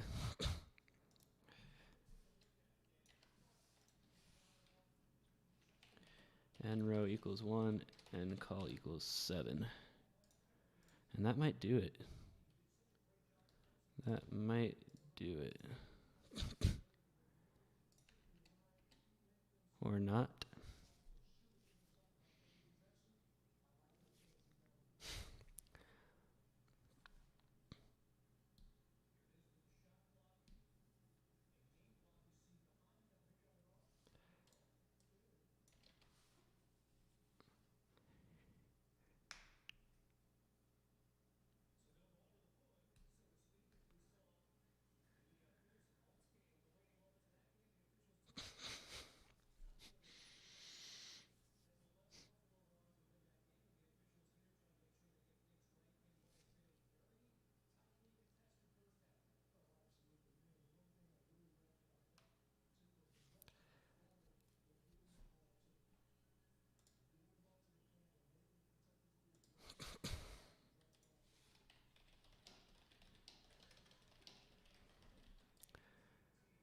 I thought we were so close to a breakthrough.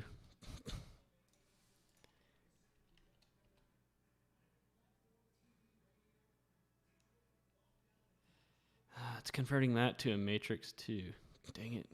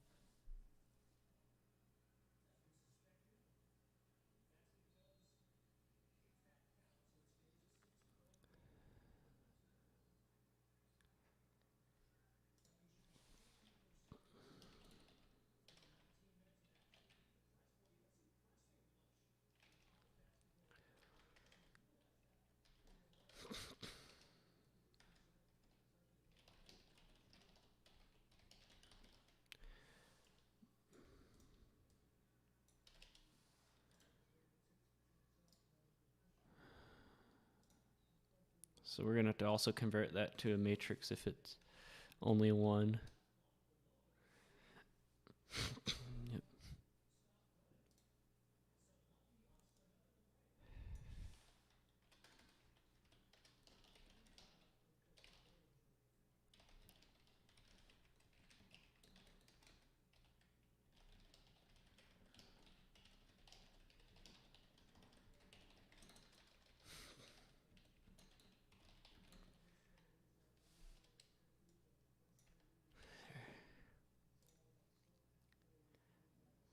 Do we have our breakthrough now?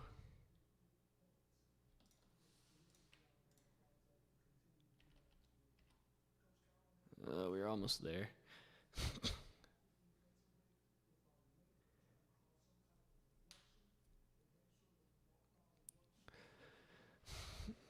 Made a little bit of progress.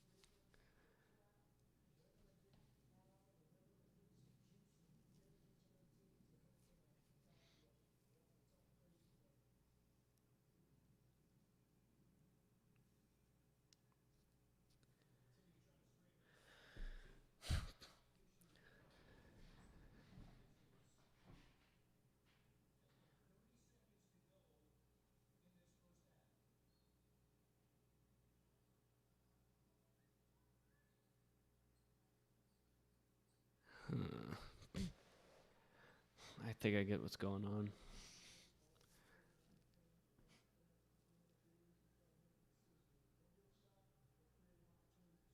Yeah, I know. I think I got it.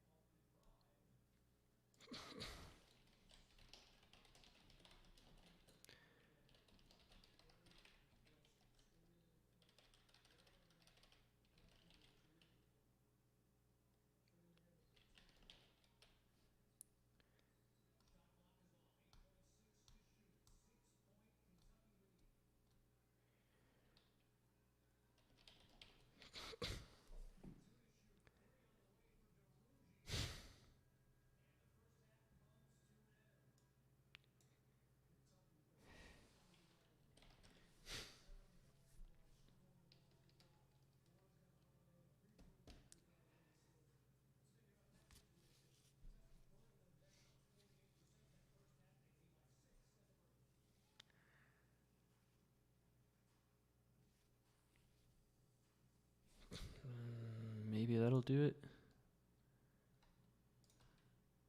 We'll see.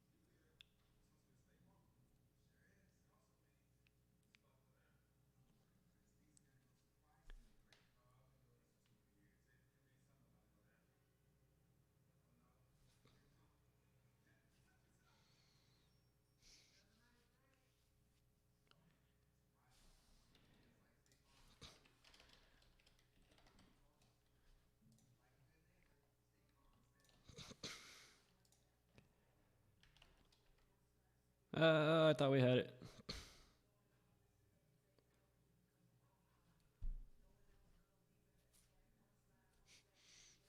I thought that was it.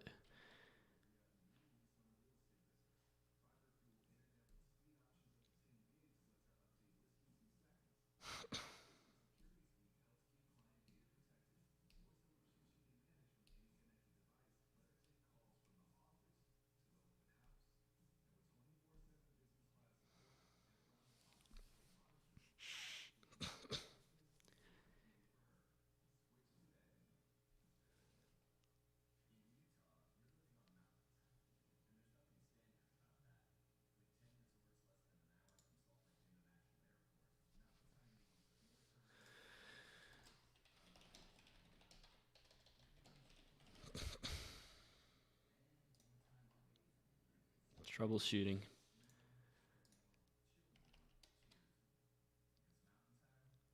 It's because there's nothing in the matrix.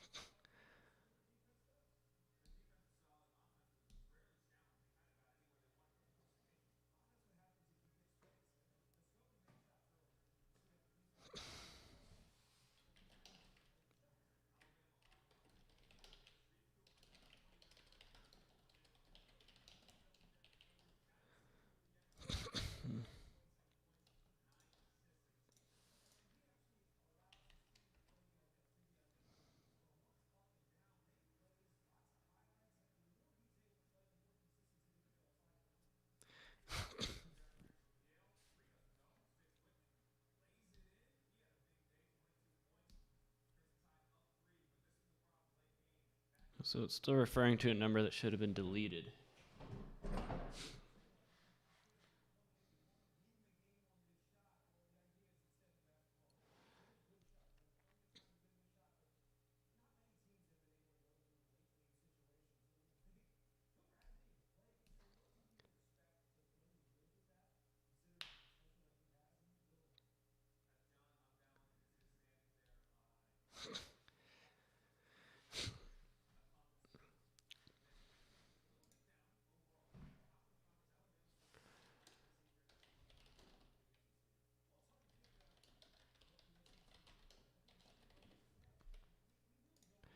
The 9 should not be in there anymore.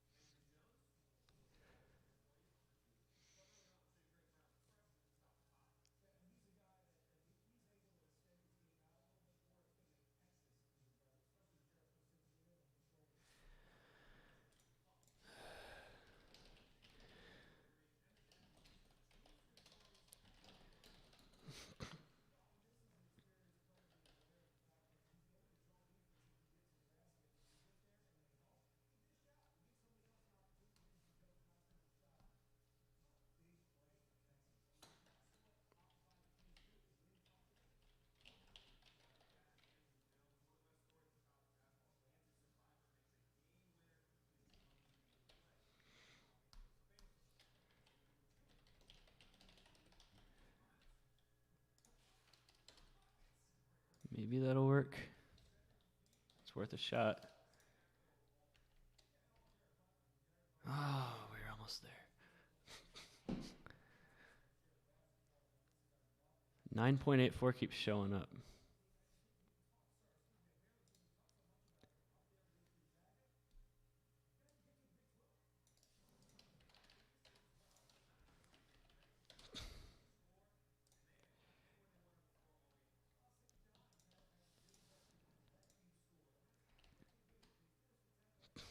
Okay, there's an NA right there for some reason.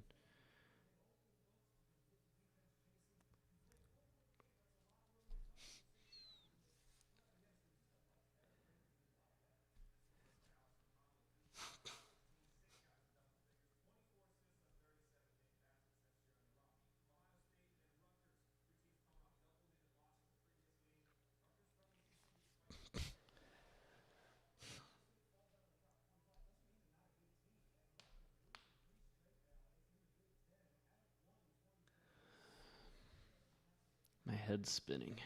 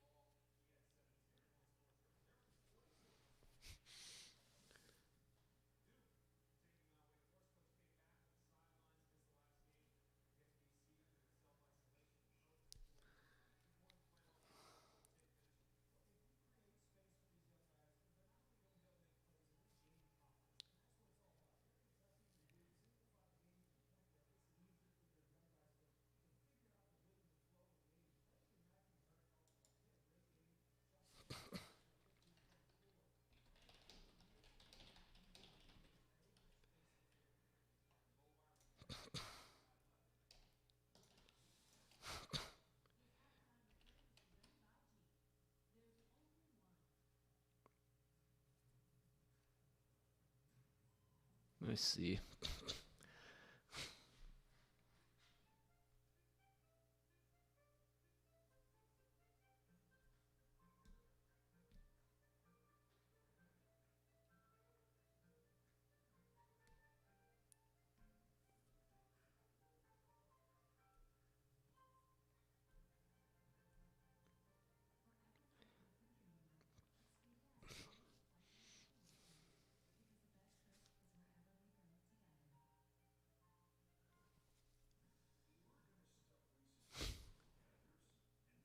This should be X.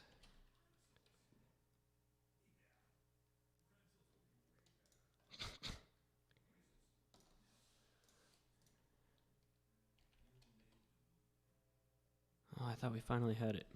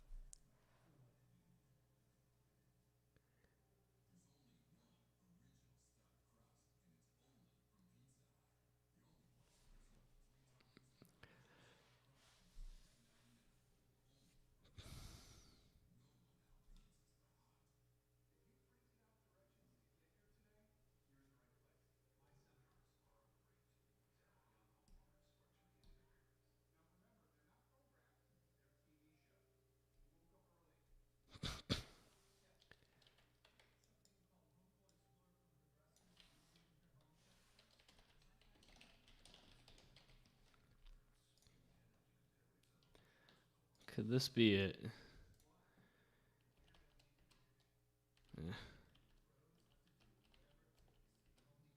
Hey. I think we finally got it. All right.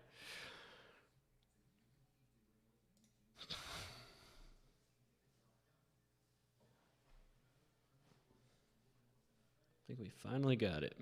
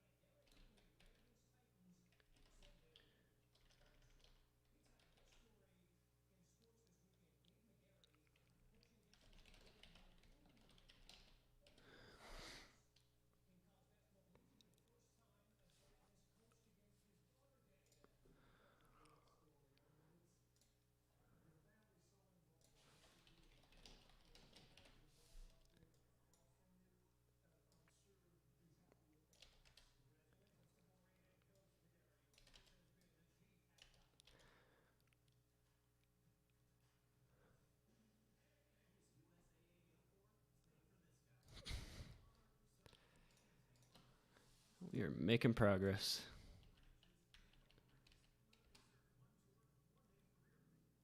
All right. Awesome.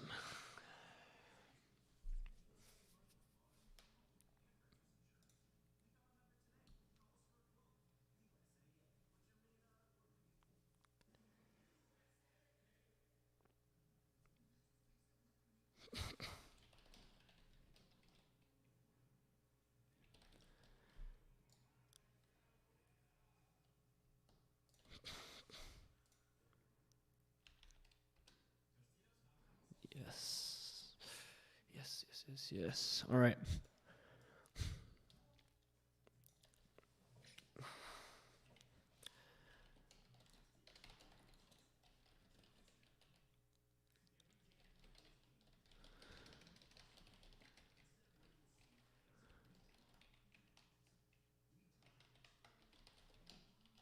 Just going to track wins and losses and units.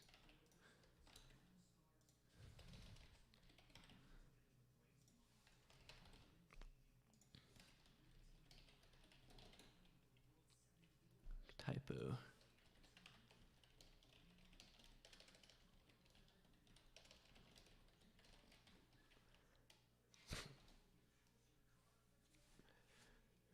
And then create like a data frame.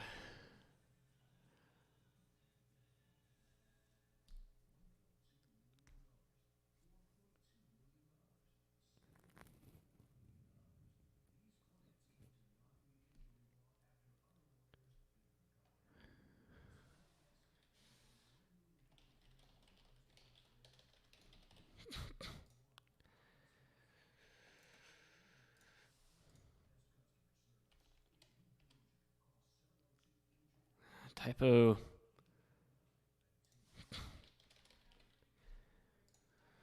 Hold on, I'm creating a data frame.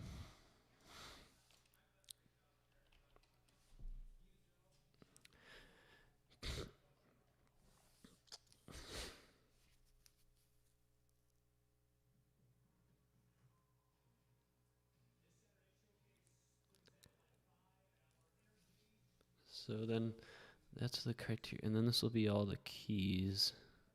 So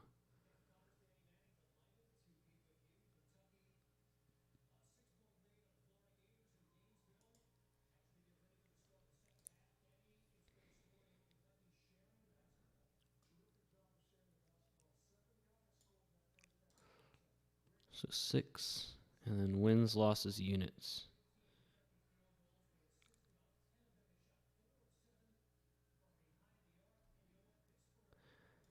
So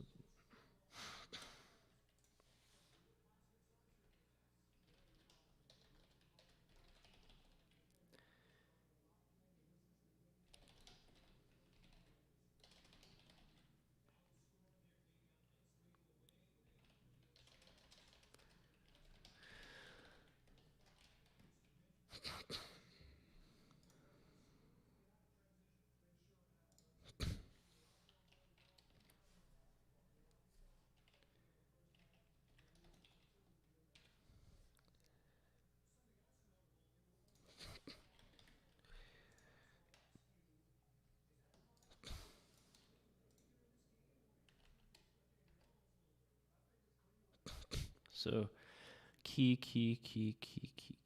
win, loss, units.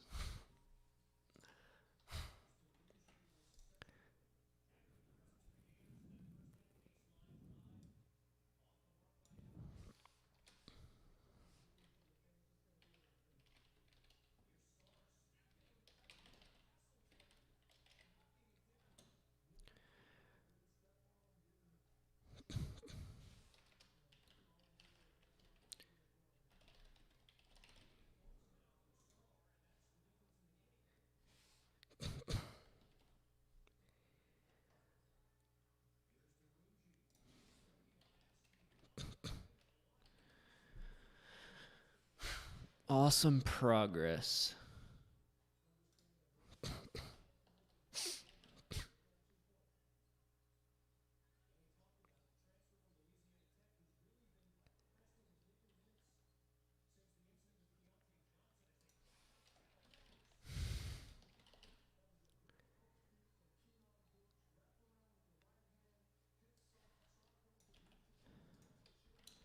That was not as painful as I was expecting it to be. We just had to figure it out at the end, but once we did, it was not so bad. Let's see.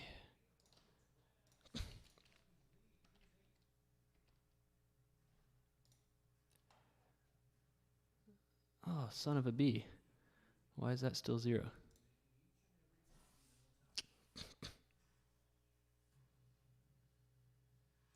Ah, I had the wrong one open. Should be 101. Yes, there we go. All right. Now.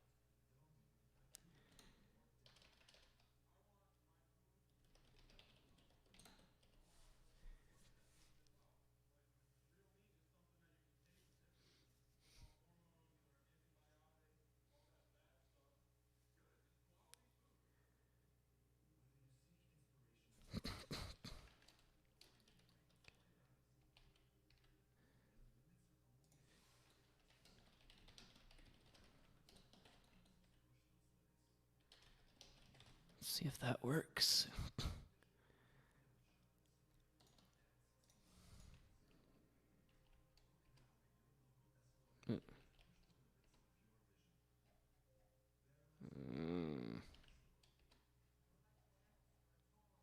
No, it did not.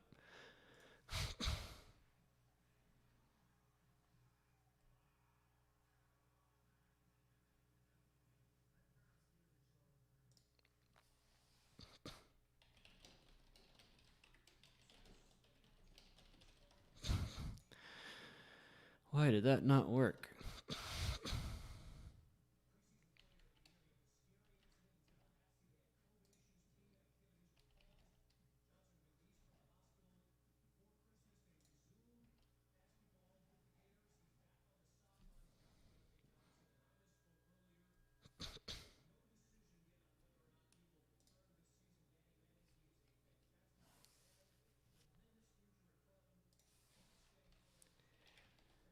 Oh, because I didn't.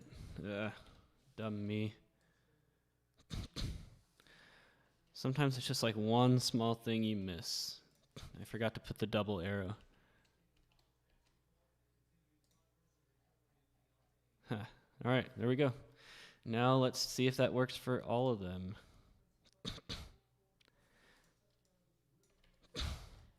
I mean, we started with 6, so it should work for the rest of them. That's why you start with 6 right there. A equals 1.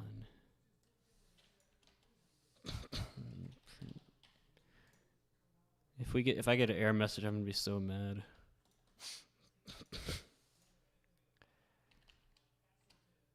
Ah, no. 11 screwed us. It worked good until 11, which was IndyCom.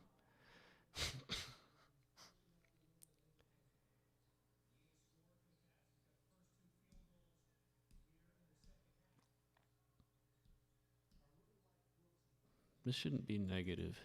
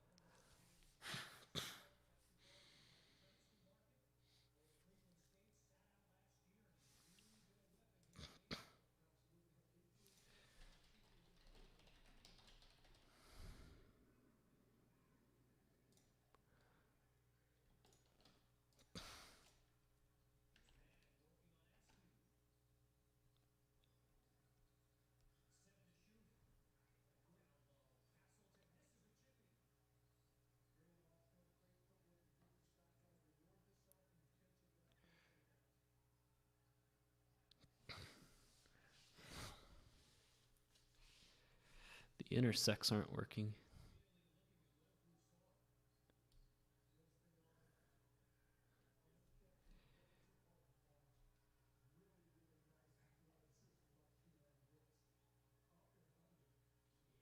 Yeah, they're working.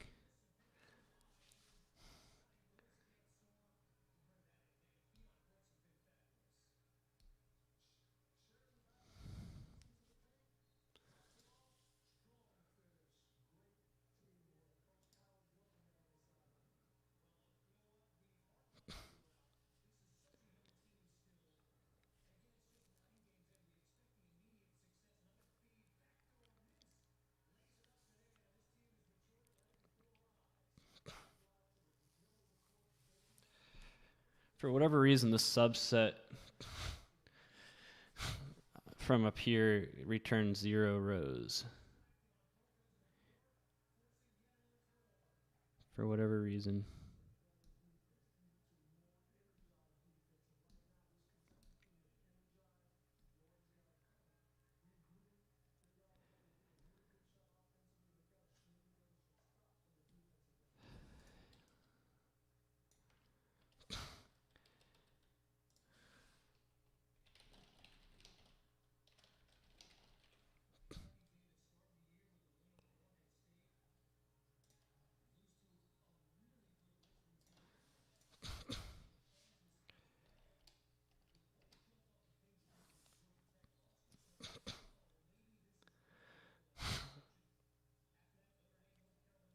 That didn't make any sense.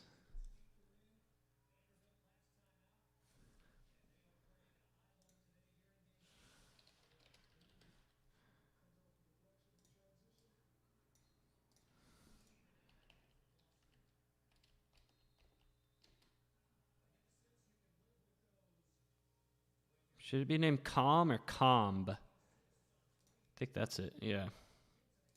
Gosh dang it, a simple typo in here is what caused the error.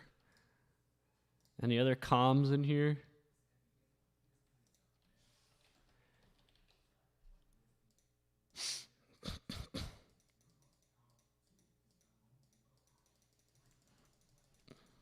I don't see any. Jeez, dumb typos, man. Sometimes typos will cause you to like look at a problem for minutes, if not hours, and then you realize it's just a simple typo.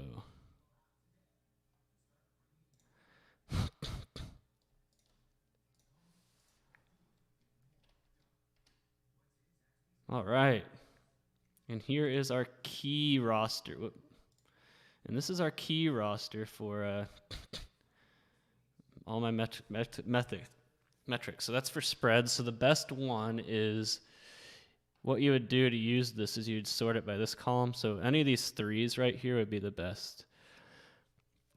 If you want a little bit more volume, you'd use this one. What I do in my football model is I calculate a new column called the index, because you don't want to be too granular because you won't have a lot of opportunities, but you also don't want to, you want to give yourself the best shot. So let me open my college football model again so I can show you what I'm talking about.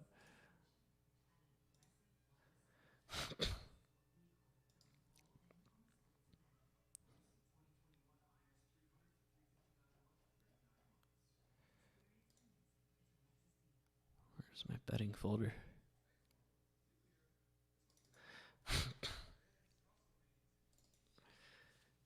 You want like the best combination of, I'll show you what I mean.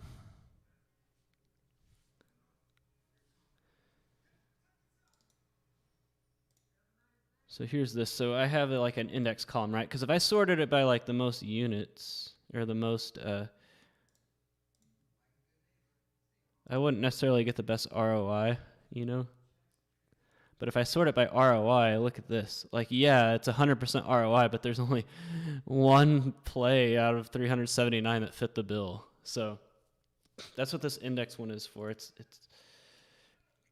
I multiply the cum times the total to get an index.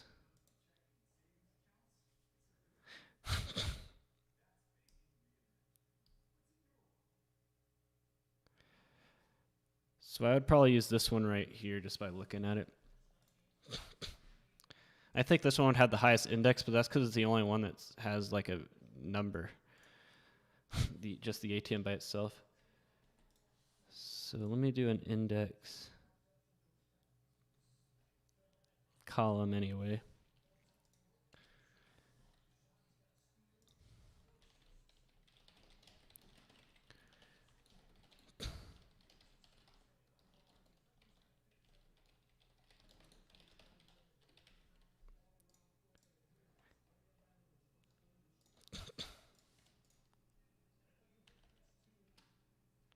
And this is what I mean. So the highest index is probably going to be ATM, yeah, by far. But I would probably use, it's your discretion. I always was discretionary because, see, the yellow is the one I'd color in, but look at this one. I colored in the third money line, even though this one was higher and this one was higher on the index, just because I use my own discretion. Let me close that. So yeah, if I was making plays today, it would have to meet these criteria. Team greater than 4 minus. Why is that? Why is there a negative in there?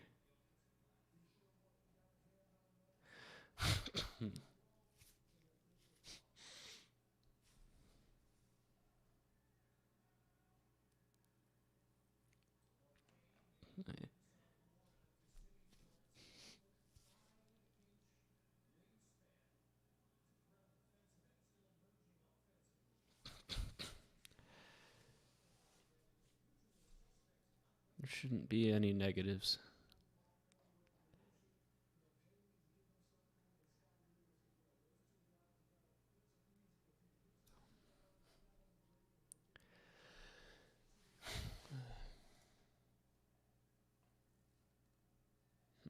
So we're not out of the woods yet.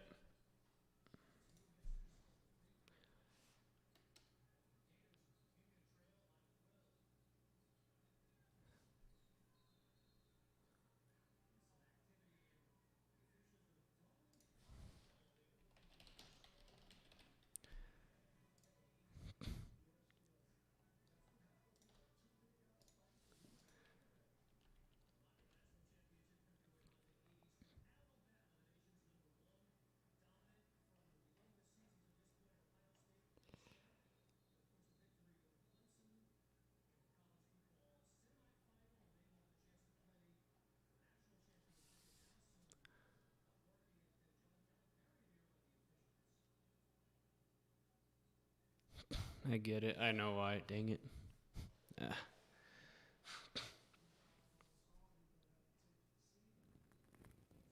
Just now trying to figure out which variable to change.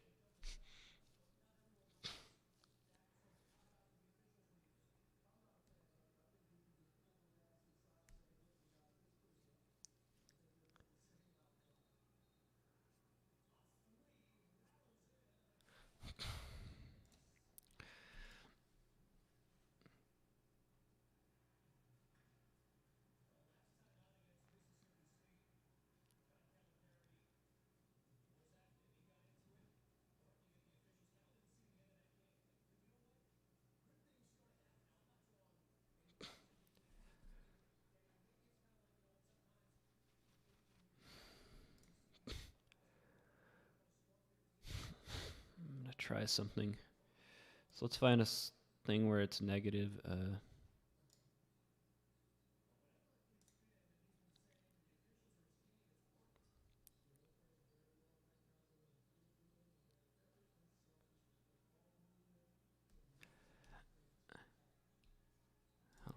4.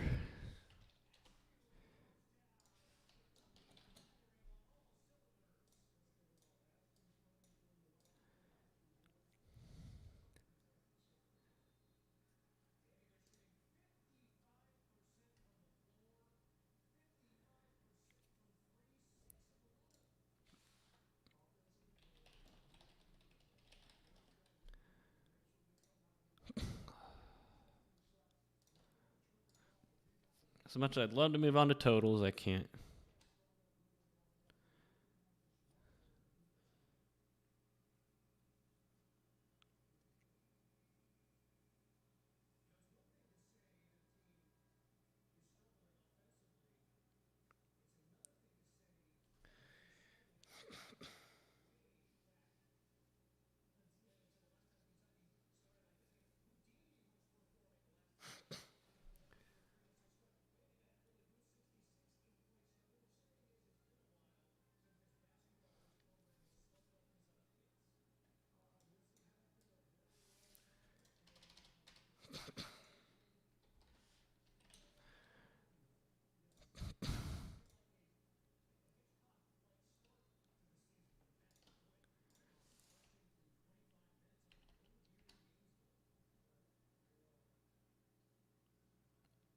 All right, this should be sorted.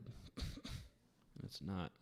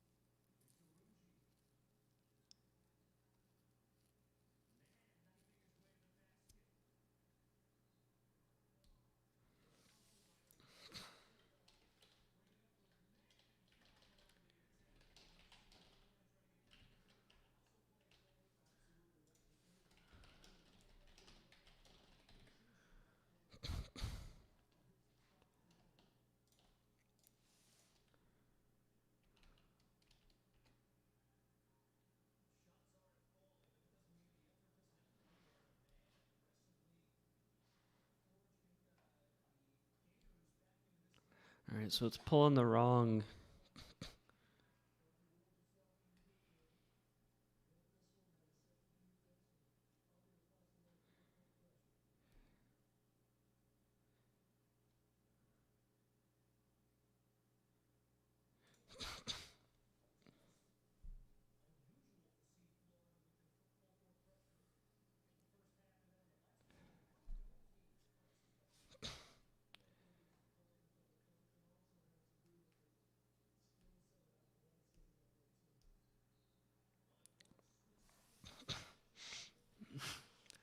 It's pulling from the wrong column.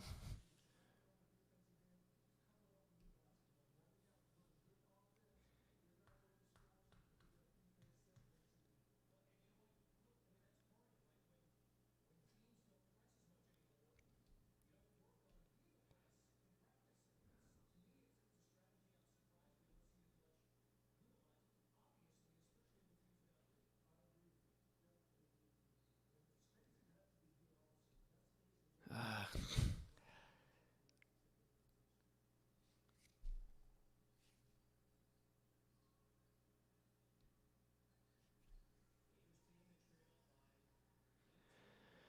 I get it. I get it. I get it. I get it. I get it. I get it.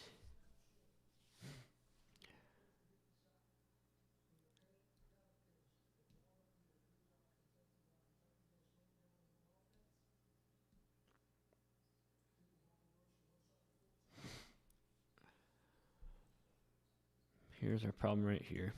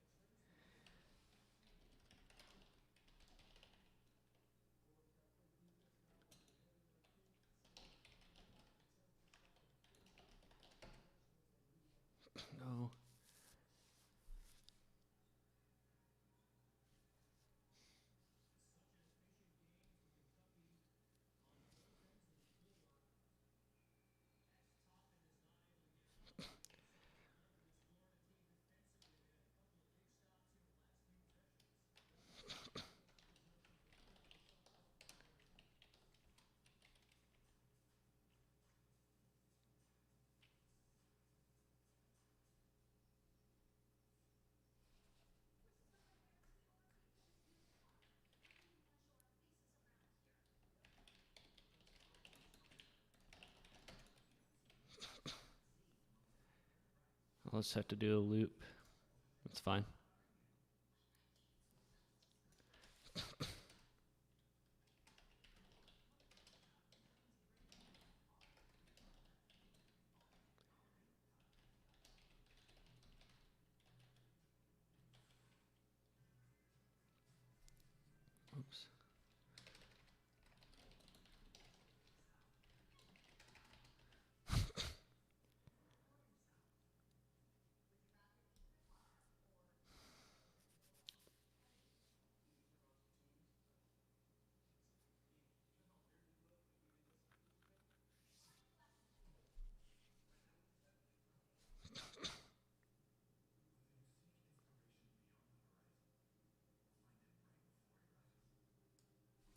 I'll just do it in this loop up here.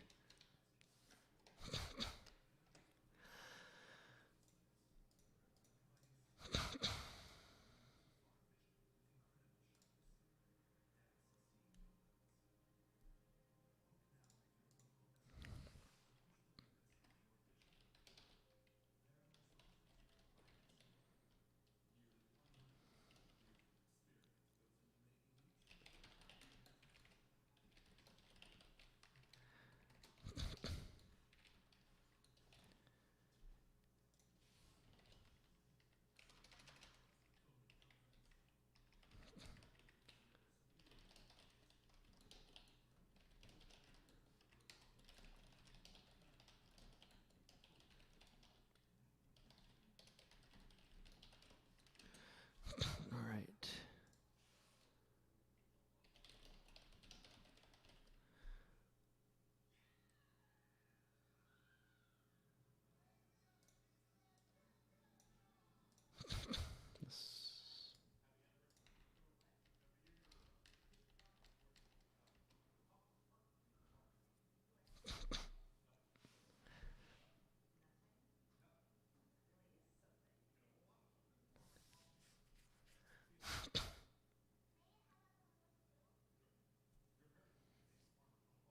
Why did it not stop?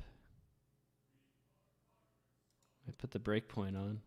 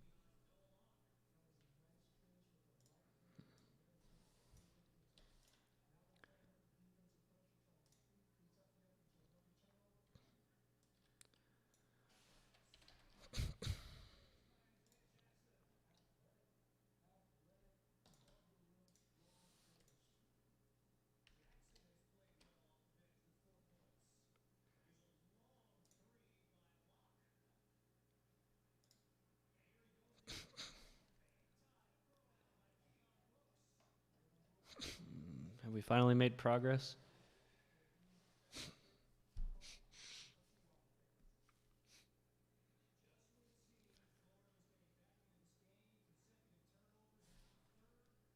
One way to find out.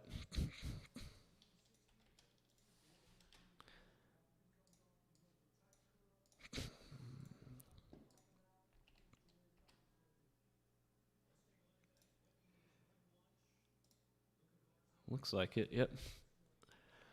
All right. Yeah, that's what I'm talking about right there. Okay, so this is going to be more accurate now. Lots to choose from. You have a lot to choose from. I mean, when it's all tied like that, you want to use more criteria.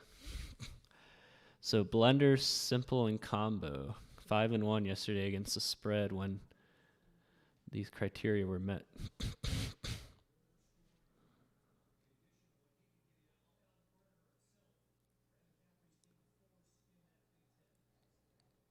Awesome. Now we can move on to totals.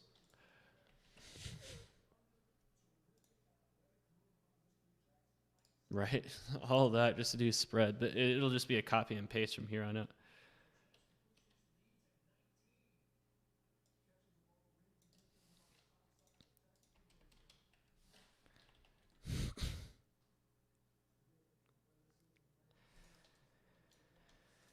Should just be a simple copy and paste. I can get rid of all the prints first.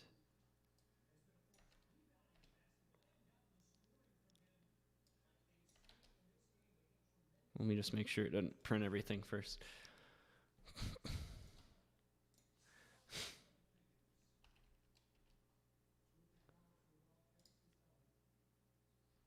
Looks good.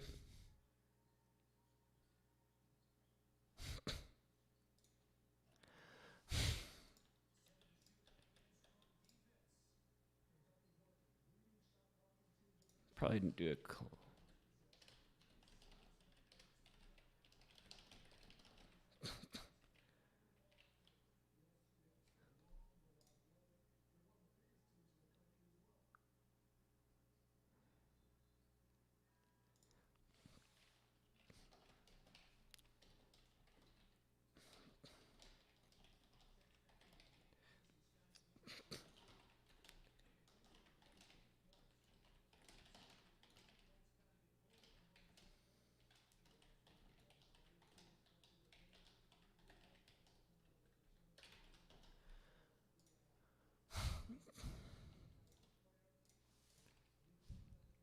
Man, Kentucky's destroying Florida. I thought Kentucky was bad this year.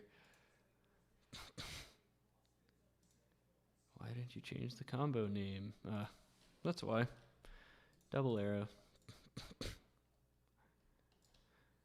I think, it might not seem impressive, but this is pretty impressive, I think, being able to solve this. It takes a lot of brain power to do that. All right, now I can do one for totals.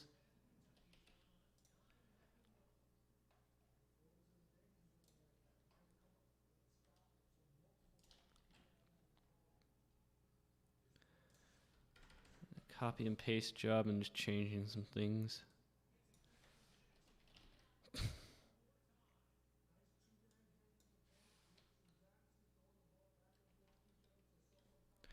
What do we have the master one called as? Master taught. It should be master taught. Yep.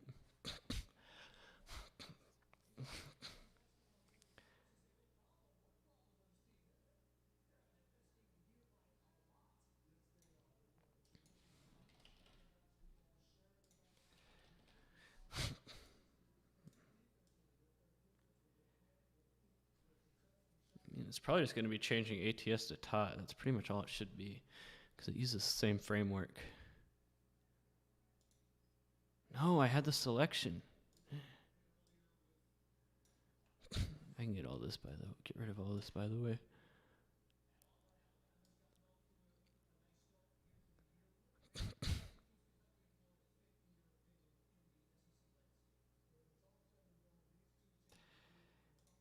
There we go.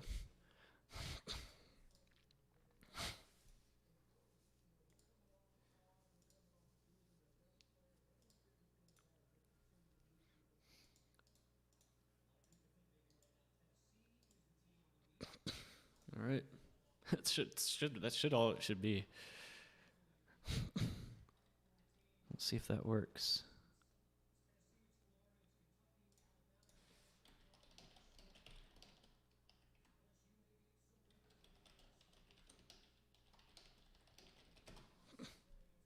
Oh, give me a break. That's not true.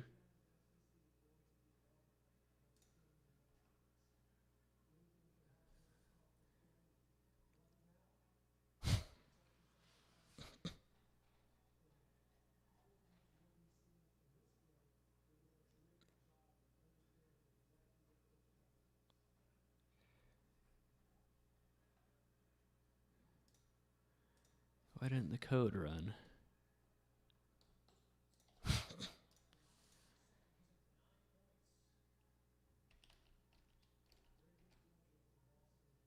There we go. That should have done it. I just forgot to load it.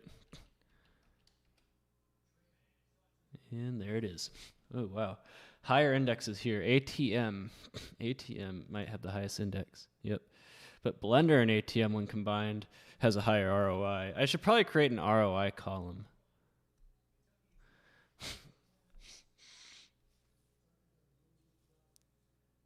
Yeah, I'm going to do that. Just...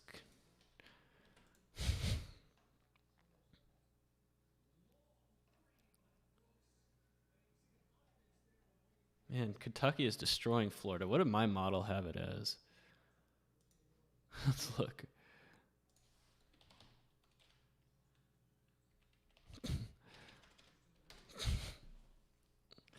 Florida and Kentucky.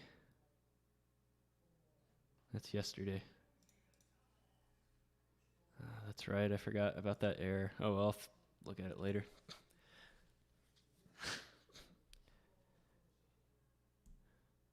What was I doing? Adding an ROI column?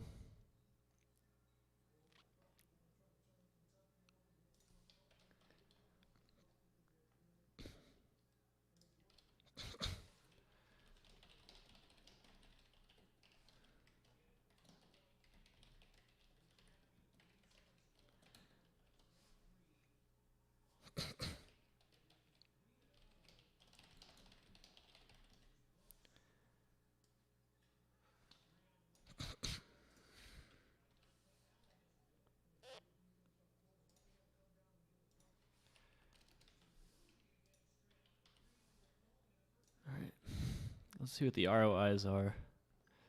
See, this is how you bet right here. You gotta get really granular like this when you make keys.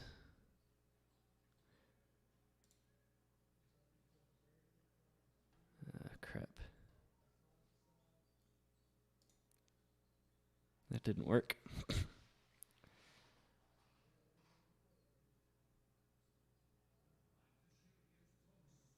wonder why. Because of this right here.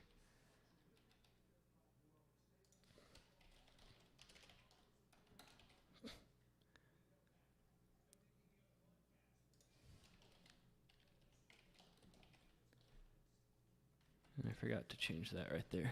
All right. Now let's see what our ROIs are. Like that's kind of the issue. That can be like a tiebreaker. Because when you're looking at this,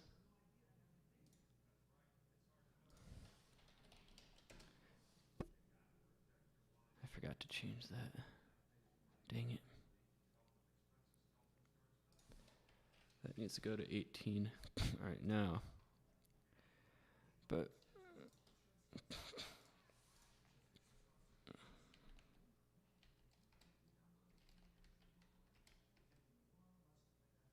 okay. So now we have an ROI column.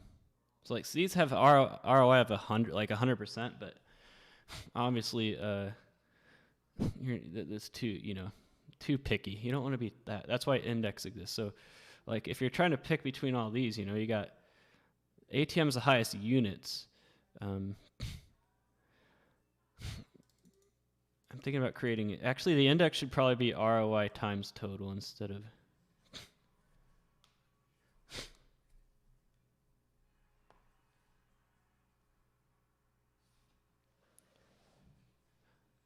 units times ROI. Yeah. Because obviously you'd pick, this one might be 0.5 units higher, but this one has a much higher ROI. So you want to do ROI times units.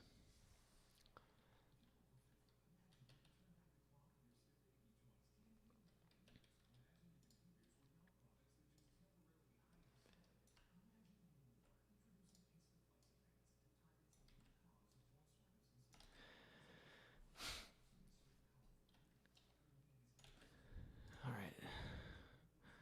Now let's see what that new index looks like.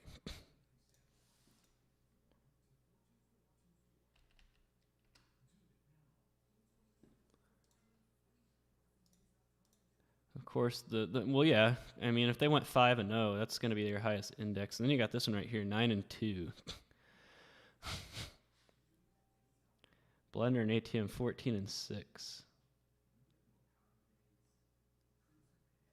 So yeah, there's two different ways you can go about it. But yeah, total is clearly better than ATS. What do these look like over here? I mean, yeah, I would probably go with. I'd probably go with the 5-1s if you ask me. Awesome. So yeah, I just need to do money lines now.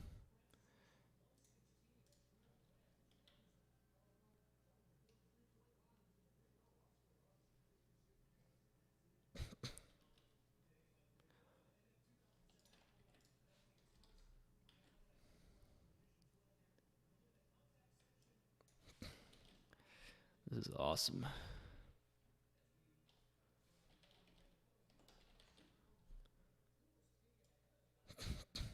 Like, I don't think, this is a challenge, and I had to figure out how to do it, and I figured it out.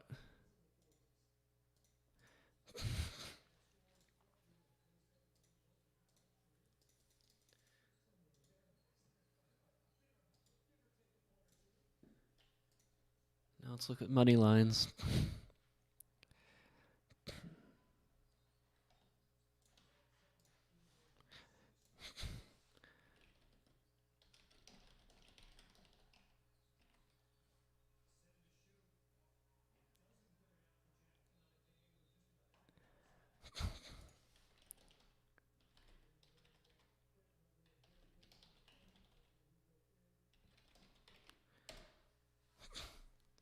All right, what are our high indexes? Well, let's look at units first. So this one went 6-0. Blender and Combo, when combined, went 6-0. So did Team Blender and Combo and Blender Simple Combo. I would probably use Team Blender Combo because it uses the most varied. But here's the deal. How come Team Blender Simple Combo isn't there? Team Blender Simple Combo.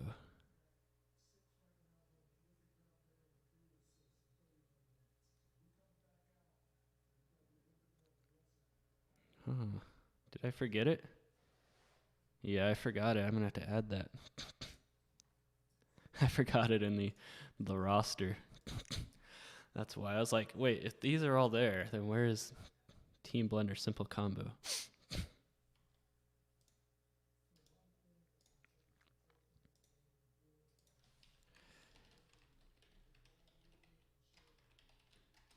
There.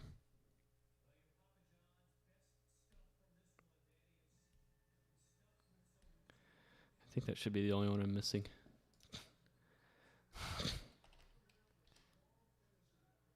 All right. Now let's see if Team Blender Simple Combo showed up. Team Blender Simple Combo 6-0. Yeah. That would obviously be the one you would use. If they're all tied, use the one with the most metrics. Team Blender Simple Combo. Now I have to figure out a way to tie this all in to where it automatically selects today's picks. So what I would do is I would create a vector.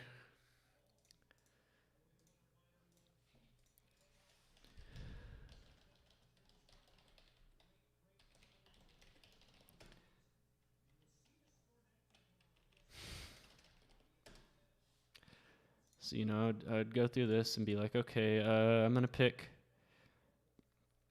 one of these 5-1s for ATS plays. It'll probably be Team Blender Simple Combo, so number 49. So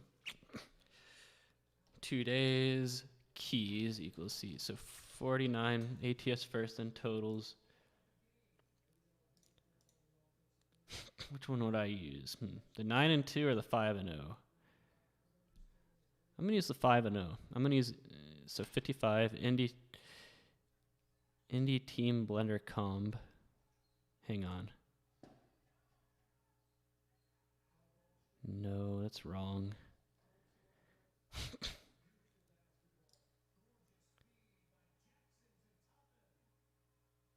That's totals. So ATS, I'm going to use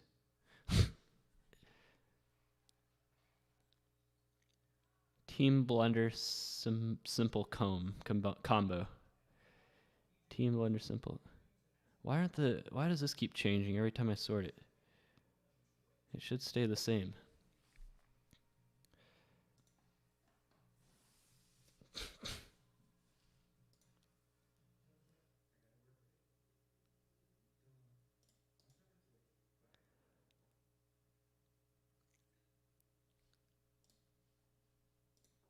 There.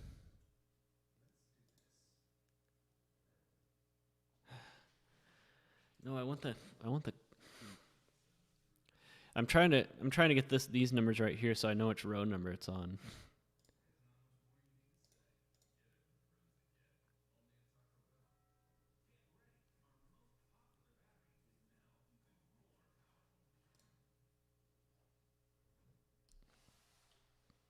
I'm going to reopen the frame and see if that helps.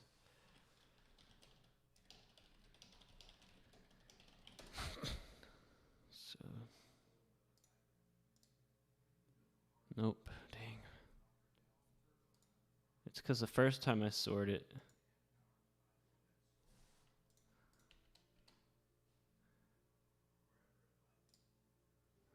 wrong arrow.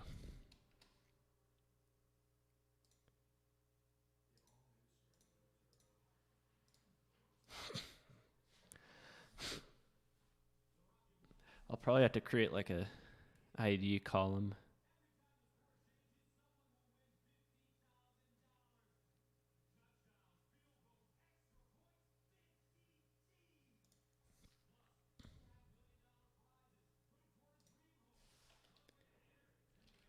Oh well.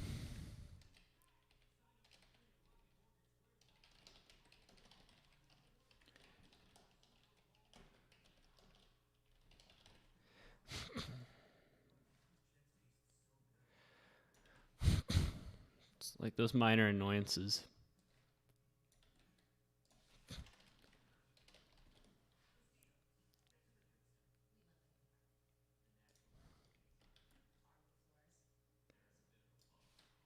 I just want an ID, like so I know which row it's on. So when my key stripper is what I'm gonna call it, the key stripper, it knows where to find the keys at.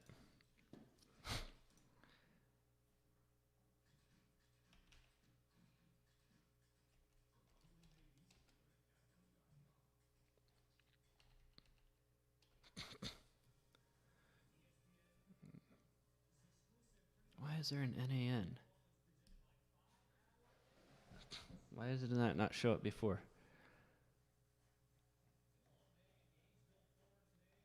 There's two NANs. Pushes, I guess.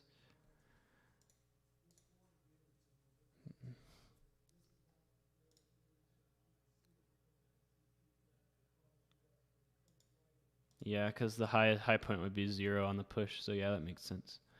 All right. All right. When sorted by index, I'm gonna use. Did I say I was gonna use Team Sim Comb? No, I was gonna use Team Blender Sim Comb. So number 50, slot number 50. So today's keys 50.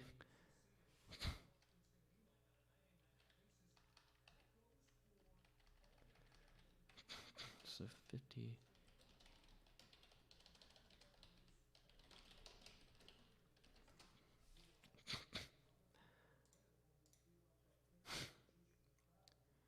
Let's do 44. So 50, 44, and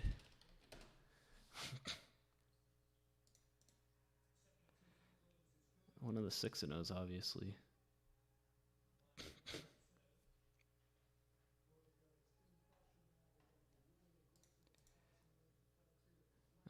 47, or no, 50. So Team Blender Sim Comb was best on totals and money lines. So it was 50.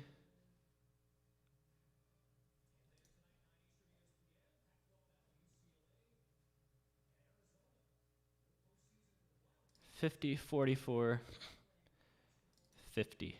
Yeah, 50, 44, 50. Today's keys, 50, 44, 50. Whoops.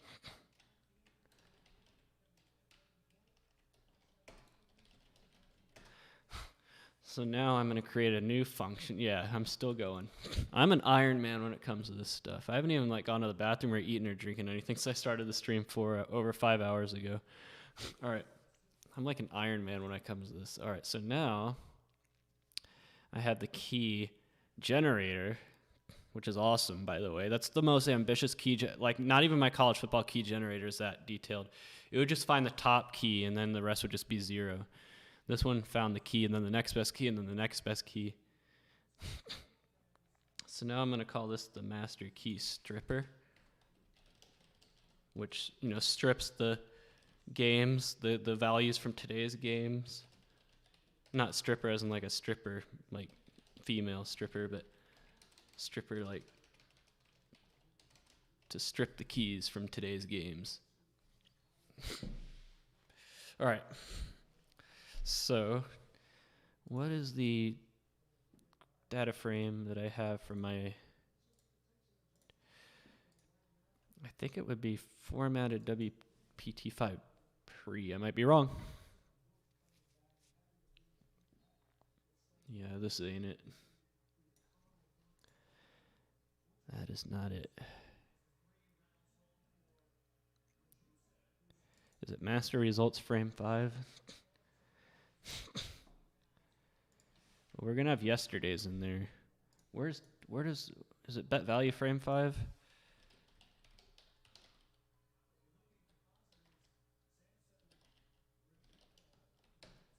Yeah, that's it.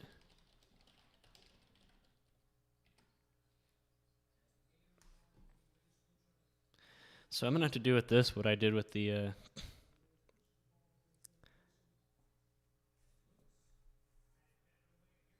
yeah, I'm gonna have to do with this what I did with the because we're gonna have to do this right here.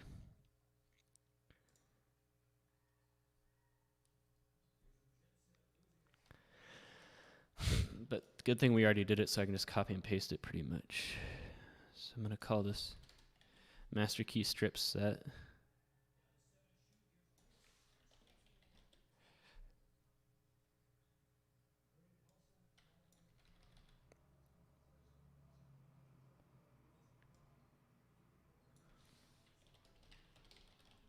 I don't even think I'll have to do much.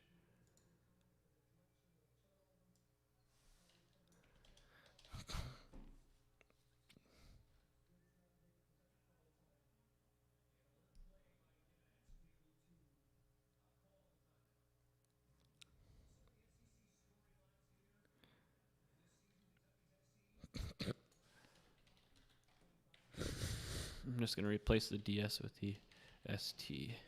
How does that sound?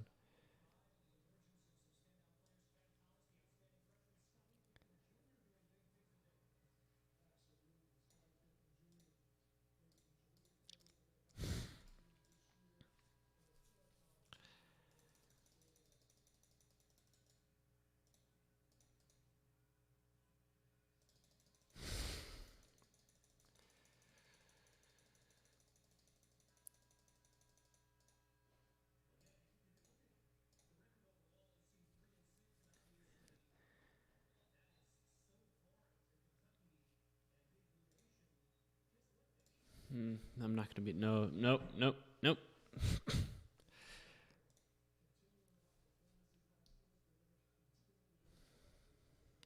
Not going to be able to do a straight copy and paste. I was wrong. Gonna have to start from the top.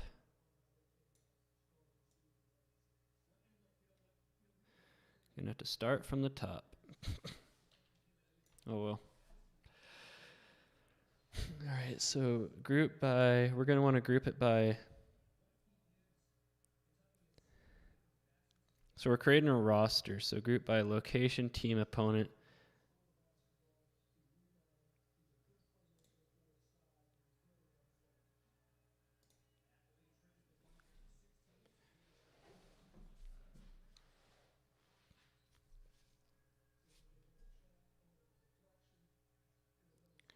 Location, team, and opponent.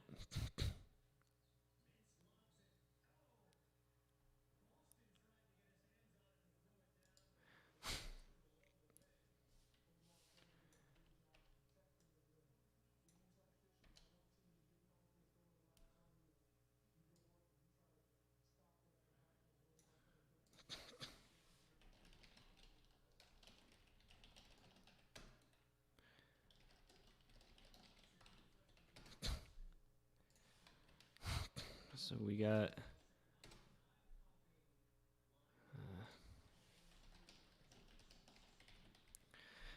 and from there we join the data. So here's today's games.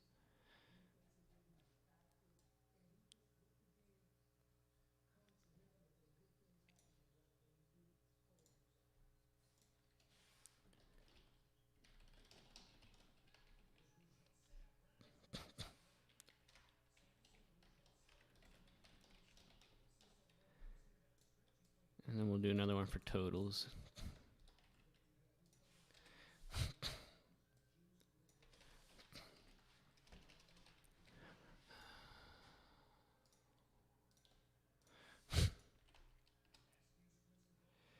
So here's our roster.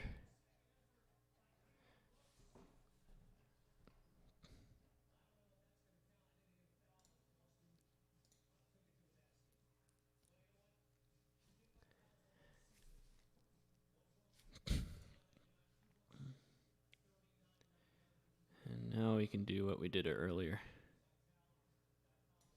The mass joins.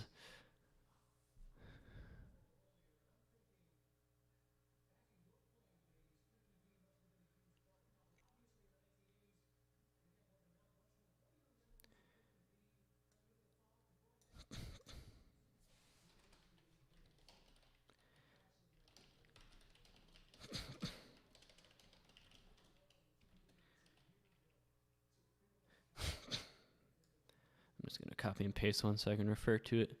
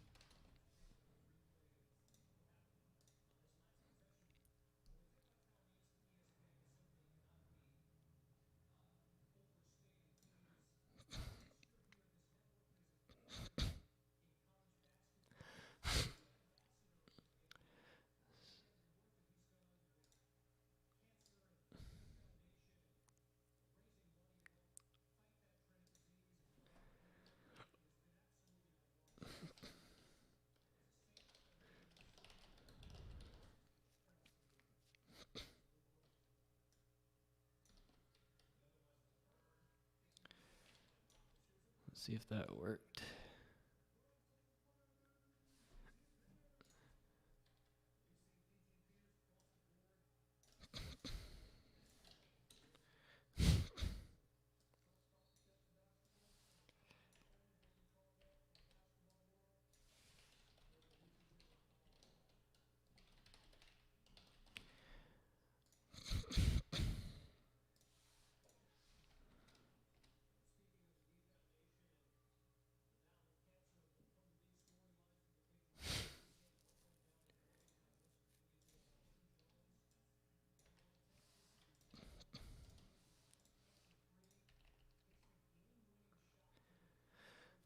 Bingo.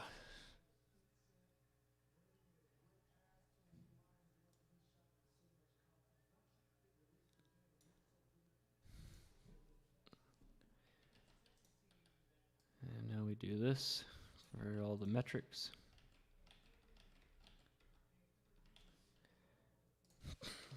Team.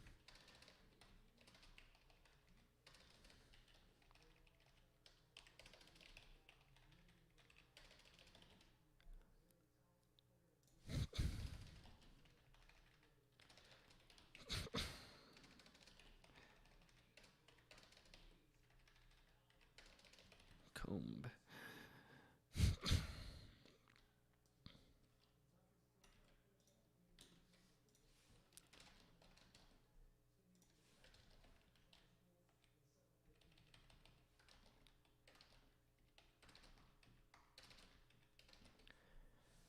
favorite a day.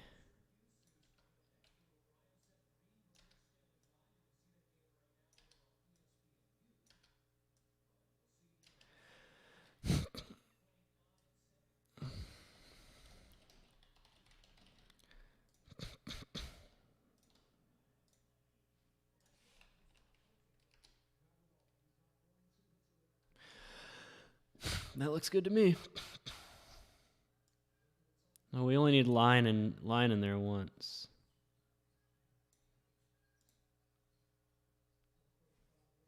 So I don't need line in the future ones.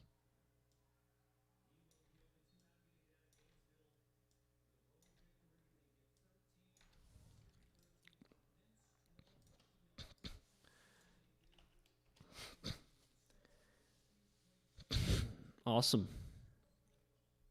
That's exactly what I'm looking for. So now I just need to change the column names.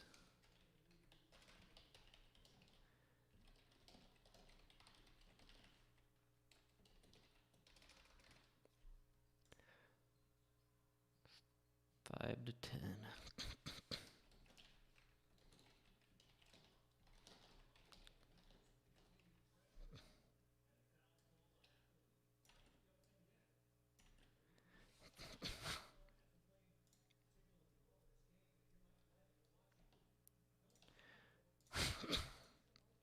See, that wasn't so painful because we had already done it. Whoops.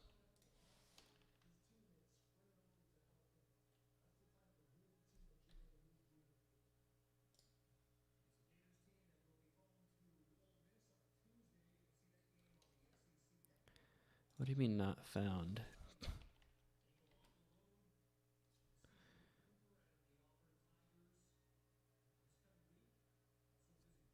What am I missing?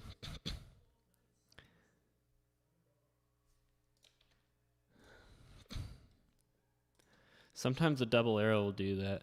Watch. Yep, told you. It was the double arrow. I remember when that problem first was a problem with me when I was doing my baseball model last year. It took me forever to figure that out. All right. So, yeah. Awesome.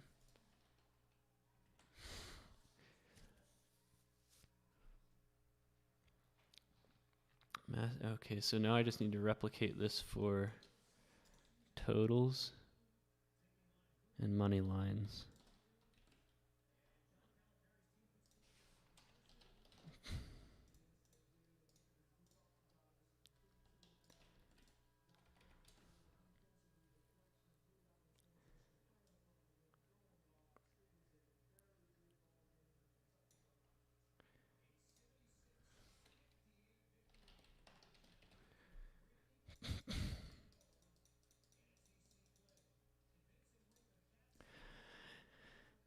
I think he just changes the tying up because I use a little bit different.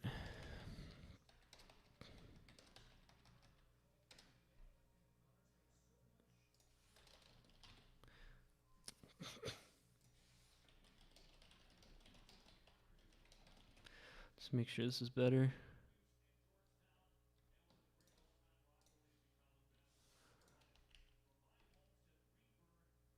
What? No, I forgot to change this right here. Or it has to be, yeah, remember we did a two-tiered approach?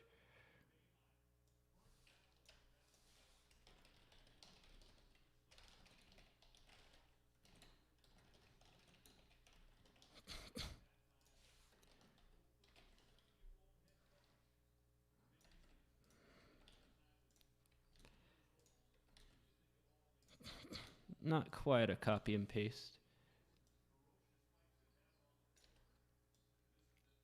Trust me, there will be a payoff to all this. If you have actually watched for the entire 5.5 hours, there's going to be a payoff.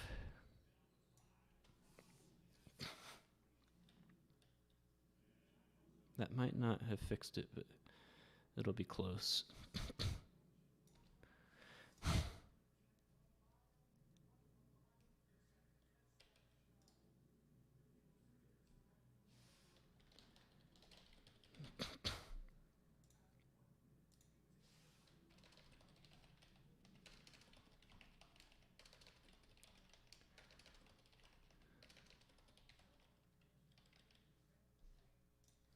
See if that did anything. I'm probably forgetting something. Where? Where did I forget?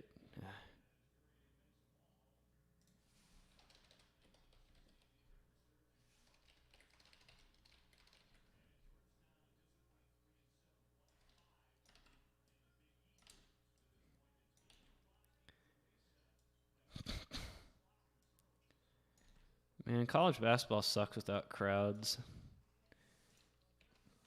They're playing Syracuse, Georgetown right now. That would be a lot better with a Carrier Dome that was full.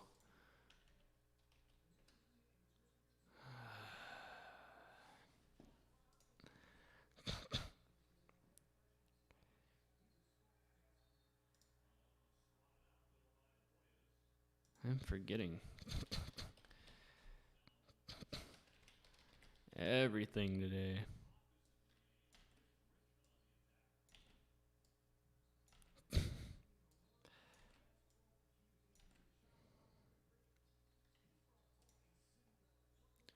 All right. I hope I don't get another error.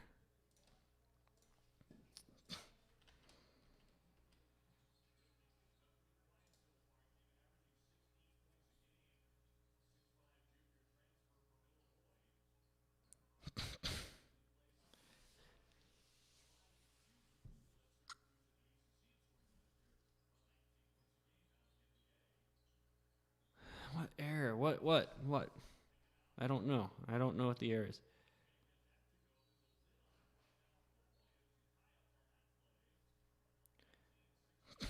Here's why.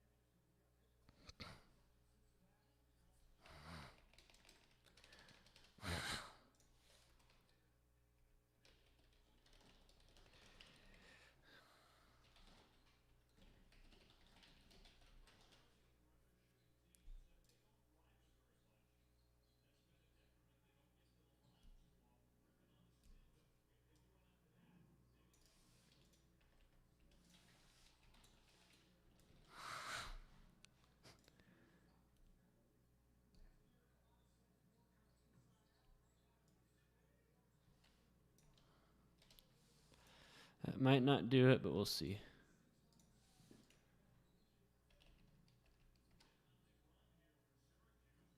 Okay, maybe that did do it.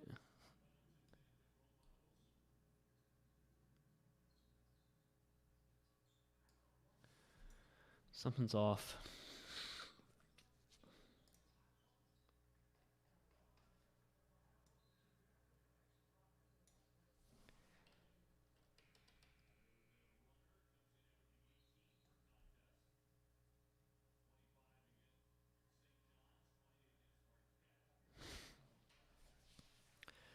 Something is off.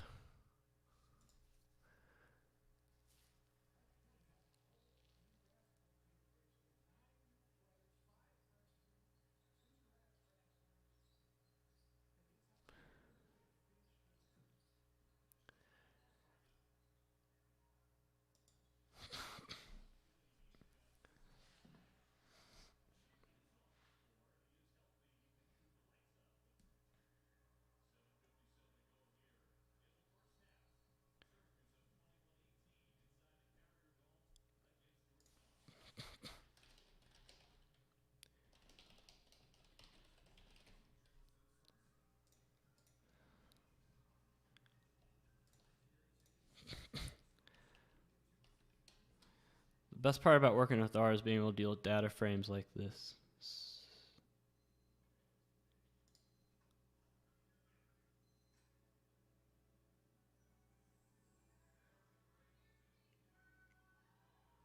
I forgot to get rid of a column.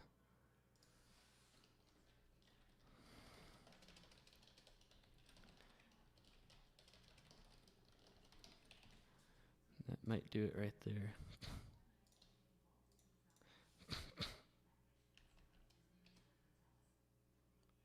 Yes. Awesome.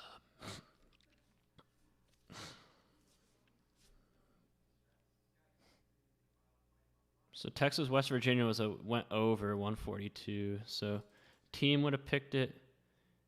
Simple would have picked that. That's it. All right. And now I can just do money lines, and I'm on my way. And money line should be a direct copy and paste from ATS.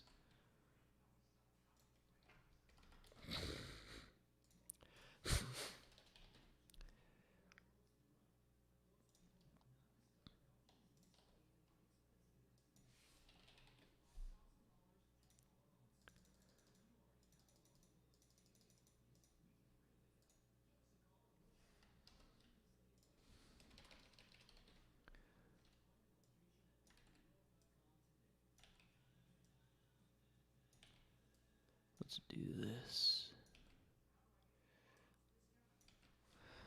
This whole live stream has been building up to the key selection process. And we're almost there. Probably should have started when I started that instead of messing with the website. But if I had messed with the website, I would have probably messed with that all day and never gotten to this.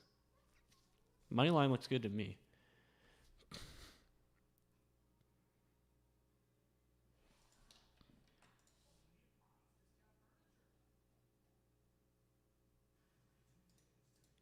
All right, so we're on our way. We're on our way. We're set, and we're on our way. I just want to view the...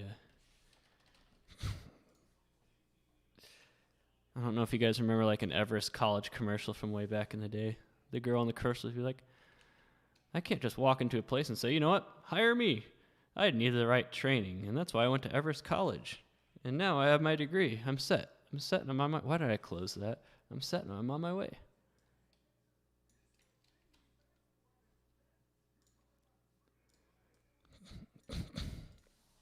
Master key stripper. This is going to be the final function of the day.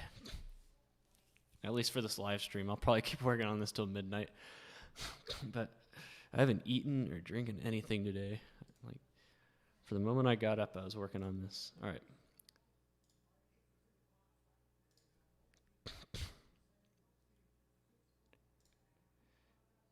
So we need...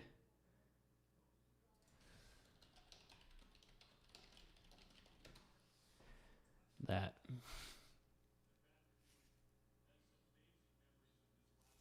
And 2 days keys.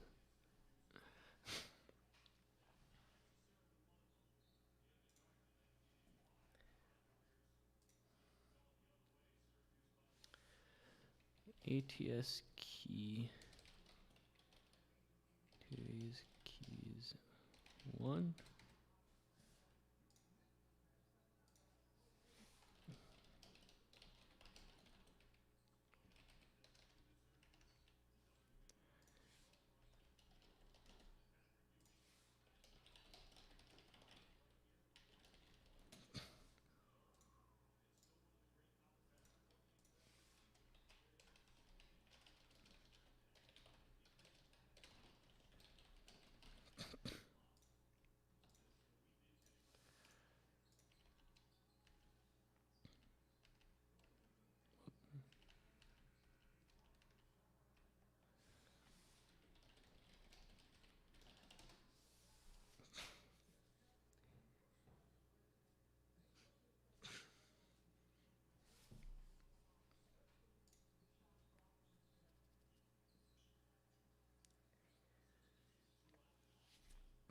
So I need to...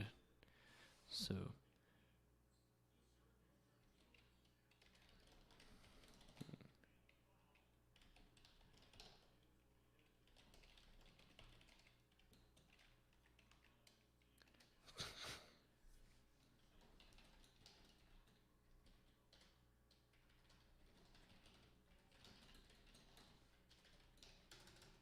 Doing a loop.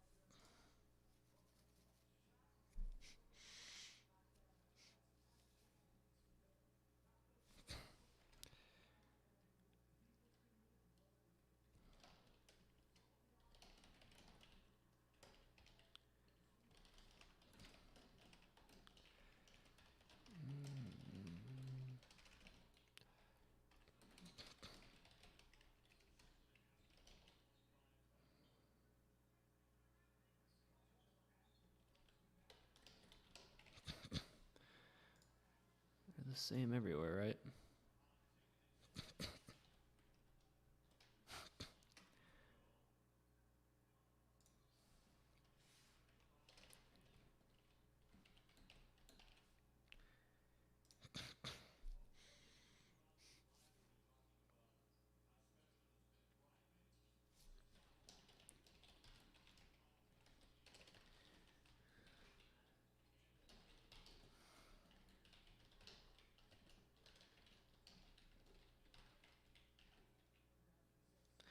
So 1, 2, 3, 4, 5, 6, 7, 8.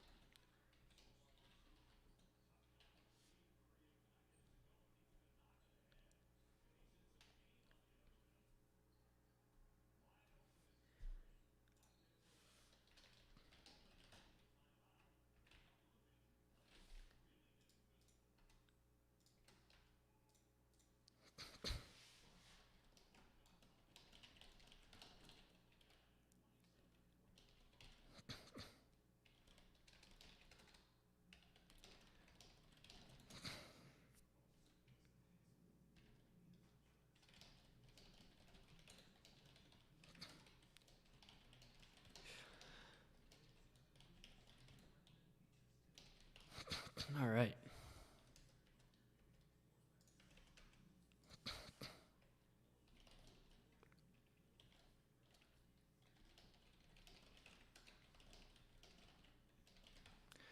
So I have a vector of column slots, and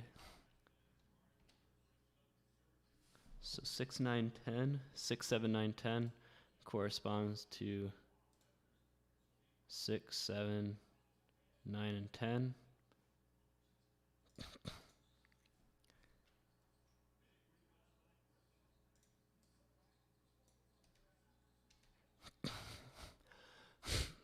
And then this vector right here corresponds to the values that we're going to filter for.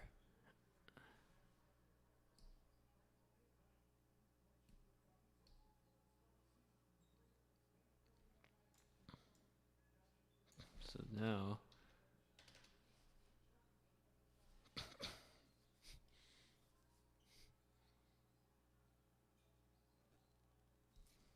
we can do the intersect again.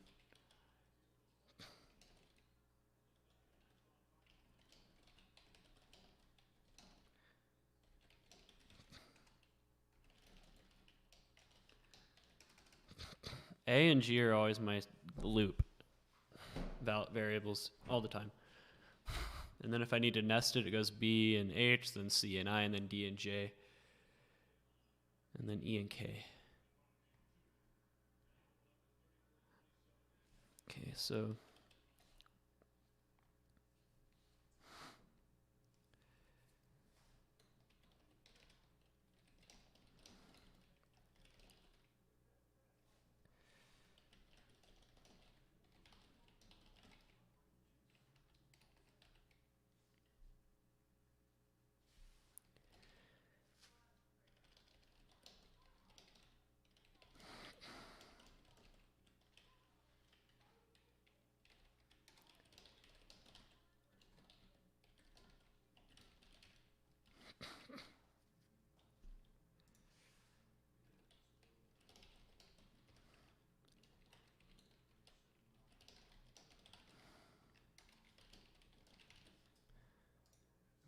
intersect. This is ATS, so it might... What do you mean master ST lineup ATS? I forgot to make it.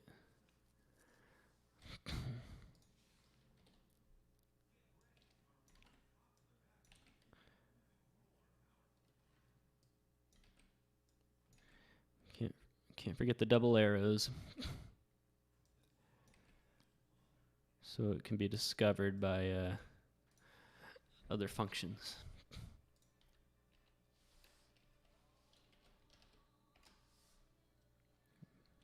Remember, the ATS keys are a lot more picky than the other keys, so there might not be any results here.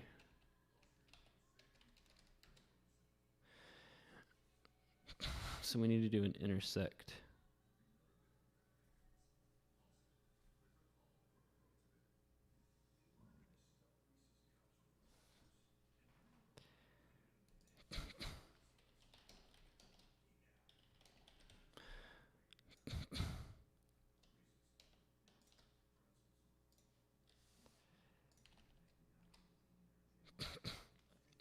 So basically the total is greater than 0.75, so the team is greater than 0.75. That'll be a lot. I mean, Creighton for one. And then Blender greater than 3.3. That's going to be a lot more picky. So yeah, you can see that's that right there, only a few. And then Simple, even more picky, greater than 3.6. And then a little bit more relaxed on the combo, 2.28. So now we got to find an intersect. How did we do that earlier with the intersect? I know we did a loop.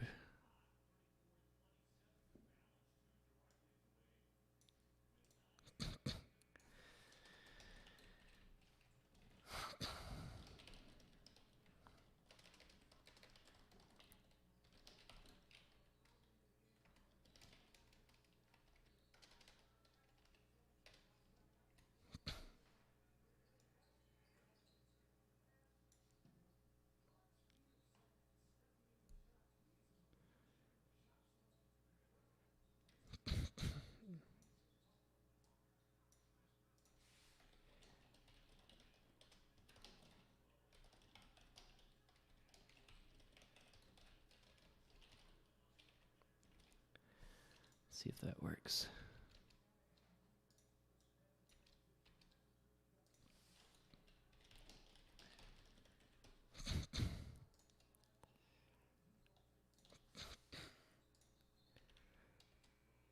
Aha, yep. Did work.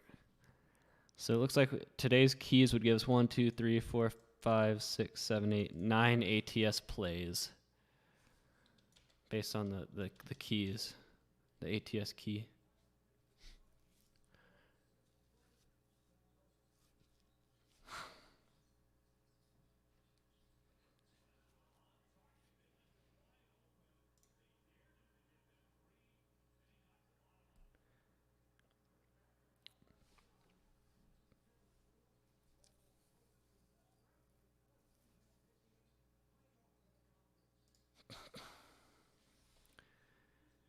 ATS plays equals.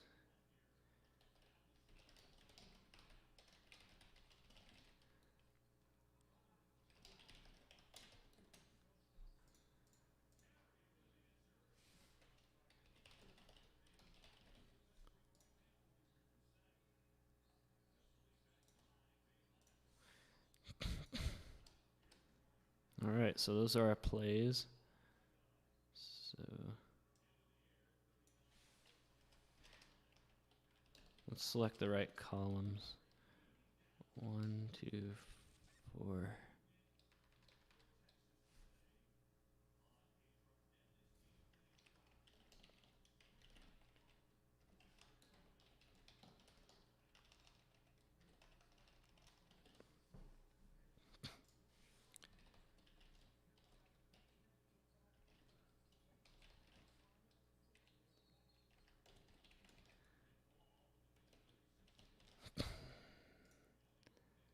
because we're going to stack them with the totals and money lines.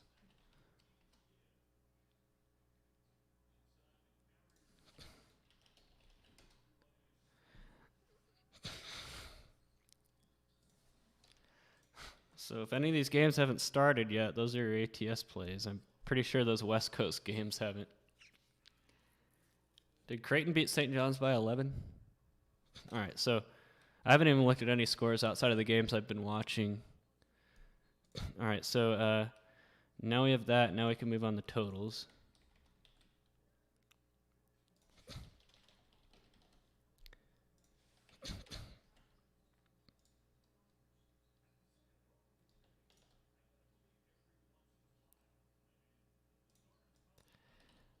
Whoops.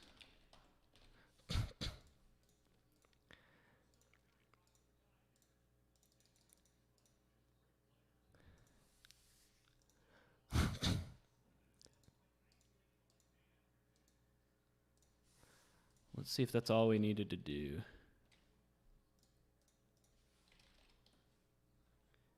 Why is my keyboard not working? Why is my backspace not working?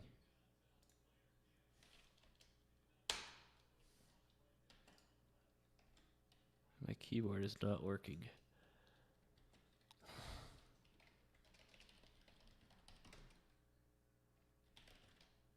I mean, it's working there. What the hell? Do I need to restart my R?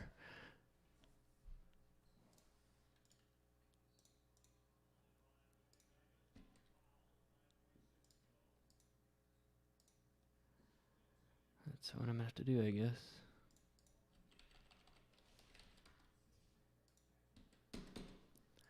Guess I'll restart my R. Almost done. Almost done. With the stream, anyway.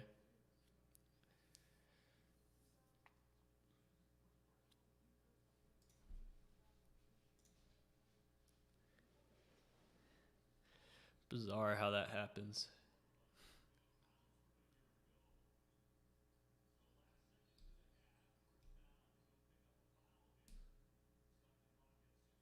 Yeah, like I said, it's a 100 megabyte workspace image, so it'll take a while.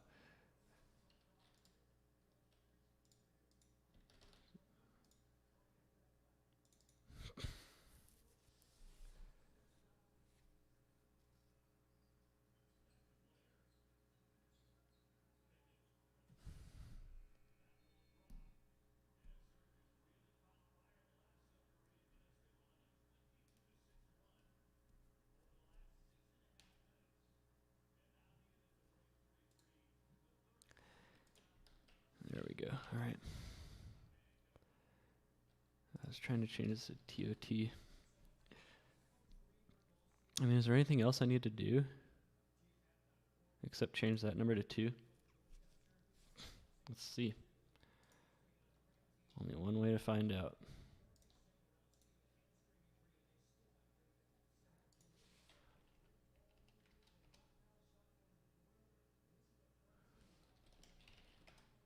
I guess that's... But I need to know if it's an over or under, dang it. I think I just need to change that out.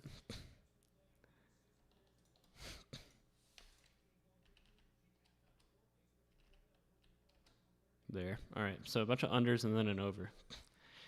Have any of these games gone under? I have no idea.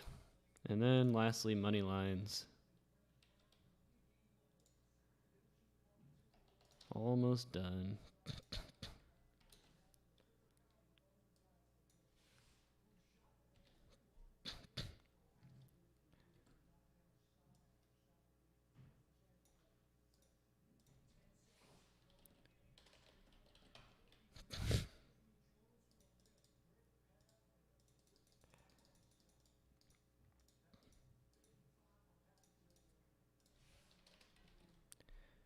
Just change this to 3.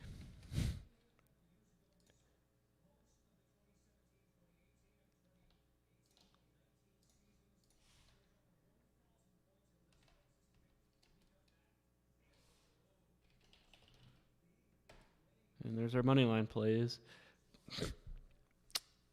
I know Florida lost, I can tell you that. So Florida was a money line play. All right, and now I just want to stack.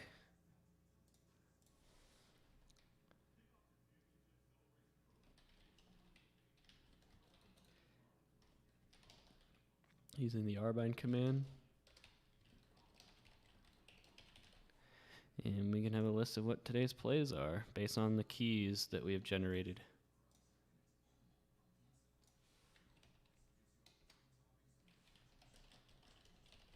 And what do you mean? I forgot to double arrow it.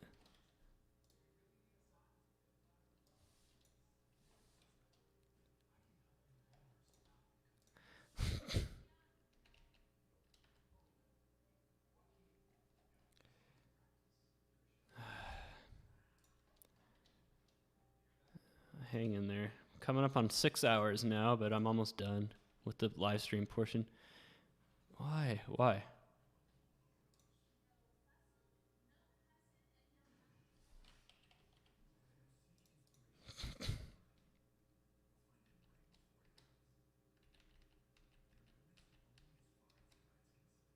And here today's plays. 29. And while the stream's going, let's check on seeing how they've done.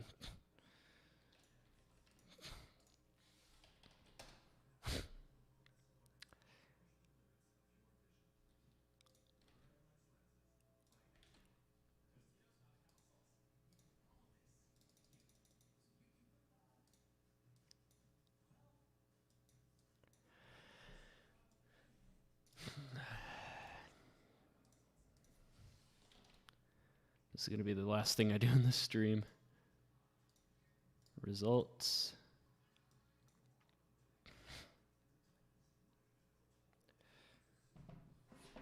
Score time.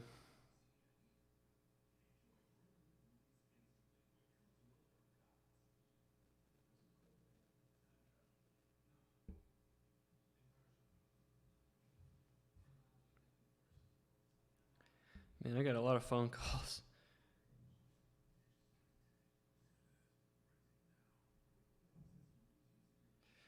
Okay, man. Sorry, this is the first time I looked at my phone so I have like all these emails and phone calls. So I'm looking for scores. All right. Creighton and St. Joe's I know is over with because that game was going on early.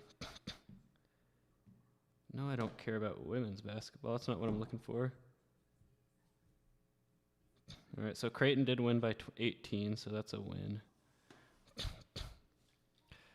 So 1. I doubt Washington and Cal has started yet. Oh, it did, and Cal won by 6, so that's a loss. Minus 1.1. LaSalle and Massachusetts probably has happened. UMass won by 16, so that's a loss. Green Bay and Oakland.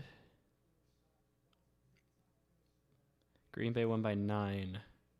Yeah, that's a win. USC, Arizona State. That game, there's no way that game happened. It has, and it's halftime. USC's up by 7, so that's currently a win. Grand Canyon, Tarleton. That has to be a late game. Has to be. Yeah, it doesn't start until later. Oregon and Utah, another one that probably hasn't started yet. Yep. LSU and Ole Miss. Hasn't started. Maine and NJIT probably has started. NJIT won by 9. Oh, Maine covered by half a point. So right now I'm 3-2 on spread bets. 3 haven't started, and USC and Arizona State looks good. So you could say 3.5 and 2 on spread bets. Now let's go look at our totals.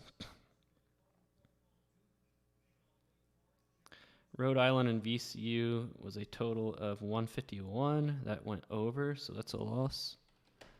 Fordham and Duquesne did go under big time. That didn't even crack 100. Total 48-45. Marist, Monmouth.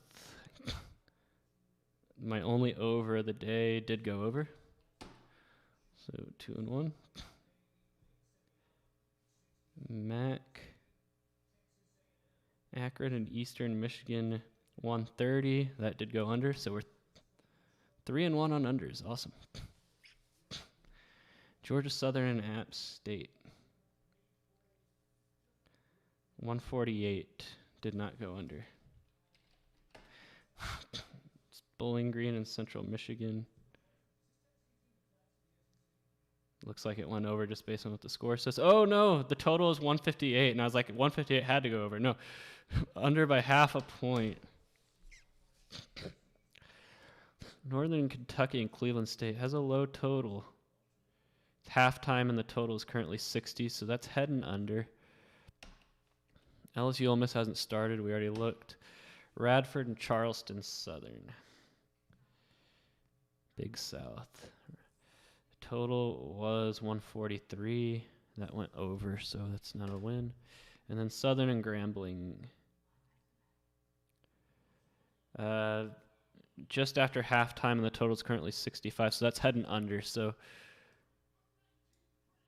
we're 4 and 3 on totals, but these two look good. So let's go ahead and say 5 and 3. Yeah. So far so good. And then finally money lines. Washington, Cal, we already know that lost. Quinnipiac and Manhattan.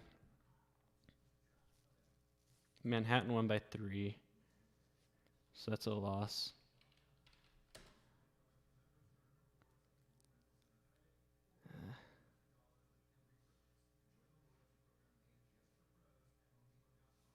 Yeah, I'm getting called right now, so my phone is out of service until the phone call ends. All right.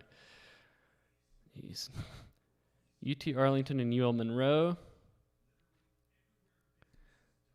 UTA won, barely, by 1 point, so. Whoops.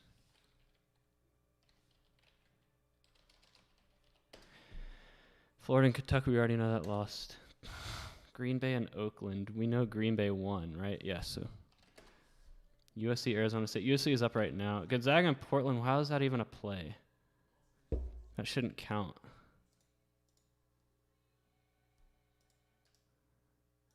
They're huge. I don't even think that money line was offered. Hadn't started, hasn't started, hasn't started. So money lines, we are minus 1.5. So overall, not bad. But yeah, that is a 6-hour live stream on how to build a key stripper from 6 different prediction methods. So if you guys didn't watch the beginning of the video, just so I can close this out, I'm updating my model that uses, so far I've only been using this column, the Indy Monte Carlo method, but I have a team Monte Carlo method, the blender, ATM, simple, and combo that are being added to the mix. So I'm creating keys based on the 6 methods. So that's how you do a multi-key build. But yeah, that's it. All right, guys. 6 hours in the books, but that does it for me. If anybody stayed and watched, I appreciate it. But just thought I'd let you show it. But I'm going to keep working on this website so I can get this up.